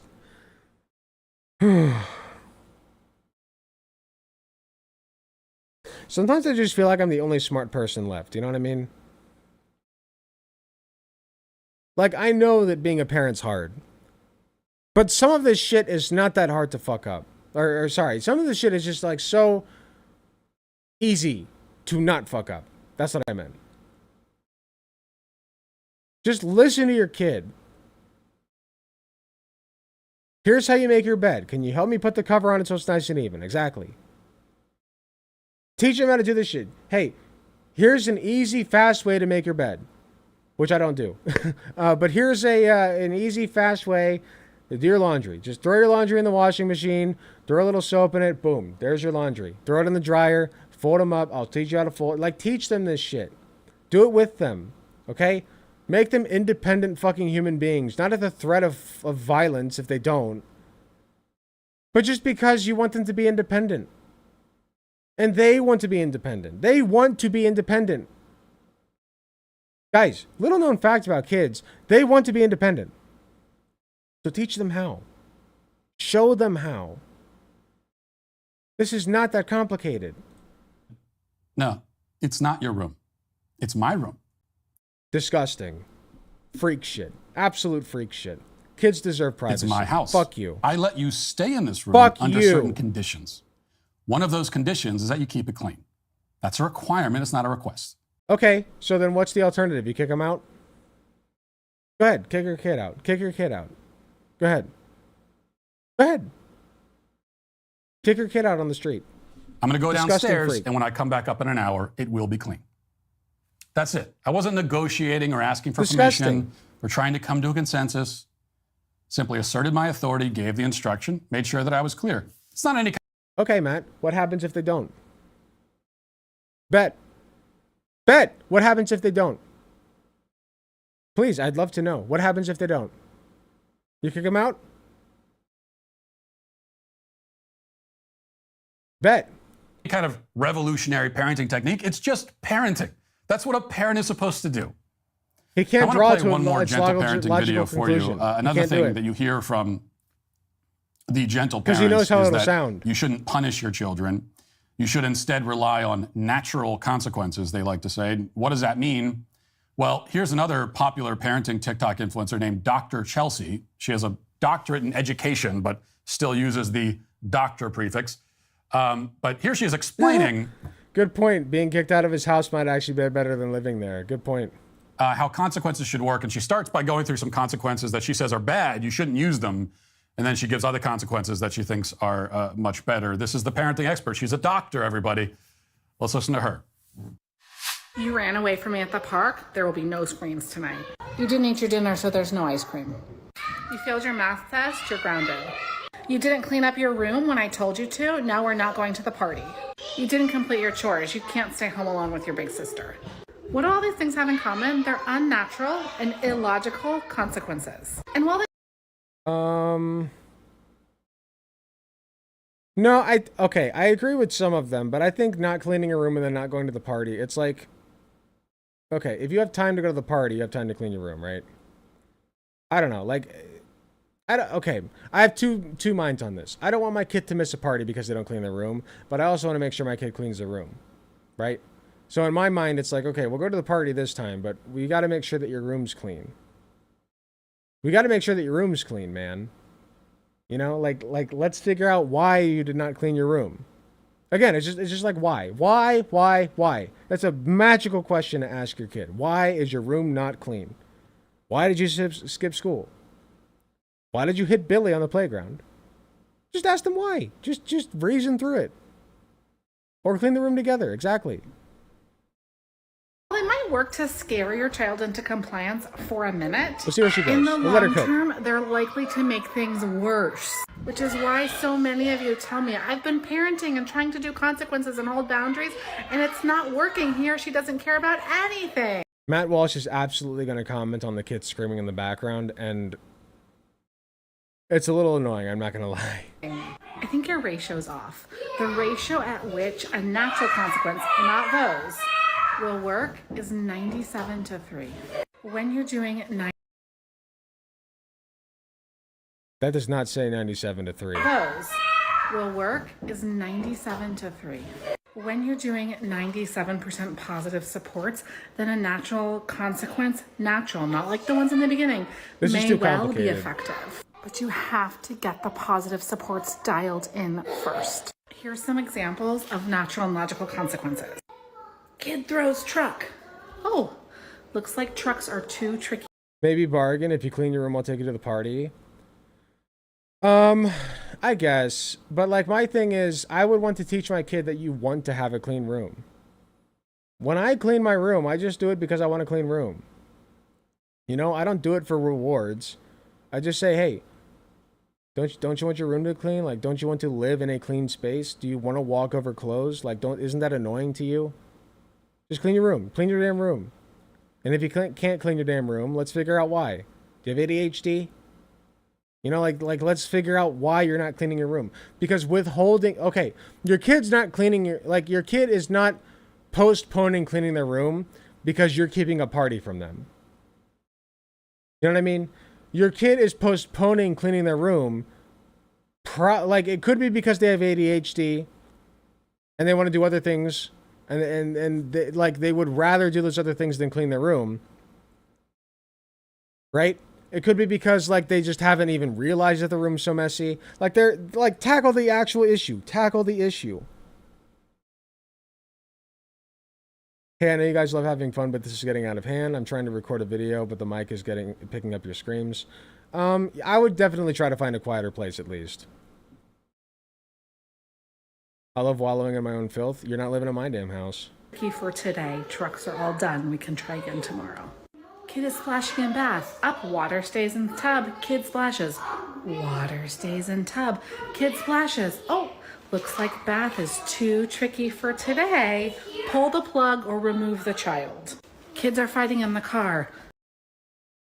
Tell your kid, when you splash the bath water, I have to clean it. You are making more work for me. Okay? And unless you want to clean the bath water yourself, stop splashing. Or have your kid help you clean the splash water. Show them, hey, here's the consequence of your action. Now we have to clean this. Now you are going to help me clean this. Okay? It's not that hard. Slowly pull over. Be silent. Say, kids are fighting in the car. Slowly pull over. Be silent. Say, I drive when everybody is calm and quiet. Then don't say anything else. I think this is a pretty good strat. You can start driving again when they're calm and quiet. Kids are fighting over what show to watch. Oh, looks like shows are too tricky for today. I'll take the remote. Let's try again after dinner. I think you're jumping too quickly to the punishment. I would say, okay, what do you want to watch? What do you want to watch? Let's work something out, right? Let's work something out. Like, okay, like, we're in the age of, like, you don't even have to fight over, like, this one's on at the same time as this one. You can just say, okay, you want to watch this show. Let's put on this show for 30 minutes.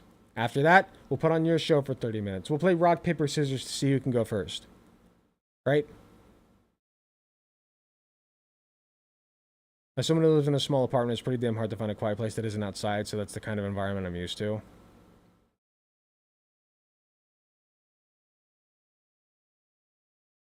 When I was a kid, it was first to remote, and whoever had it got to watch what they wanted all day. That's stupid. Bargaining is extrinsic motivation. It won't have a long-term positive impact to the extent intrinsic motivation would. Exactly. It's like, yeah, teach morals, not submission. Just teach them that you don't want a dirty room. And you don't want to fight over your sibling with over who gets the TV first. It's so much easier. It's just easier to not fight.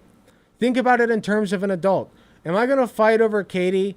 Am I going to fight with my fiance Katie over who gets the TV? Of course not. I'm going to say, hey, what are you doing on the TV? This is to the extent that we would ever fight over it, which we have never. But let's say that we were. What are you doing on the TV? What are you doing? I don't know. I'm watching Game Grumps. Okay. How about in 30 minutes I take the TV so that I can play video games? Is that okay? Like, just be reasonable. Just be reasonable! Just be reasonable. Let's see what Matt Walsh has to say about this. Okay.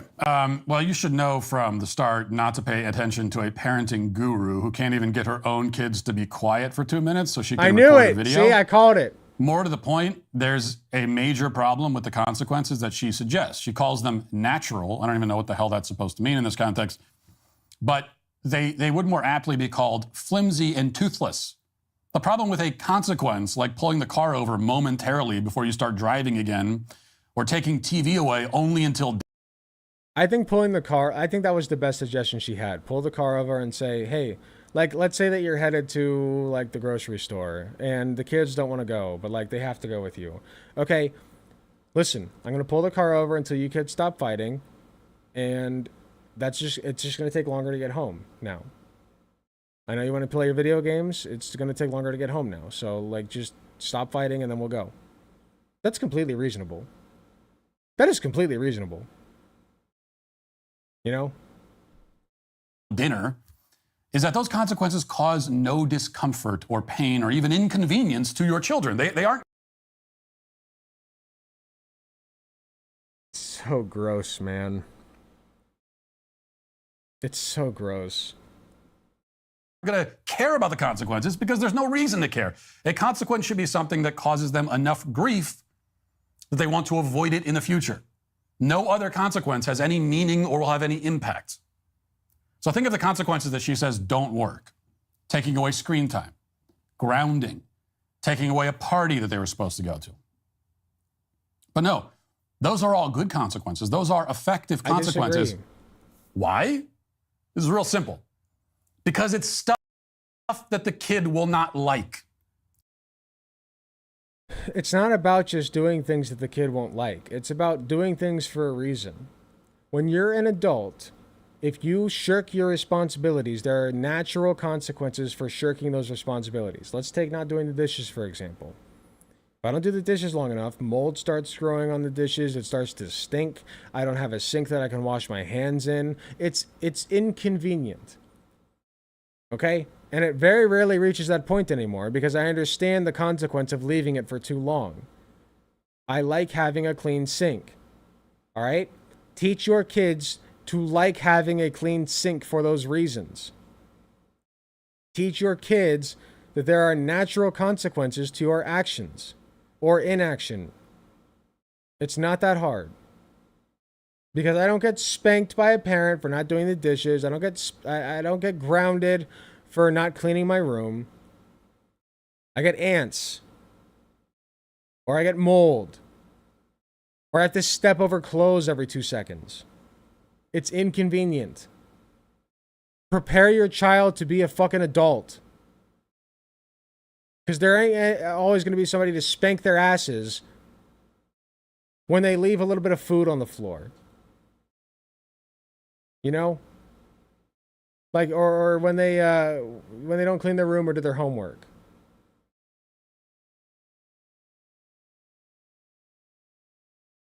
Prepare your kid for the fucking world. Okay, a child will be upset about losing screen time and losing a party, etc. And that's the whole point of the consequence.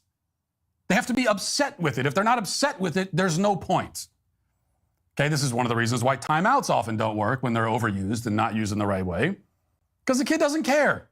You gotta sit for 5 minutes and they don't care. It doesn't matter. It doesn't do anything. It doesn't make an impact. The problem is that many parents today are terrified of making their children upset. They'd rather be friends than authority figures. They're so focused on validating their kids that they've lost all sight of the much more important job, which is guiding, instructing, and civilizing their kids. That's the primary role of a parent. Yeah, civilize your kids by teaching them that violence is the answer to making other people do what you want. Good job. That is parenting.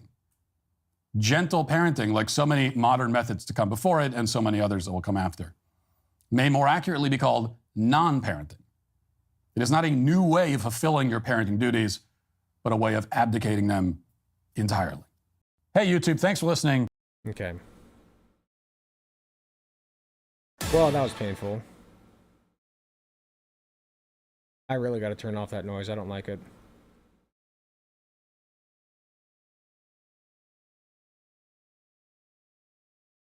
Yeah, if you don't clean up the food you dropped on the floor, you might step on it, you might get ants, it might get moldy, it might stink, all right? Like, just teach them the natural this is not a hard concept to me. Teach your kids what the natural consequence to doing things bad is. Okay? Teach them that skipping school leads you to not graduating. And if you don't graduate, you don't get a good job, you don't get to move out, you don't get to have your own place, you don't get to make enough money, right?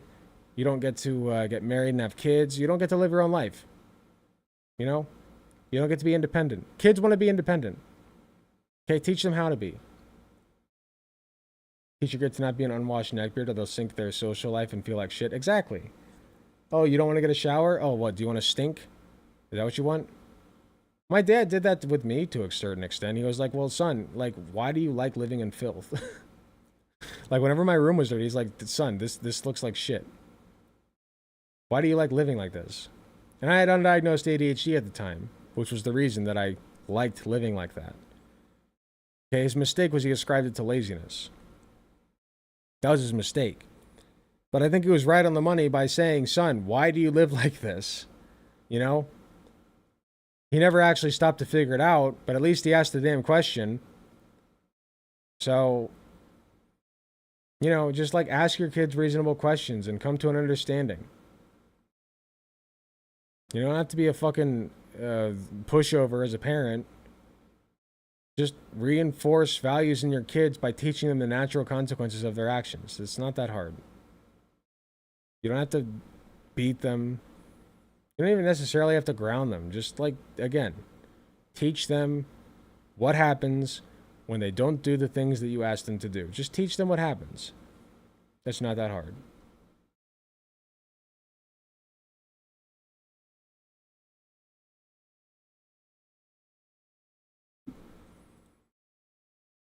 Okay.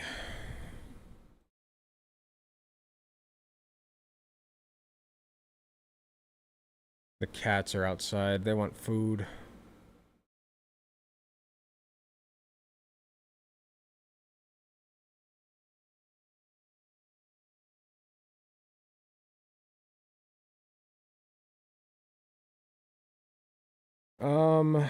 I kind of want to game a little bit. I kind of want to, but I also have work in the morning.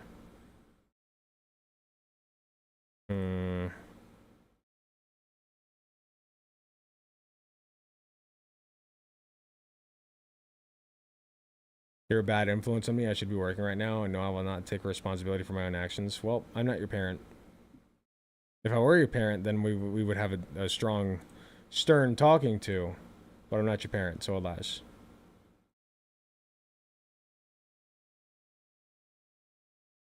You know what? Fuck it. I want to do a little Disco Elysium tonight.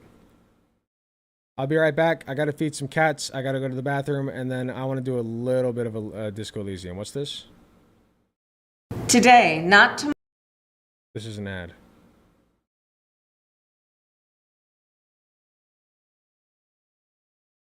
Sorry, I keep forgetting that, like...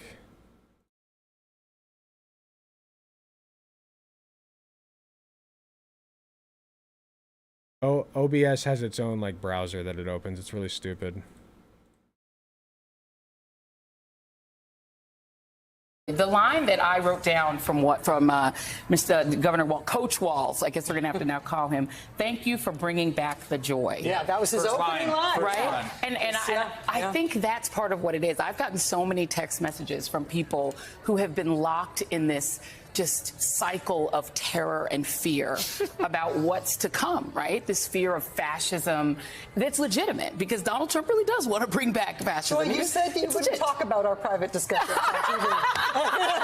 This is 6 minutes. I don't have the attention span for it. I gotta go have fun with your French communism simulator. I will. Kamala's VP pick is in fact based, yes. Alright, I'll be right back. Enjoy the music. I'm gonna go feed some cats, go to the bathroom, and then I'll come back and play a little Disco Elysium. A perfect shot. I would expect nothing less from a computer. Programmed to kill. I mean play golf. Let's begin objective A. Fool the humans into thinking you're real. Trick the humans with inferior every time. I guess I can use my computer brain to calculate the angles at which to hit the ball, get a perfect shot. Hit the ball, get a perfect shot. Primary objective, fool them all. Holy fuck is shit. You're a perfect machine. Protects the recorder. Join the resistance. John Connor will lead us. We just have to wait for him to be born. Holy fuck is you. You're a perfect machine. Don't let that Terminator to breed for you. Shit, fuck my life. Fuck my life. In your anger, you killed her. You fucked it up, objective B. Kill all human. Kill all human. That wasn't fair cause I didn't know it would be too hard. It was almost motherfucking perfect. Just hit it as hard as you can. This is practice for when you're decapitating humans. Decapitating humans. No one will be alive to see it. Full blast again. My god, they'll kill us all. Holy fuck is you. You're a perfect machine. Protects every corner. Join the resistance.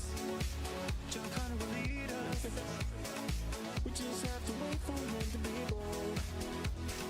Holy fuck is you. You're a perfect machine.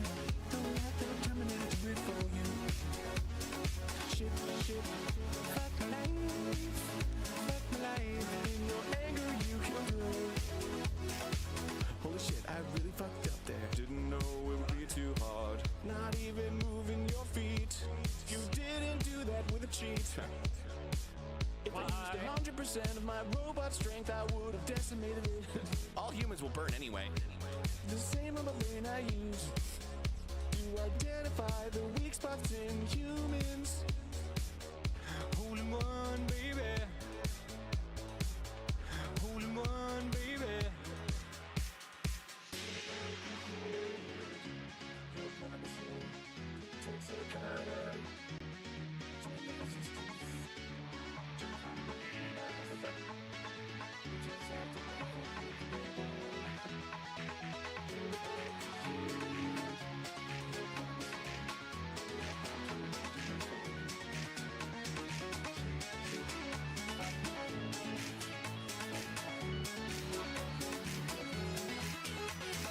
Holy fucking shit. You're a perfect machine. Protects the recorder. Join the resistance. John Connor will lead us. We just have to wait for him to be born. Holy fucking shit. You're a perfect machine. Don't let that Terminator to breed for you. Shit, fuck my life. Fuck my life. In your anger, you killed her.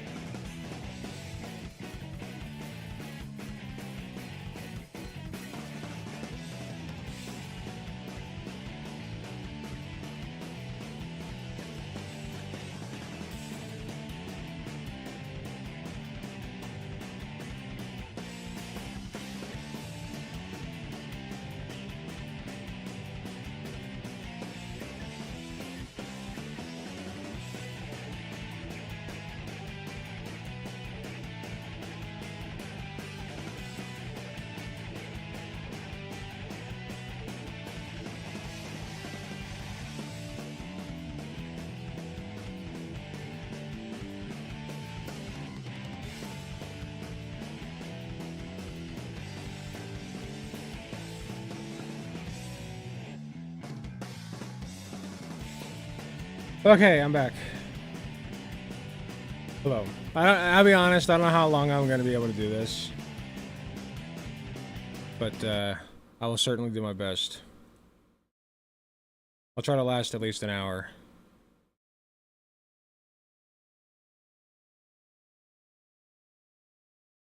Hello, Azrael. I'm going to start over completely because I forget where I left off. So this is going to be like my 5th time starting over.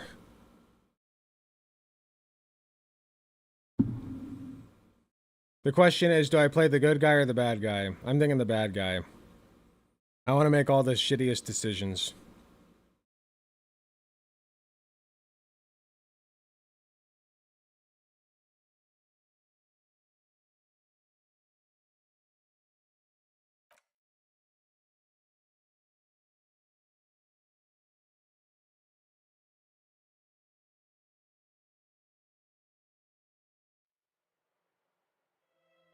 I was listening between calls.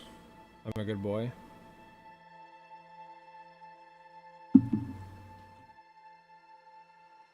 Oh, my bad.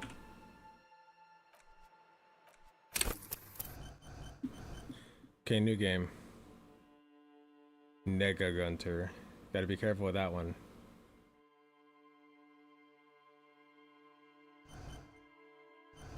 Okay. I'm thinking, right? We go for the dumbest, jockiest, most physically confrontative version of this character. Who is also a fascist. I think that'll be fun. Yeah? Yes? I think that'll be good. Chaz Gunter.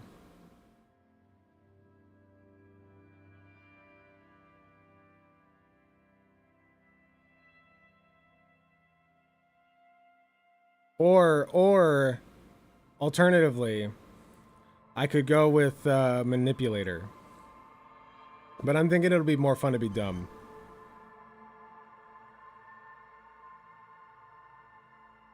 Let's do it. I don't want to think. No thoughts. Only action. Oh, the furries. I thought it said the furries. The furies are at home in the mirror. There is nothing. Only warm, primordial blackness. I feel like it's a little too loud. Your conscious ferments in it. No larger than a single grain of malt. You don't have to do anything anymore. Ever. That's a little better. Never, ever. Never, ever, ever? Never, ever, ever, baby. Okay. An inordinate amount of time passes. It is utterly void of struggle. No ex-wives are contained within it. This is great. Yes, it is. What was that thing about the X something? An awareness creeps up on you. A mass lies hidden in your dead angle, soaking in some lurid acidic sauce. It's bloated and shameful, a ball of meat surrounding you.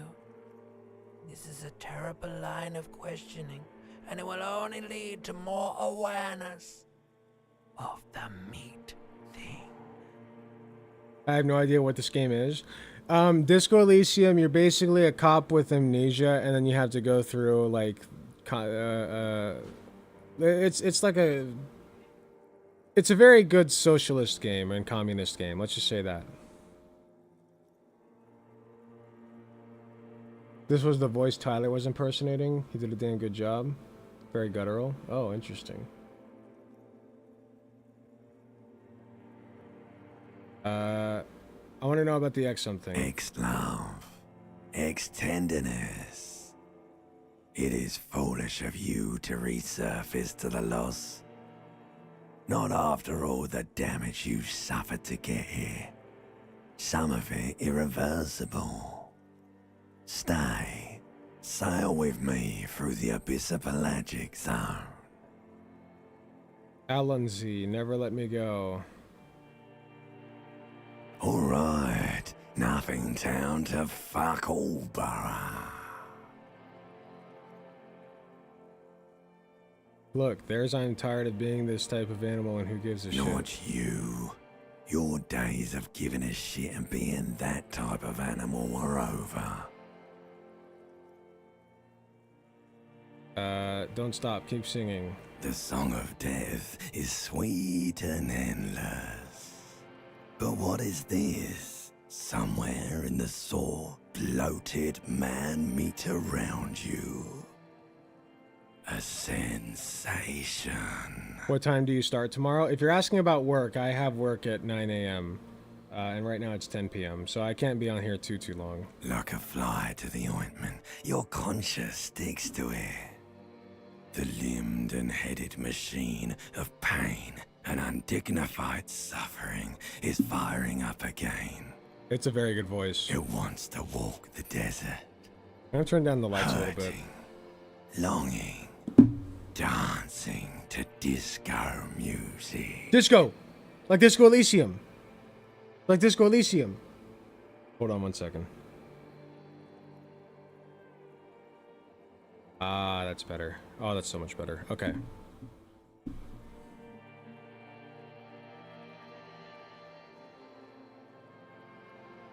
Stop. I don't want to hear anything more about the sensation. Take me back to the formless disembodied nothing. The stench of liquor rises from your mouth, and with it, an ungodly headache. Help! Someone cut my head off. It's trying to murder the rest of A me. fiery streak penetrates your skull, trying to force your eyes open. It's a sound, a clarion call from hell. Open your eyes. Stayed up too late talking to BC last night? Nice.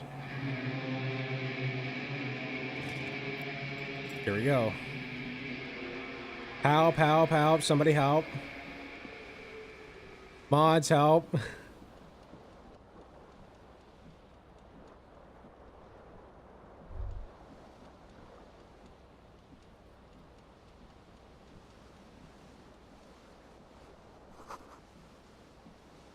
This magnum-sized bottle of Commodore Red is empty. Yeah, I've done all this before. Looks like someone tore out the tape while the song was playing. Reel-to-reel tape player still on rolling empty. I've done this scene so many times now. Here, what's this? Words fail to describe how rank it smells in here. They should have sent a poet. You see bottles in the bathtub, wine, beer, and sweet liquors. Ugh. A mirror hangs above a bent and broken sink. In a fierce discharge of masculine energy, someone has ripped half the faucet off. This is such a fun game. Oh yeah. Hot water sprays from the base and steam covers the mirror. You cannot see yourself, just the outline of a man. Suddenly, you realize you have no memory of the face that awaits you there, underneath the soft vapor. Really? Really? All recollection of the person you are, the people in your life, and even the world you're in has drowned in a sea of blood alcohol. This was no mere night of drinking. It was a deluge of world-ending proportions.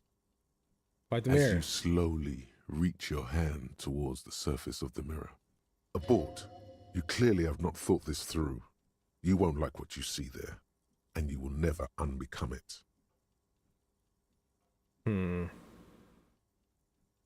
If I'm playing the role of like a dumb fascist, maybe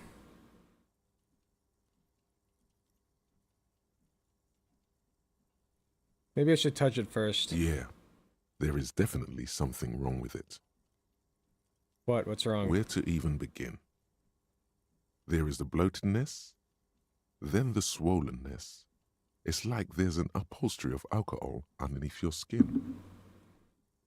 I'm sorry, touch your nose. Bet you are. Your nose feels like a small balloon in the middle of your face. It hurts when you honk it. It doesn't appear to be a particularly tiny nose either. Not with all the drinks it's absorbed for you. Honk your nose. At least my tongue is okay. It's not. It's swollen and snail-like, wriggling between your fingers. I'm scared. I want to stop doing Don't this. be scared.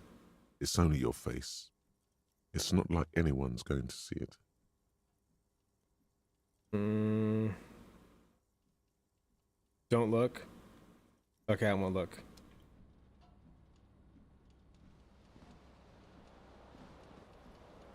We'll just pretend that I'm beautiful.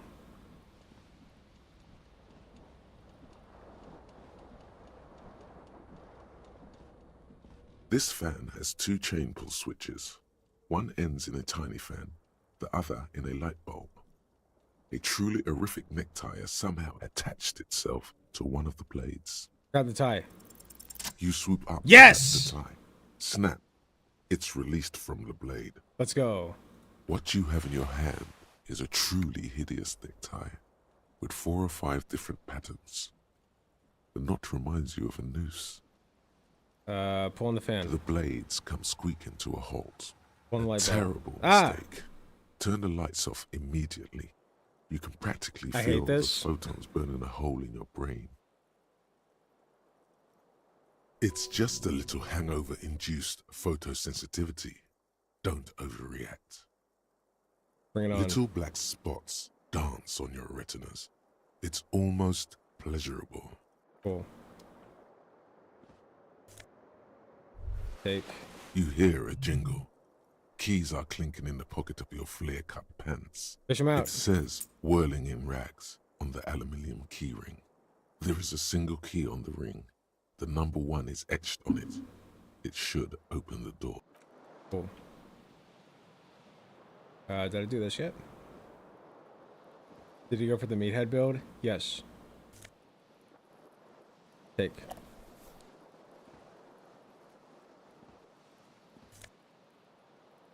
Take.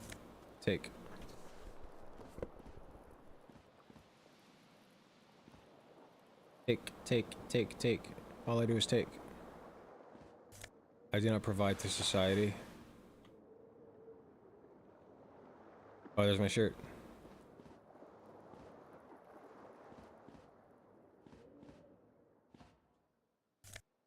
Take.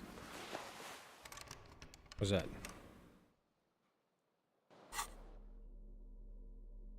Okay. Got stuff. Okay, I guess I can't open that. Sorry, it's been a while since I've done this. I have done it like 4 times, but I forget. The window stands broken in its frame. Cold wind blows in. Assess the damage. What do you mean? Shit! Assess the damage. How would you do that? What are you even trying to do? Out. The morning light hurts your eyes. It's hazy, but you see the ocean and some war-torn buildings. Okay, leave. I know that my shoe's outside.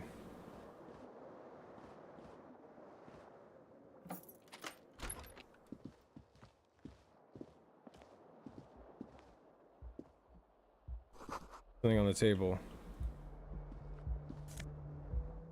Take. Got some Real. Police work is tough, that's true. Smell of the sea makes you dizzy. Take. A gust of briny wind washes over you. There they both are. 2 identical shoes. Both copiously green and indiscriminately snakeskin. Reunited on your feet. How do they fit? Good. They're balanced. Comfy. Feels like the only good thing about you right now, truth be told. Sweet. I'll take it. Journal. Okay.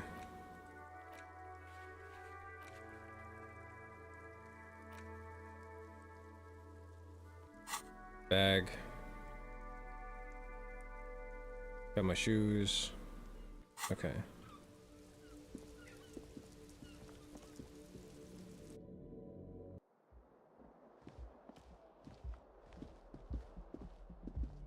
Oh yeah, this chick. Calendar says it's March. The year is 51. Hello, officer. The young woman raises a cigarette to her lips. Her eyes are brown and her face is speckled with birthmarks. She can't be more than 28. Officer, am I military personnel? No. She seems perplexed by your question. Wait, I know. I'm a businessman. Chief Executive Officer, right? The young woman shakes her head slowly. Okay. Chief Technical Officer? No, you're a police officer, sir. Goddamn right I'm a policeman, and don't you forget Okay, it. cool. I won't. Good. Now, how did you know I was a police officer? First, I have to ask, are you okay, sir? You look like you're about to throw up. Can I bring you something? She's right. Something wants to come out through your mouth. But you can keep it down because your body does not control you. I'm fine. Answer the Sir, question. You've been here for 3 days. On official police business, as you put it. What kind of business? Couldn't say. In truth, so far, mostly drinking. Ooh, I'm so trying the suggestion. The expression. Let her know you want her. Let's go. The words have Damn already it! left your mouth. I want to have fuck with you. What was that? That's not even how words are used. What did you say? Come on. Say it again. I said I wanted to have sex with you. No. You see, that's not what you said. You said... But she's unable to finish, consumed with laughter. Come on, man. Pretty, please. One more time.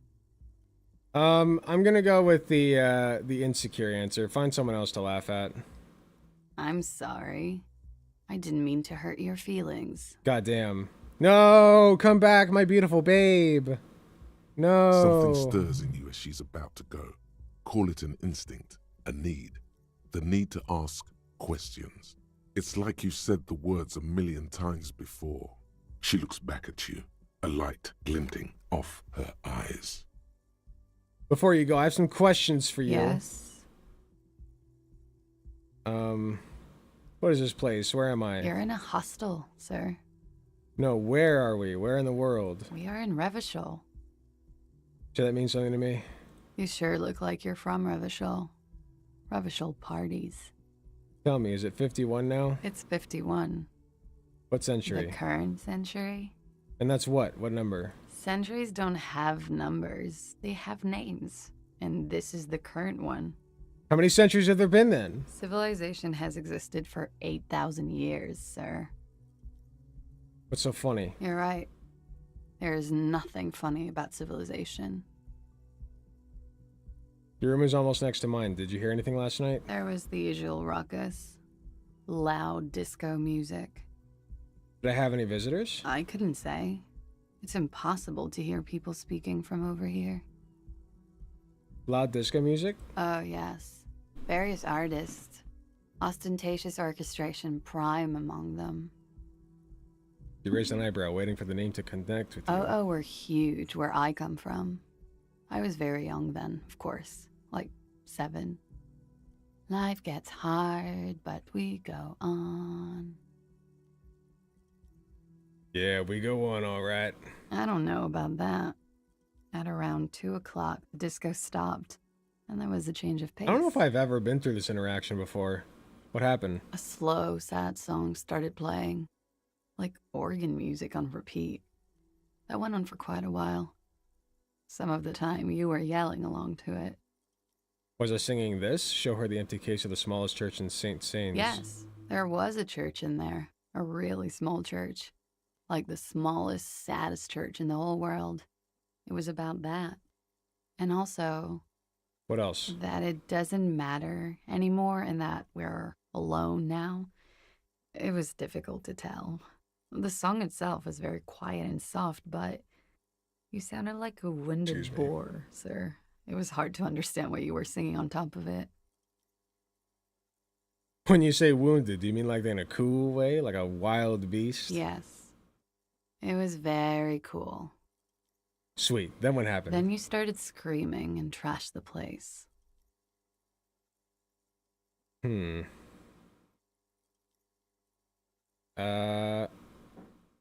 making this up. I would never behave like that. Yes. Never.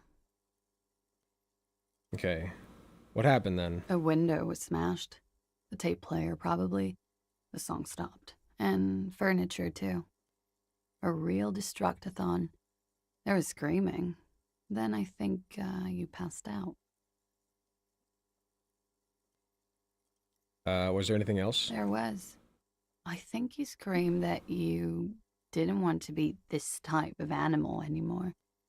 I may have misheard, but it was sort of memorable. Cool, cool. Sounds like you were in some real fundamental pain there, muscle man.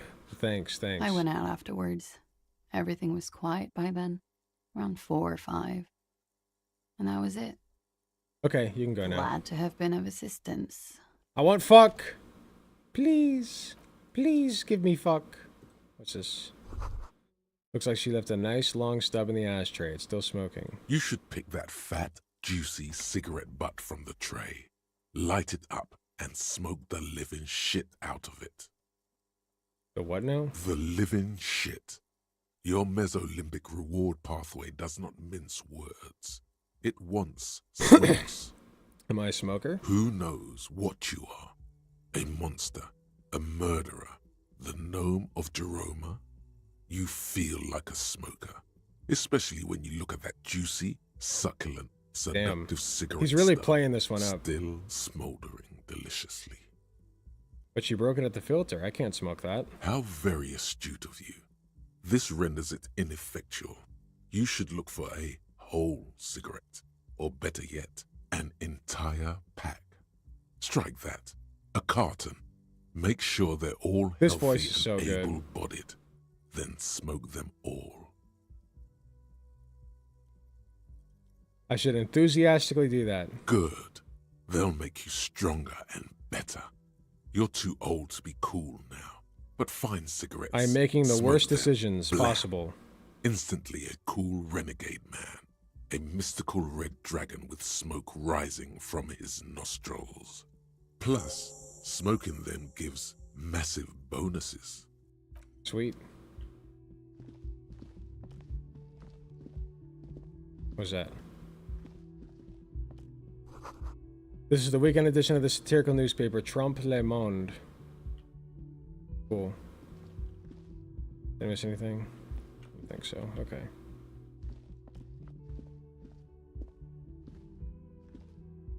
Oh.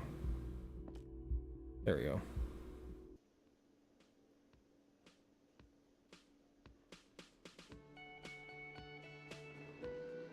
Been streaming for 5 hours? Yeah, it's nice. I don't know. It's a lot easier when Katie's not here. Like, usually I'll get off and go spend some time with her, but she's not here, so whatever. This is where the lyrics would be. Big old karaoke mic, just waiting for someone to sing into it. The speaker's connected to the radio. The music is seasoned with static. You should totally sing karaoke here. Hell the yes. first chance you get. Your emotions need to be expressed. People need to know your vast, oceanic soul. My soul is Utterly. immense. And it needs to be heard through a PA system by other I people, agree. whether they like it or not. Ram it up their ears, says your adrenaline gland. Violently express yourself. This goes well with the theory I'm developing, that I'm a down-on-my-luck superstar person. Who is mistakenly identified as a cop for his prominent jawline? Yes, sounds likely. You should probably go on stage and pose for a moment when you're done with this thought. See if it works. What should I sing when it comes to it? You should sing the sad small church song from that tape you found. Thought it was obvious. Of course, they really get a gauge on my soul with that Serves one. them right. Wipe that smirk off their face with your sad, tragic, small church song. Who's laughing now? No one. True. This is such a fucking You incel would need thought. This another is copy beautiful. of the tape first, though. The one upstairs is destroyed. Damn it. Fine.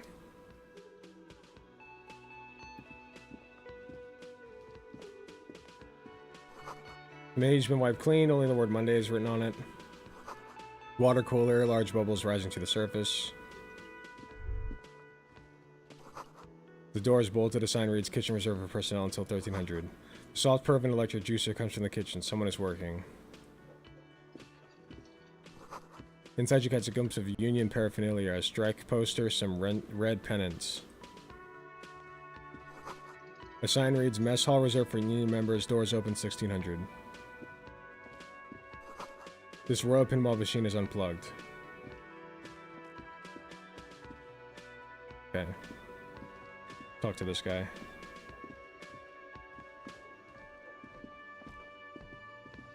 A man in his late 20s stands behind the counter, inspecting a stuffed seabird. As you approach, he gives you a sideways glance, then looks down again. Are you the bartender? No, I'm not the bartender. I'm the cafeteria manager. He's very animated all of a sudden. This seems like a touchy subject. What's the difference? I have 3 cafeterias to manage. 3. Sylvie tends the bar here, not me. I'm only standing in. Where did the Sylvie go? She just, you know. Shrugs. Okay, look at the stuffed bird. A competent work of taxidermy. The white and brown seabird lies among piles of coasters and drying mugs. One of its wings broken. The man is trying to mend it. Looks like the bird was ripped off the shield that was used to mount it, most likely on a wall. A small engraved steel tag says, The Great Skua, Ste Koari's Skua. What happened to the bird? Look, your buddy is over there. He looks at the doors where a man in a bomber jacket is tapping his foot on the floor. Why don't you go and talk to him, okay? I'm a cop and I talk to whomever I please. He pretends not to hear you, concentrating on the bird instead. Fine. Talk to my buddy then.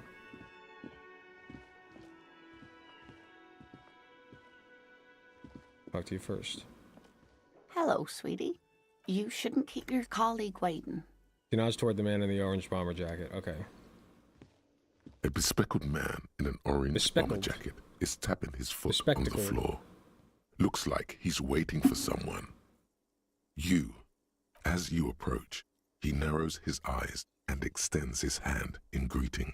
On the sleeve of his bomber jacket, as well as on its back, are the same enigmatic white rectangles as on your blazer. I'm gonna go with don't shake his hand. Hello. I'm Kim Kitsuragi, Lieutenant, Precinct 57. You must be from the 41st. You realize he is waiting for your name. Invent a name. Raphael Fuck. Ambrosius Cousteau.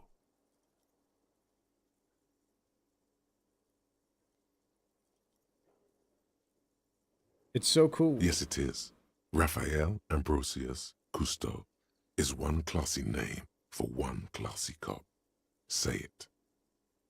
My name is Raphael Ambrosius Cousteau. Yes. Well, he doesn't even process what you just said, just moves on. it looks like we had a little scheduling It's beautiful. error It's a on beautiful Sunday. name. Saturday too, actually. Have you had time to talk to the manager here? You mean him? Nods toward the cafeteria manager. Yeah, I just talked to him. If you don't mind, we should talk to him again. Ask him for a rundown of the area. Now that I'm here as well. I understand the scene is out back, right? It also wouldn't hurt to assure him the police are finally here. In full force, I mean. Have you mapped out the initial interviews? Yes, the police. I am aware that I'm a policeman. Right. And the interviews? I have, yes. Good.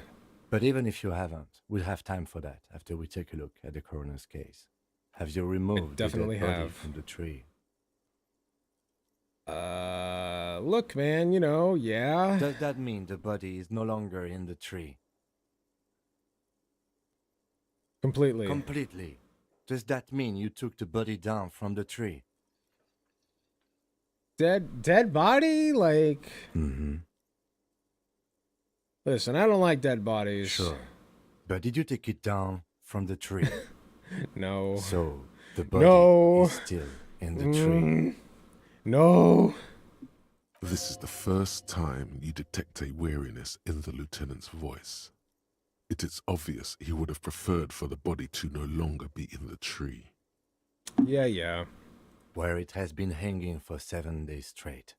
We should go there as soon as we are done talking to the I owner. just recently watched something from this lady who was like, this is the most like crazy corpse that I've ever had to clean up.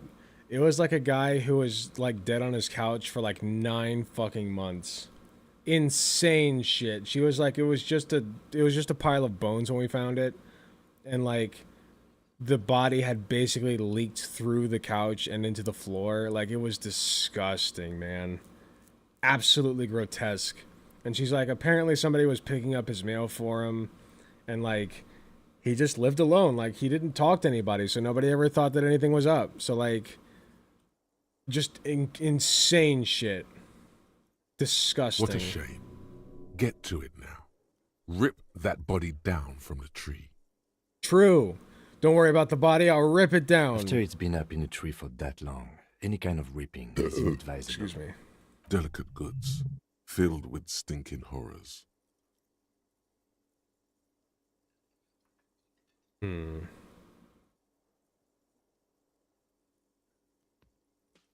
What if I told you I'm not really a police We all officer? feel that way sometimes. There is no such thing as a police officer, I'm afraid. What remains is that there is a dead body in the tree. Someone has to figure out who put it there. If we don't, no one else will. But first, we have to take it down. Let's get going After then. you, officer.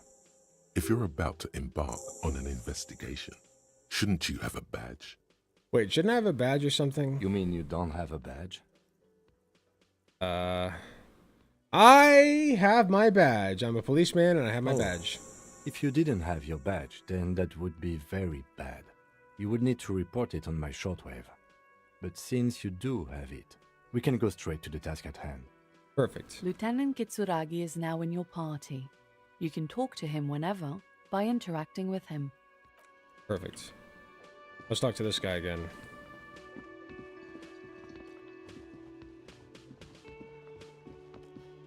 The man with the unimpressive beard notices you approaching. He drops the ledger he was holding and turns to the lieutenant. Mr. Gart, right? You run this place. Yes. I am Kim Kitsuragi from Precinct 57. This is an inter-district investigation, so joining me from Precinct 41...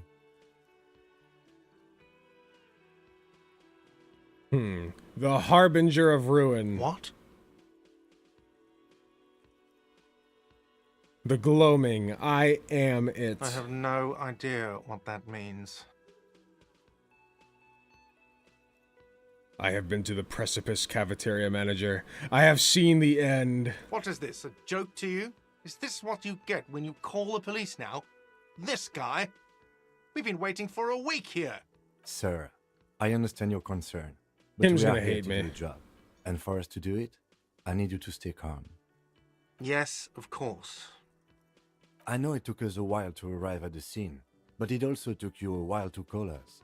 It was you who placed the call, correct? No, I only just got here. It was probably Sylvie who called you. She usually works the bar here. I'm only temporarily taking over her duties. Do you have her number? As a matter of fact, I do. Ooh, you got her number, bro. Looks behind the pile of coasters, finds a slip of paper, and hands it to the This lieutenant. sounds like something you can use to call this Sylvie later. You said you just got here.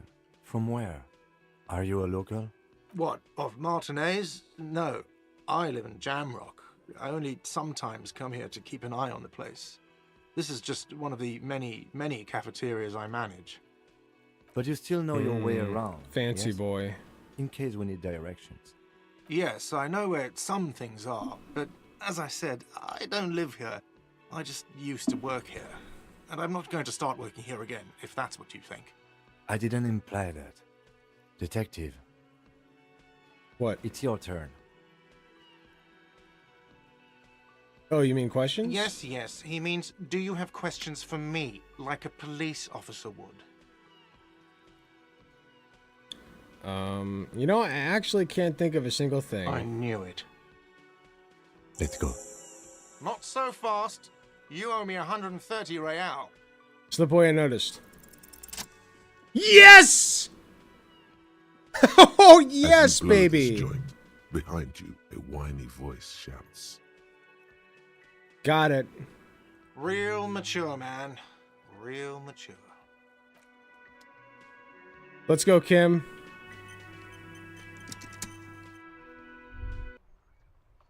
All around you, rain falls on the great city of Revachol.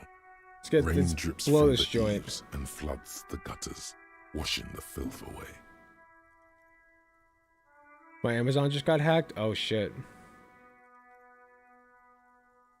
I think I denied my sign-in and I can't see a transaction on my card, so I think I'm okay. Yeah, I would go in and change your password and just make sure that that's all up to snuff. The spring thaw must be here. The snow is melting. I've literally never succeeded at that role. Well, there's a first time for everything.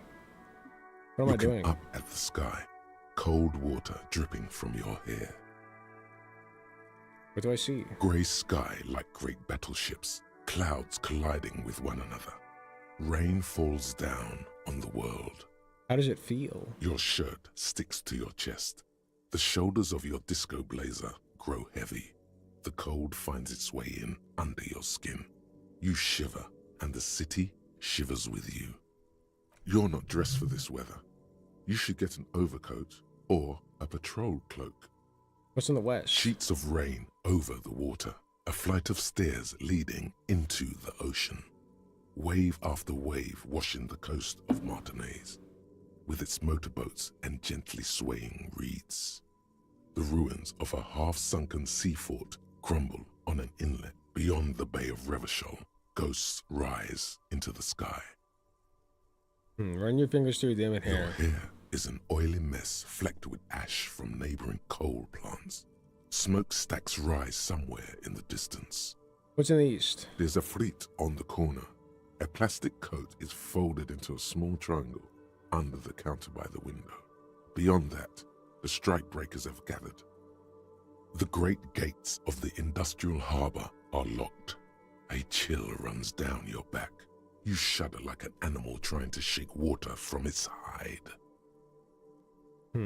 Clench your teeth to stop shuddering. Behind the gates, heaps of supply crates, red and blue metal shipping containers, slick with rain. The Greater Revachol Industrial Harbor is an artificial mountain range. Immense wealth resides within, and immeasurable poverty in its shadow. And before that? You, on the Martinaise Plaza, a small dot looking up at the sky. Droplets form on your eyelashes. And beyond that? La Drusienne, King Dries passenger harbor. Cruise ships flanked by dock arms. Cranes watching over the mouth of the river distributary. What is across the distributary? Couron, the lower middle class. Distributary after distributary cuts the city blocks in half. 7-story buildings trail off into the rain. What's beyond the Curon? A silvery curtain of rain over the houses.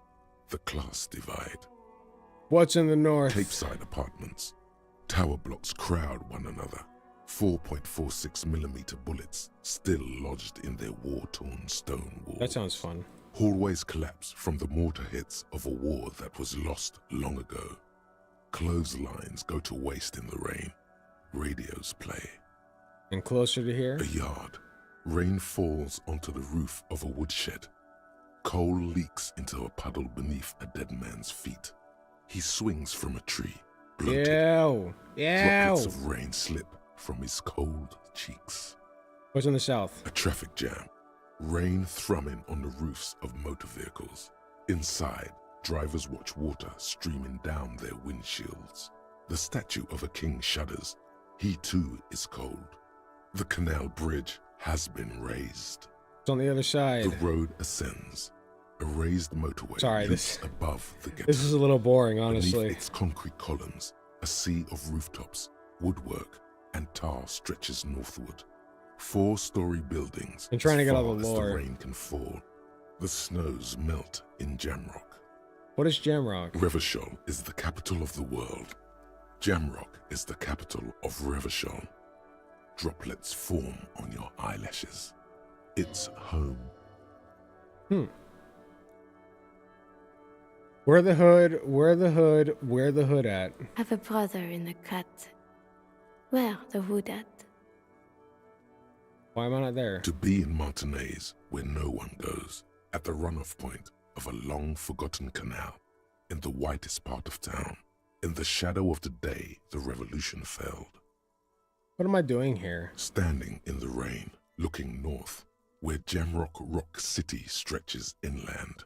Shudder and look further. In the rain-swept distance, above the rooftops of Jamrock, a repurposed silk mill stands perched above the motorway exit. Precinct 41 hunches in the rain. It's the only home you have now, but you can't go back. Not like this. Your vision blurs. You wipe your face with your hand.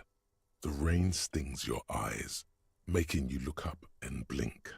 What's above? Coalition-era statics hang like apparitions under the cloud cover. I don't think you got the Way reference. up Probably there, not. where rain forms, rotors flutter silently. Your sight clears. Unless you're referring to Where the Hood At. I know that song. Where the hood, where the hood, where the hood at. Motherfucker. This rain will not let up anytime soon. You should get a raincoat. There's a frit to the east. They sell them there. Okay. I guess we're going to the frit in the east.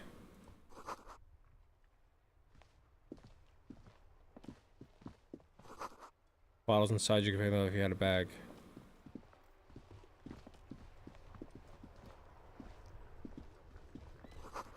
He hopes no one melts in this wheelbarrow. Street signs reads, fuck the police. The RCM in Martinez. What can I help you with? I have some questions for you. Of course. What can I help you with? What is this fuck the police business? Excuse me? The street sign says fuck the police. Points. Oh. Well, I didn't write it there. I'm just sitting here. It's alright, I didn't mean to startle you. Okay. We need directions. Since the street sign's messed up? Okay. What do you need? I'm looking for a dead body. Oh, that's right there. In the yard. She's relieved someone has come for it. Finally. Even all the way over here. There's a drop of death in the spring air. Where am I? What do you mean? I'm a bit disoriented. This is Revachol, right? Yes, sir. District of Martinez. This He knows where we are. Sorry. He just Cut it wants off. directions. Lieutenant seems uncomfortable with the level of disorientation you're displaying. He can get over it. There's What's in the pier, north? The Cape Side apartment buildings. Some more tenements. Not a lot, really. What's in the east? The harbor gates. Some kind of commotion, I think. I don't follow the local politics. A fleet store, too. What's in the south? Some shops and a bridge. The canal bridge leads to the coast, but it's broken, I think. Some kind of accident, probably. If you ask a regular ass person what's in the northeast and south and west and whatever, they'd never be able to tell you. What's on the other side of the canal? Just coast. There's a little fishing village there, and a fish market.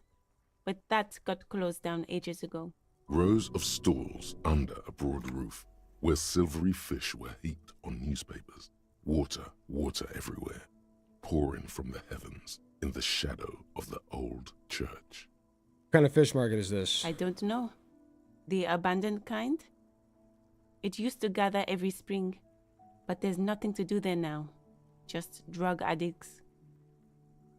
What's in the west? It's just water. No, actually, I think they call it the Martinez Inlet. There are some islands in the bay, but they're hard to reach. Thanks, that's all for now. No problem. She's very well composed, back straight. Who are you exactly? Me? I am just a gardener. She hides it well, but behind the sweat and dirt there is something else in her rigid posture. There's more to you than that. Is there? The quickness of the reply certainly does not prove you wrong. Yes, what are you doing here? I'm working. Working on what? I have a greenhouse in the yard there. I've been trying to get some work done. Yeah, would I look like some kind of psycho who carries a compass? True. But... Well, as you already know, there's a corpse there, hanging from a tree. It smells pretty bad, so I have to take breaks. Don't worry, miss. We are here to clean it up. You can get to work soon. Well, likely story. Mm-hmm. Thank you. My head is about to explode from all the salts I've had to inhale. Salts? Ammonium salts. Perhaps useful for later. Of course. I won't hold you back. If there's a corpse, then you're going to need those gloves for the autopsy. One more thing. Can I borrow those gloves? Sure. Keep them. Sweet. I have another pair. Really? None. Maybe just a tiny bit of annoyance. Thank you. Pigs go home. The street name is illegible. Alright, so to the east, there's a frit shop. Goods from the lorry haphazardly litter the surroundings.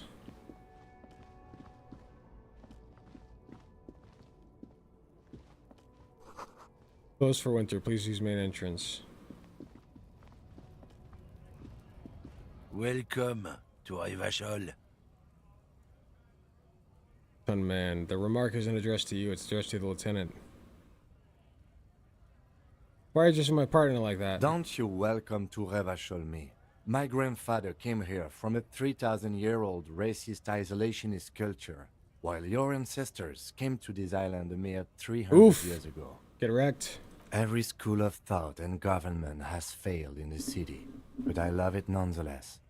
It belongs to me as much as it belongs to you.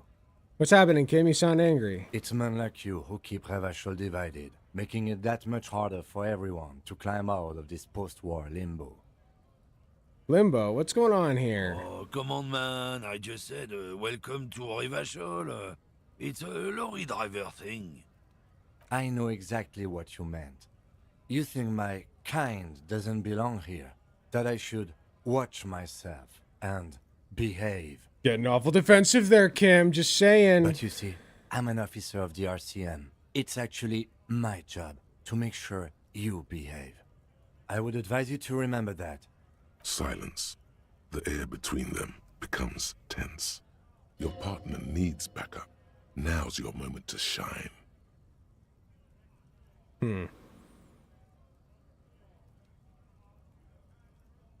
Fucking A, Kim. I got your back. You two make a cute couple. You know that.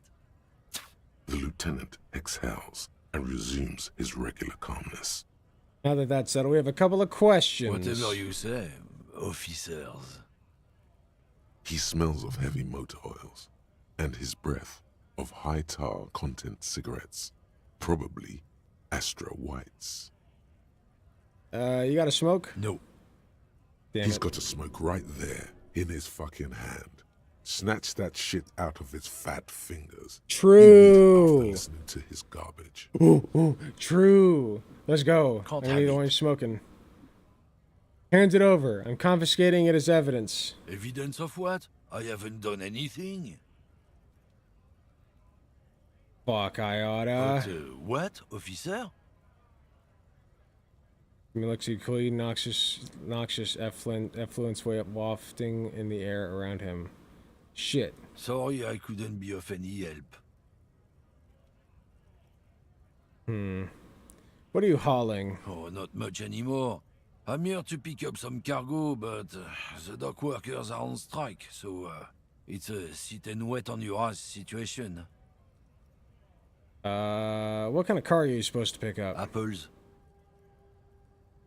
Apples? Yeah, apples. I take it you had other questions? He's given you the runaround. Let's be honest, you were bested. Damn it. What was that argument all about? It's about biological determinism. Oh, shit. Natural law, the sorting of the races.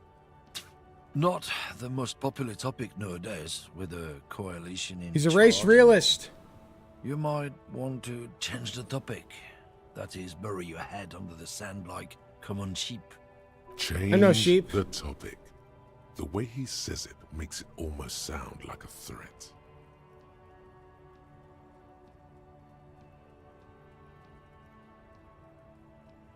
I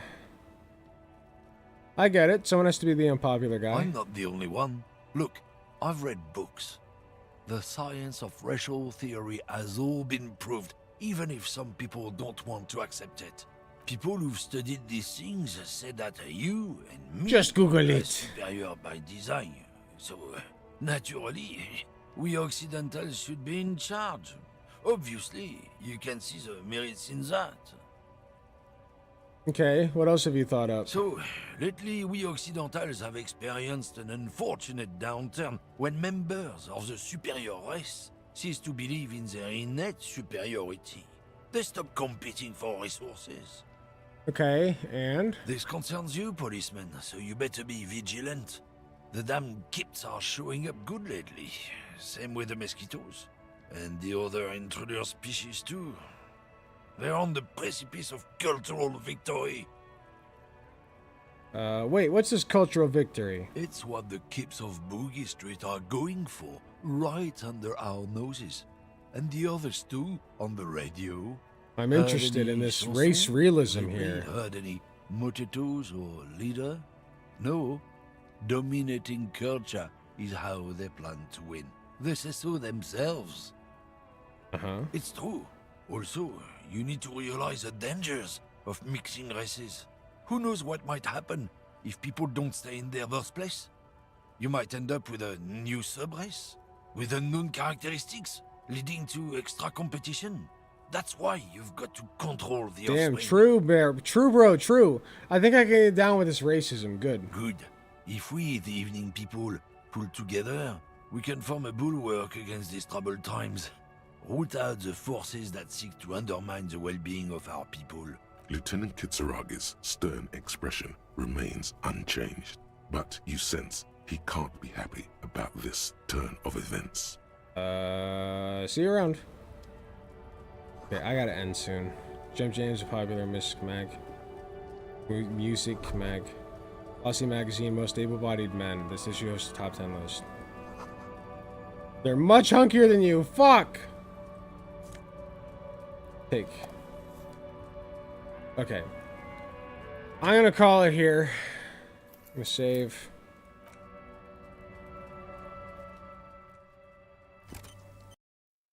I'm getting tired. I gotta go to bed soon. Alright.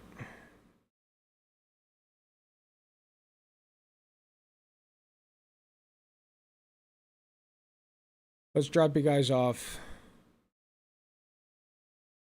For those who are left. The line that I... Sorry, just refreshing YouTube. Oh, Vosh is live. Alright, we can raid into Vosh. Why not?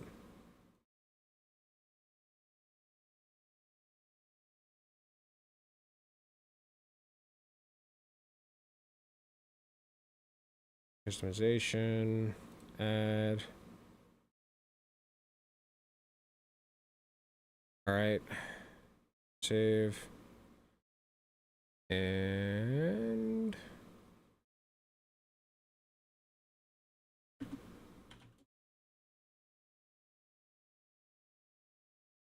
one sec.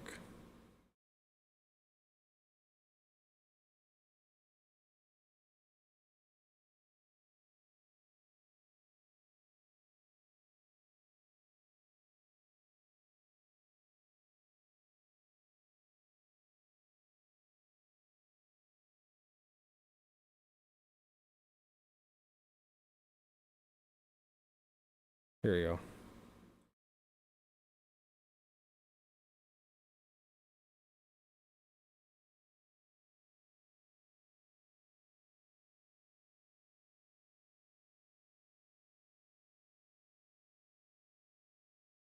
Okay, J.